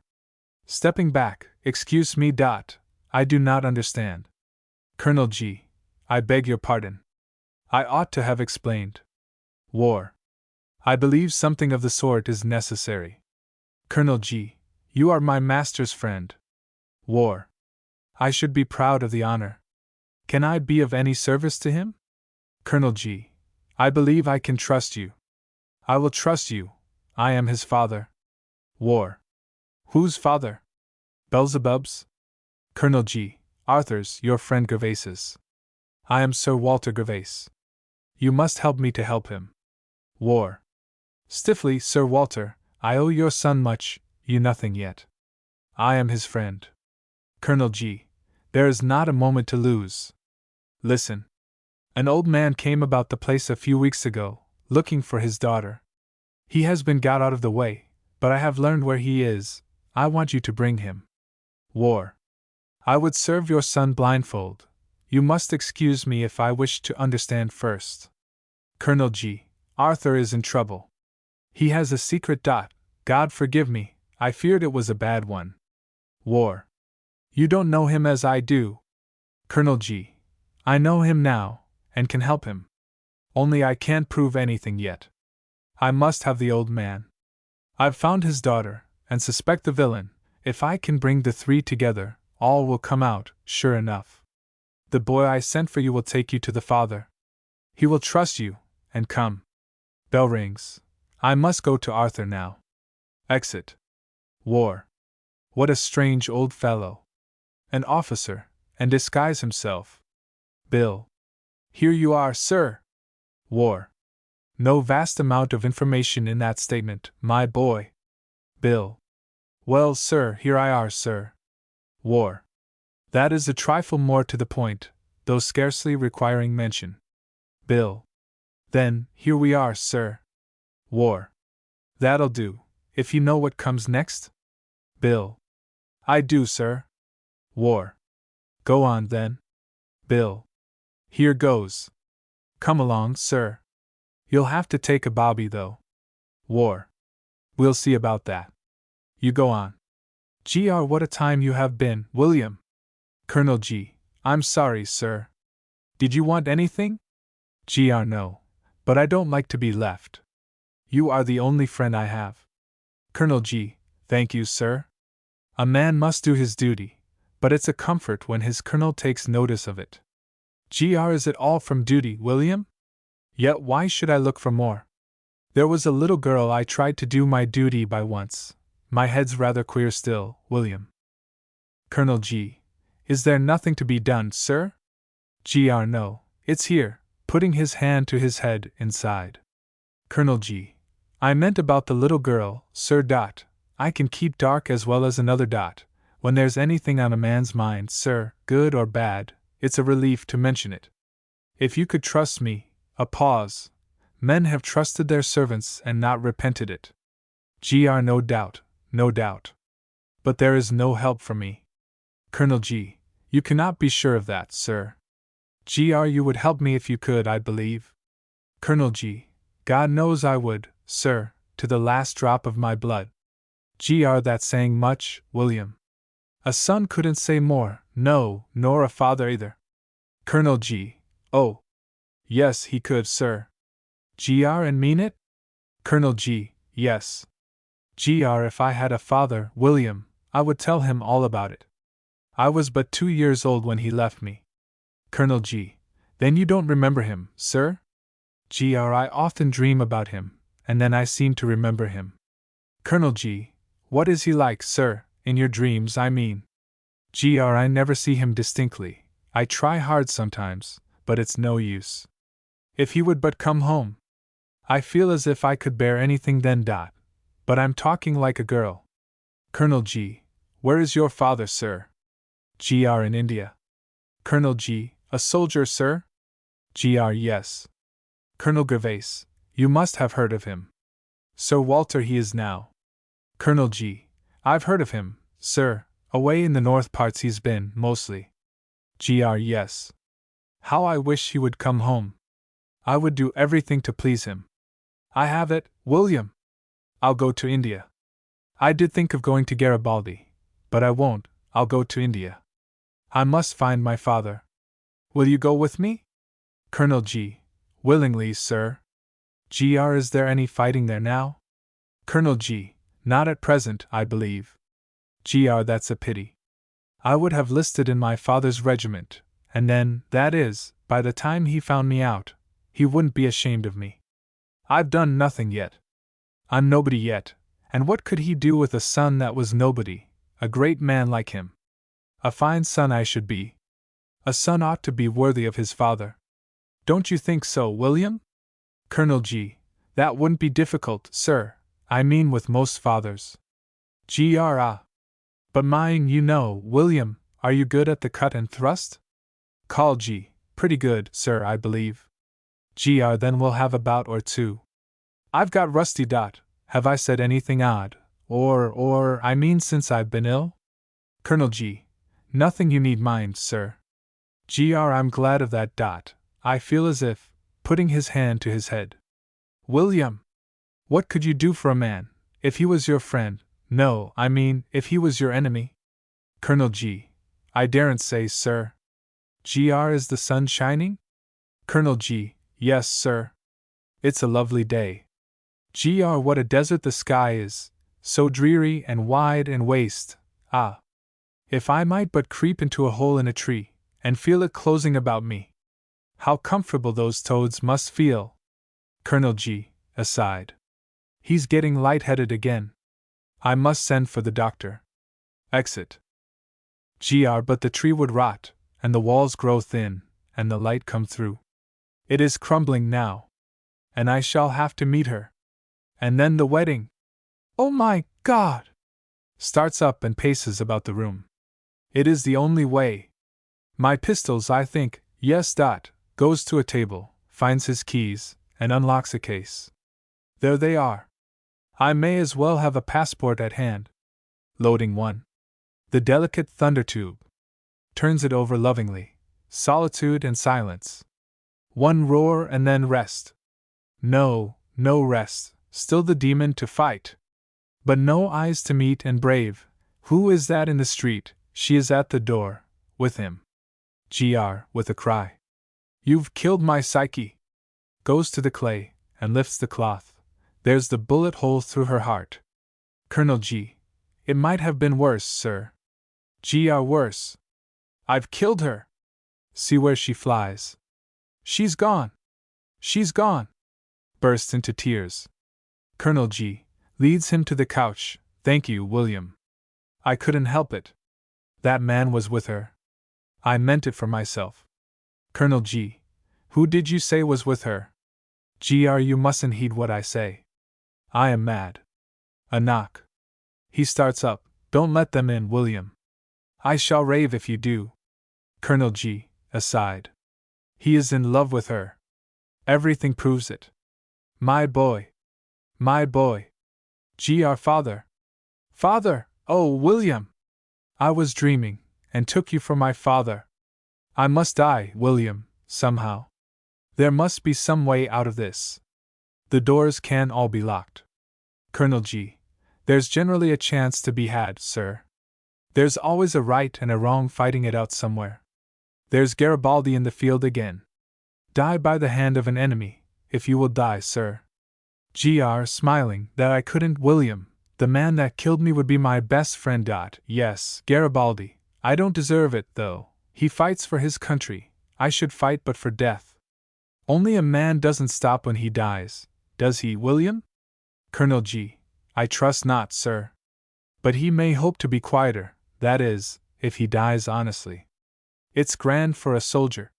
He sweeps on the roaring billows of war into a soundless haven. Think of that, sir. Gry, William. How you talk, yes. It would be grand. On the crest of the war cataract, heading a cavalry charge, tomorrow, William. I shall be getting stronger all the way. We'll start tomorrow. Colonel G. Where for, sir? Gr. For Italy, for Garibaldi. You'll go with me? Colonel G. To the death, sir. Gr. Yes, that's it, that's where I'm going. But not today. Look at my arm. It wouldn't kill a rat. You saved my life, but I'm not grateful. If I was dead, I might be watching her, out of the lovely silence, my poor Psyche. Colonel G. She's none the worse, sir. The pistol didn't go off. She ought to have fallen to pieces, long ago. You've been seeking to keep her shroud wet. But it's no matter. Let her go. Earth to earth, and dust to dust, the law of nature, and art too. Colonel G. Following him, I mustn't lose sight of him. Here he comes again, thank God. I don't like to see you doing that. Colonel G. Why shouldn't I serve my own superior, sir? Anything's better than serving yourself. And that's what every one does who won't serve other people. You are right. And it's so cheap. Colonel G. And so nasty. Right again, William, right indeed, you're a gentleman. If there's anything I could help you in, anything gone wrong, any friends offended, I'm not altogether without influence. Colonel G. Aside, he will vanquish me with my own weapons. But you will go to Garibaldi with me? Colonel G. I will, sir. And ride by my side? Colonel G. Of course. If you ride by me, you will have to ride far. Colonel G. I know, sir. But if you would be fit for fighting, you must come and have something to eat and drink. All right. A soldier must obey. I shall begin by obeying you. Only mind you keep up with me. Exit, leaning on Colonel G. Though. Th de la man beyer. Ari main troubled to get shut ov they ravers. I'm olas I trouble. Mine's a gradely yed. It be, hoy, no year. T seems to me, honest men be scarce I lon on. I'm beun to believe nobody but mo own haze, and mo own ood lass. Exit. No, William, I won't lie down. I feel much better. Let's have a bout with the foils. Colonel G. Very well, sir. Aside. A little of that will go far, I know. Gets down the foils. And William, you must set a block up here. I shall have a cut or two at it tomorrow. There's a good cavalry weapon up there, next that cast of Davis's arm. Colonel G. Suppose your father were to arrive just after you had started. I shouldn't mind. I don't want to see him yet. I'm such a poor creature. The heart seems to have gone out of me. You see, William. How do you do, Aunt? Mrs. C. What's this nonsense about Garibaldi, Arthur? Who told you? Mrs. C. You don't mean it's true? Quite true, Aunt. Mrs. C. Really, Arthur, you are more of a scatterbrain than I took you for. Don't say that, Aunt. I only take after my father. Mrs. C. Don't talk to me of your father. I have no patience with him. A careless, hard-hearted fellow, not worthy the name of a father. She glares at Sir Walter. You may go, William. Colonel G. retires slowly. Aunt, you have been a mother to me, but were you really my mother, I must not listen to such words of my father. He has good reasons for what he does, though I admit there is something in it we don't understand. Aside, if I could but understand how Constance. Mrs. C. What do you say? What was that about Constance? Oh, nothing, Aunt. I was only thinking how difficult it is to understand people. Mrs. C. If you mean Constance, I agree with you. She is a most provoking girl. Smiling, I am sorry to hear that, Aunt. Mrs. C. I'm very glad you were never so silly as take a fancy to the girl. She would have led you a pretty dance. If you saw how she treats that unfortunate Waterfield. But what's bred in the bone won't out of the flesh. There's nothing bred in her I would have out, Aunt. Mrs. C. Perhaps she originated her vulgarity. That is a shade worse. Vulgarity, Aunt? I cannot remember the meaning of the word when I think of her. Mrs. C. If you choose to insult me, Arthur. It is high time I were gone. If I should be called in now to settle matters between William. Tomorrow, William. Not a word. If you will go with me, I shall be glad. If you will not, I shall go without you. Colonel G. Yes, sir. I wish Warren were here with the old man. I don't know what to do till he comes. Con. I thought my aunt was here, William. Colonel G. No, miss. She was here, but she's gone again. Con. Could I see Mr. Gervais for a moment? Colonel G. Certainly, miss. I'll tell him. Con. Is he still determined on going, William? Colonel G. Yes, miss, tomorrow, he says. Con. Tomorrow. Colonel G. Yes, miss. I think he means to start for Dover in the morning. Con. What am I to do? Colonel G. What's the matter, miss? Con. What can I do? I know he is angry with me. I don't quite know why. I wish I had never. I can't help it now. My heart will break. Weeps. Colonel G. Don't let him go to Dover tomorrow, miss. Con. He would have listened to me once. He won't now. It's all so different. Everything has gone wrong somehow. Colonel G. Do try to keep him from going, miss. Con. He would but think me forward. I could bear anything better than have him think ill of me. Colonel G. No fear of that, miss. The danger is all the other way. Con. What other way, William? Colonel G. He thinks you don't care a bit about him. Gr. Constance. Con. Starting up, and flying to him with her hands clasped. Arthur! Arthur! Don't go. I can't bear you to go. It's all my fault, but do forgive me. Oh, do, dear Arthur. Don't go tomorrow. I shall be miserable if you do. Gr. But why, Constance? Con. I was your Constance once. Gr. But why should I not go? Nobody wants me here. Con. Oh, Arthur! How can you be so cruel? Can it be that? Do say something. If you won't say anything, how can I know what you are thinking, what you wish? Perhaps you don't like. I won't. Oh, Arthur! Do say something. Gr. I have nothing to say, Constance. Con. Then I have lost you, altogether. I dare say I deserve it. I hardly know. God help me! What can I have done so very wicked? Oh! Why did you take me out of the streets? I should have been used to them by this time. They are terrible to me now. No, Arthur. I thank you, with my very soul. What might I not have been by this time? But I used to lie in that corner, and I daren't now. It was a happy time, for I had not offended you then.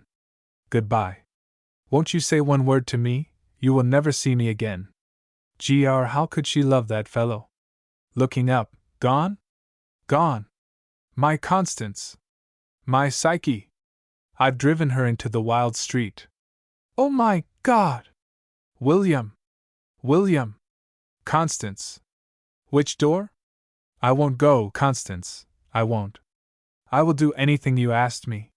What was that she said? Goodbye. God in heaven! William! You idiot! Where are you? William! Colonel G. It was lucky I met Bill. He's after her like the wind. That message will bring her back, I think. I could trust that boy with anything. But where is he? Enter Thomas. What, friend? Here at last. Thank God. Just sit down a moment, will you? Peeps into the room off the study. He's not there. I heard him calling this moment. Perhaps he's in the house. Did you leave the door open, sir? Though. Nay. Der were open. Ah say sombri run yet as a kumup. Colonel G. My boy. It will kill him. Stop here till I come back. Rushes out. Though. I cannot stop. I'm tired enough, God knows, to stop anywheres. Mo yed goes riond and riond, and I'd fain lie mo dawn. But I mun be goin'. Nobody can tell what may be coom into Mo Matty. I mun go look. Ha! They couldn't keep Mo out mon as I were. But I wish I had a word yth mon first. War. Aside, this must be the old fellow himself. Here he is after all. Peeps into the room. Though. There be nobody there, sir. Meisters run yut, and mon after him. War. Run out. Though. I niver says what I do not mean. And I'm glad you're either, sir, for William he towed Mo to stay till he come back, but of he not get so Michigan time to spare, and so be's yori a friend of th maesters, you'll meb mind th shop a smo bit. I mun go going. War. I say, old man, your name's Thomas Pearson, ain't it? Though. Yai. Ah, yeah. But he comes to know Mo name? War. I know all about you. Though. Ivory body knows ivory body year. I cannot stir a foot for folks as knows Mo, and knows Mo name, and knows what I be after. La non is a dreef you plays. I mun get Mo last to wom. You'll mind th shop till th maester comes back. Good neat going. War. Stopping him, they want you here a bit. You'd better stop. The man will be back directly. You're too suspicious. Though. Any maester, they are tirungda. Avi trusted to Michigan, Athea times to Michigan. War. You trusted the wrong people, then. Though. It tax no Mako a warlock to tell Mo that, maester. It's smo comfort no other. War. Well, now you give me a turn, and hear what I've got to say. Though. Yori o tard yth same stick. Ivory body max gam ovth per out man. Let me go, maester. I want MOCHYLT, Mo Matty. War. You must wait till Mr. Gervais's man comes back. Though. Despairingly, O Lord. Th peak ov sunbrunt lies they hob and tellin me sin a cum year. Children o. War. Have patience, man. You won't repent it. Though. What mun be mun. I cannot ha patience, but I can't stop. I'd rather go, though. I'm known sorry to rest no other. Sits down on the dais. War. Here, boy. Don't let the old man go till someone comes. Exit. Bill. All right, sir. Hello, Daddy. There you are. Thank God. Though. What for, boy? Will he Gimo Matty again, dosto think? Bill. That he will, Daddy. You come along, and you'll know a honest boy next time. I can't till I see Mr. William, though. Though. For they mainies th maester sman year, he's run yut. And I cannot go witho. I am keepin' th shop till he come back. And I done not Michigan care to go witho. I done not Michigan trust though. Th Lord have a care ovmo. I do not know which to trust, and which not to trust. But I mun wait for Maester William, as yo co him. Bill. All right, Daddy, don't you stir from here till I come back, not for nobody, no, not for Joseph. Though. I done not know no Joseph. Bill. I'll soon let you see I'm a honest boy. As you can't go to Matty, I'll bring Matty to you, see if I don't. And if she ain't the right un, I'll take her back, and charge ye nuffin for carriage. Can't say fairer than that, Daddy. Though. Bless though, Mo boy. Dosto main it true? Bill. Yes, and that you'll see, afore you're an half an hour older, Daddy. When Mr. William comes, you say to him, Bill's been all right. Though. I done not like secrets, lad. What don yo mean? Ivory body seems to mean something, and nobody to say it. Bill. Never you mind, Daddy. Bill's been all right. That's your ticket. I'm off. Exit. Though. Somebody after Mo again. I'll get yut ovth way. Goes behind the psyche. What? Nobody here. I am unlucky. Not at home, said the rascal, and grinned. By Jove. I'll be at the bottom of this. There's no harm in Gervais. He's a decent fellow. Knocks at the door of GR's room. I won't leave the place till I've set things right. Not if I've got to give him a post obit for 5,000. I won't. Nobody there? Looks in. No. Then I'll go in and wait. Exit. Though. Peeping from behind the psyche. That's the villain.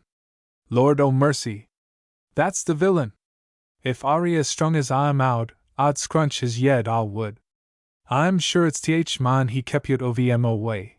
but I say him once. Oh Lord, keep mo hands off ovi him. I met kill him. I'm sartin sure ovi him when I see him. I'll not go nigh him till somebody cooms, sep he runs away.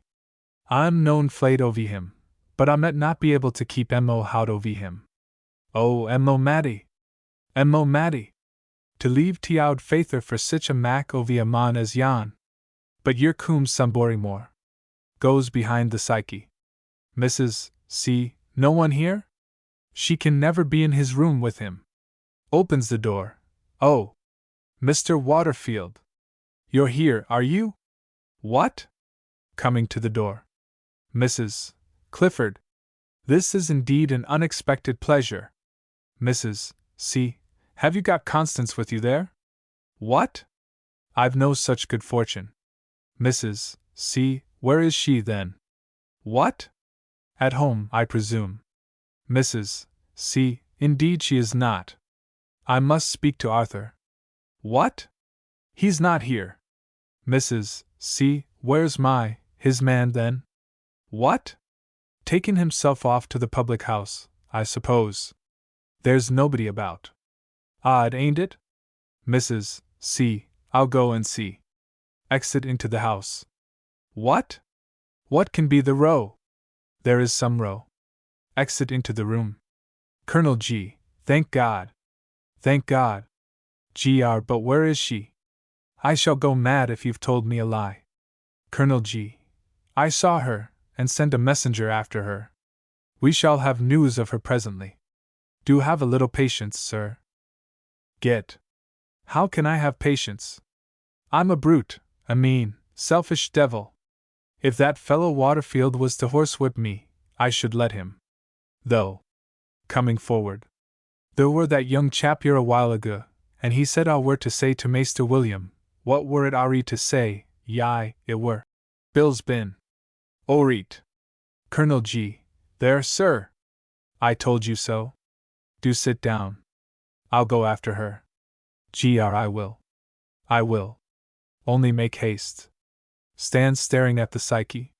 Though. Th. Boy said he'd be here directly. Colonel G. You sit down. I'll be with you presently. Though. Retiring behind the psyche. Are known likely to go, Maester?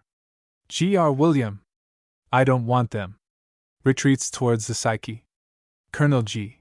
Sit here one moment, sir. Leads him to the dais. Advances to Mrs. C.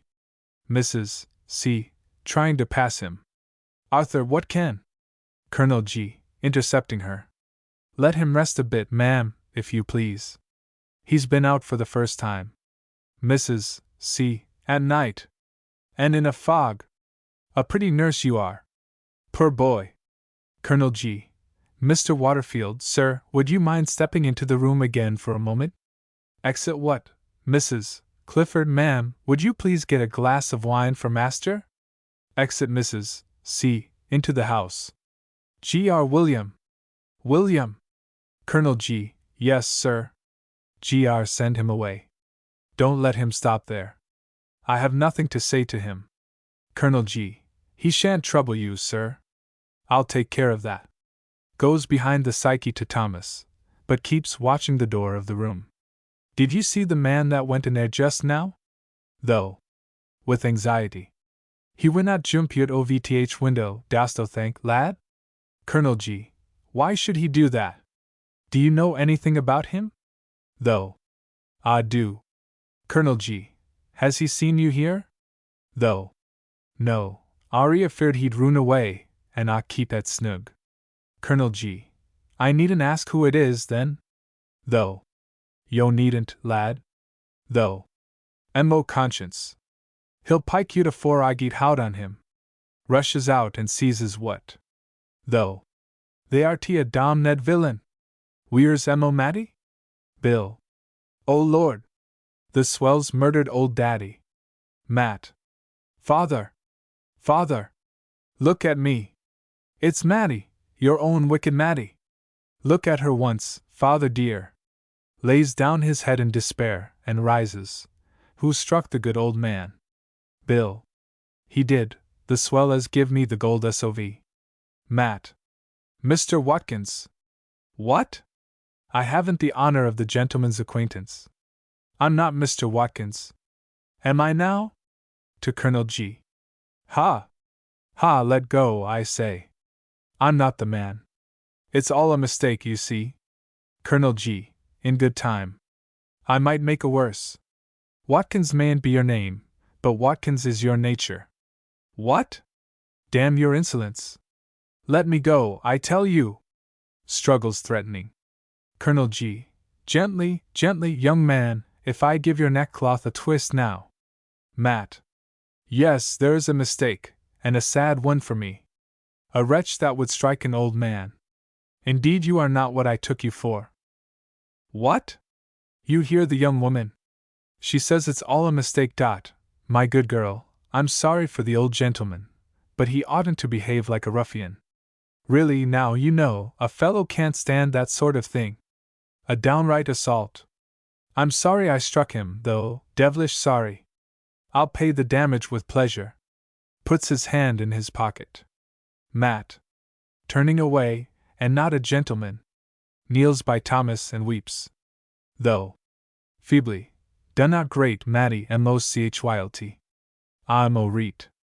Let th mon goo. What's he to thou or mo, by th mass?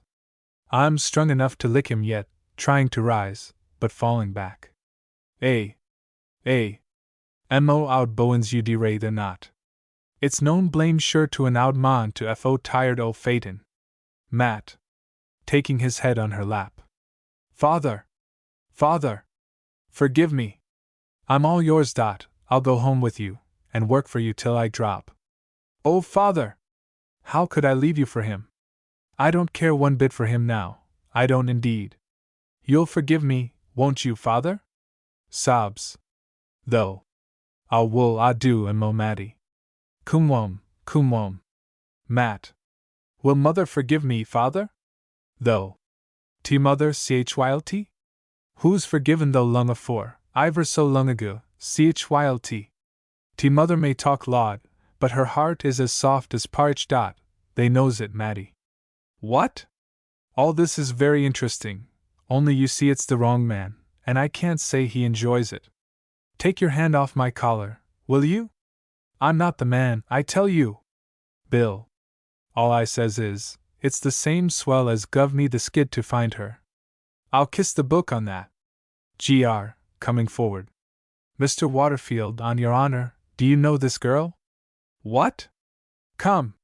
You ain't going to put me to my catechism. Gr. You must allow appearances are against you. What? Damn your appearances. What do I care? Gr. If you will not answer my question, I must beg you to leave the place. What? My own desire. Will you oblige me by ordering this bulldog of yours to take his paws off me? What the devil is he keeping me here for? Colonel G. I've a great mind to give you in charge. What?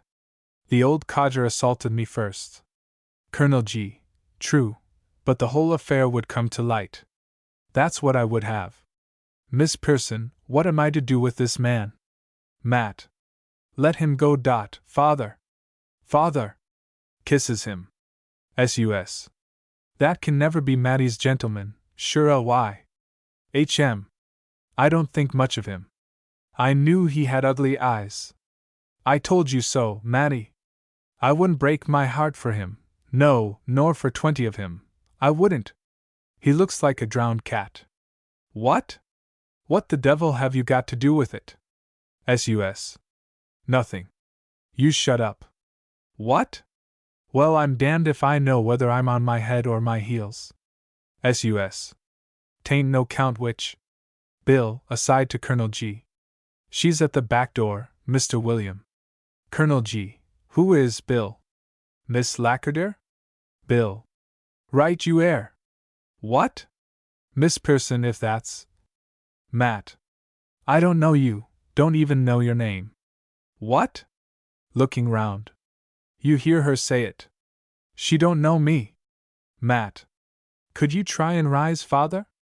I want to get out of this. There's a lady here says I'm a thief. Though. N.E.A., That she cannot say, Matty. They cooms ovi honest folk. I'll get up directly. Attempts to rise. I cannot. I cannot. Mrs. C. If I have been unjust to you, Miss Person, I shall not fail to make amends. S.U.S. It's time you did then, ma'am. You've murdered her, and all but murdered me. That's how your little bill stands. Gr. To what? Leave the place, Mr. Waterfield. What? You shall answer for this, Gervase. Gr. Leave the study at once. What? Tut. Tut. I'll make it up to them. A banknote's a good plaster. Bill. Please, sir, shall I run and fetch a bobby? I likes to see a swell wanted. Gr. You hold your tongue. Retires to the dais and sits down. Mrs. C. follows him. What? Taking out his pocket-book and approaching Matty. I didn't think you'd have served me so, Matty. Indeed I didn't. It's not kind after what's been between you and me. Matty rises and stands staring at him. You've ruined my prospects, you have.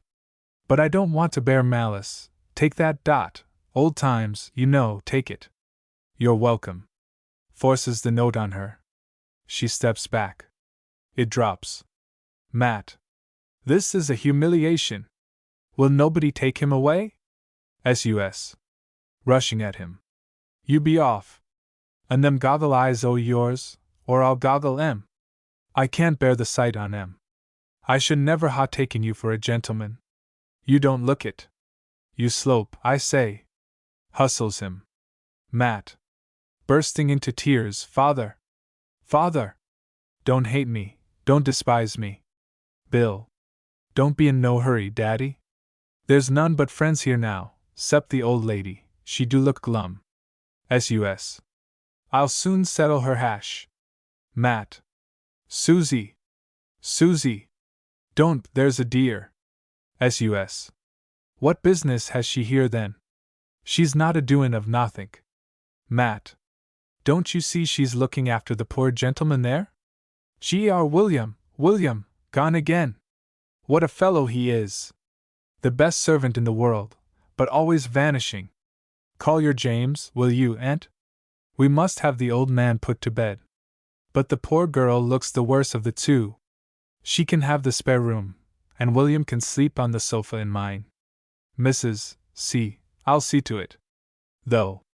Cum wom, Matty. T mother, who's cryin' her a's you to wom. Matt.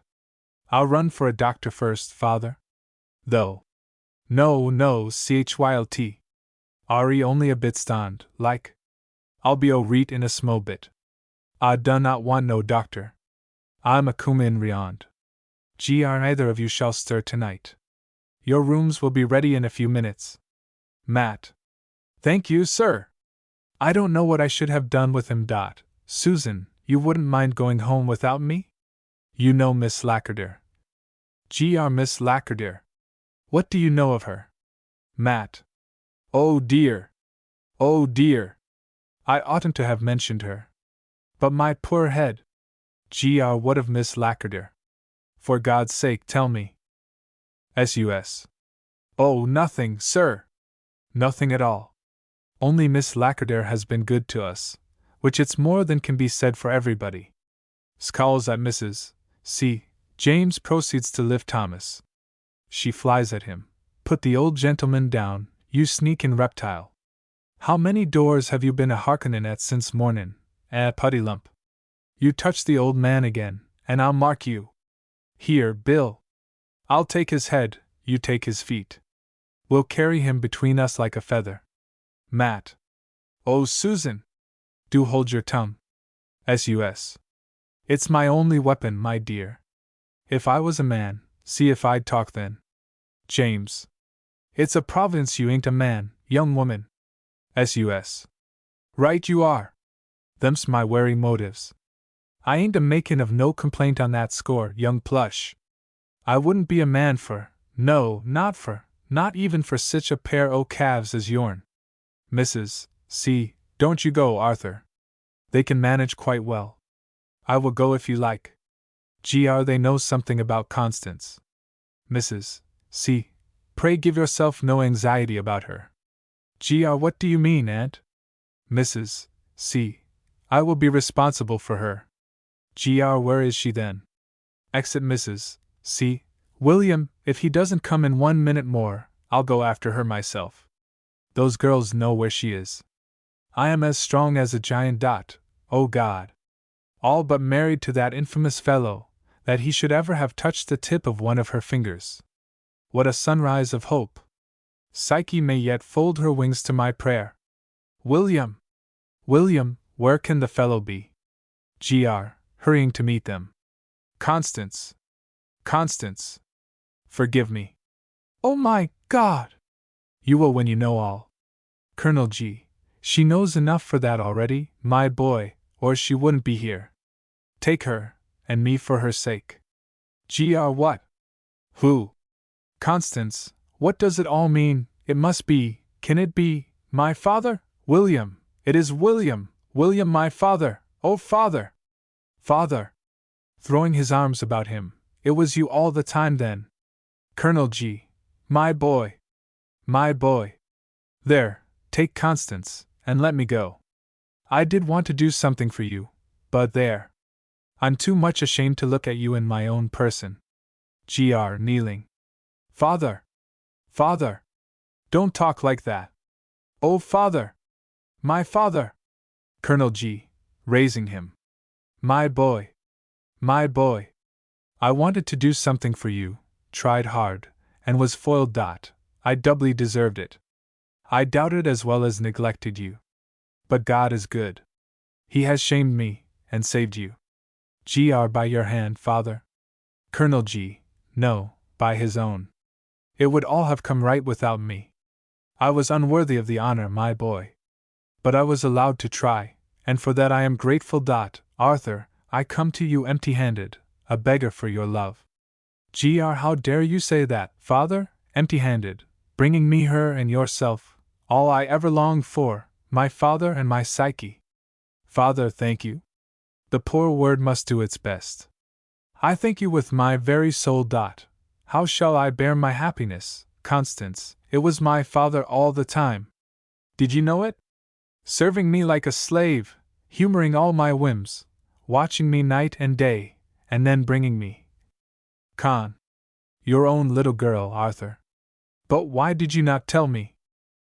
Gr. Tell you what, darling? That you owe. You know what, Arthur? Gr. How could I, my child, with that, shall I tell you now? No, no. I am too happy to listen, even to you, Arthur. But he should never have. I did find him out at last. If I had but known you did not like him. Hiding her face. Gr. Embracing his father. Father! Father! I cannot hold my happiness. And it is all your doing. Colonel G. No, I tell you, my boy. I was but a straw on the tide of things. I will serve ye yet, though. I will be your father yet. Bill aside. Fathers ain't all bad coves. Here's two on 'em, good sort of old Jacobs, both on 'em. Shouldn't mind much if I had a father o' my own arter all. The end.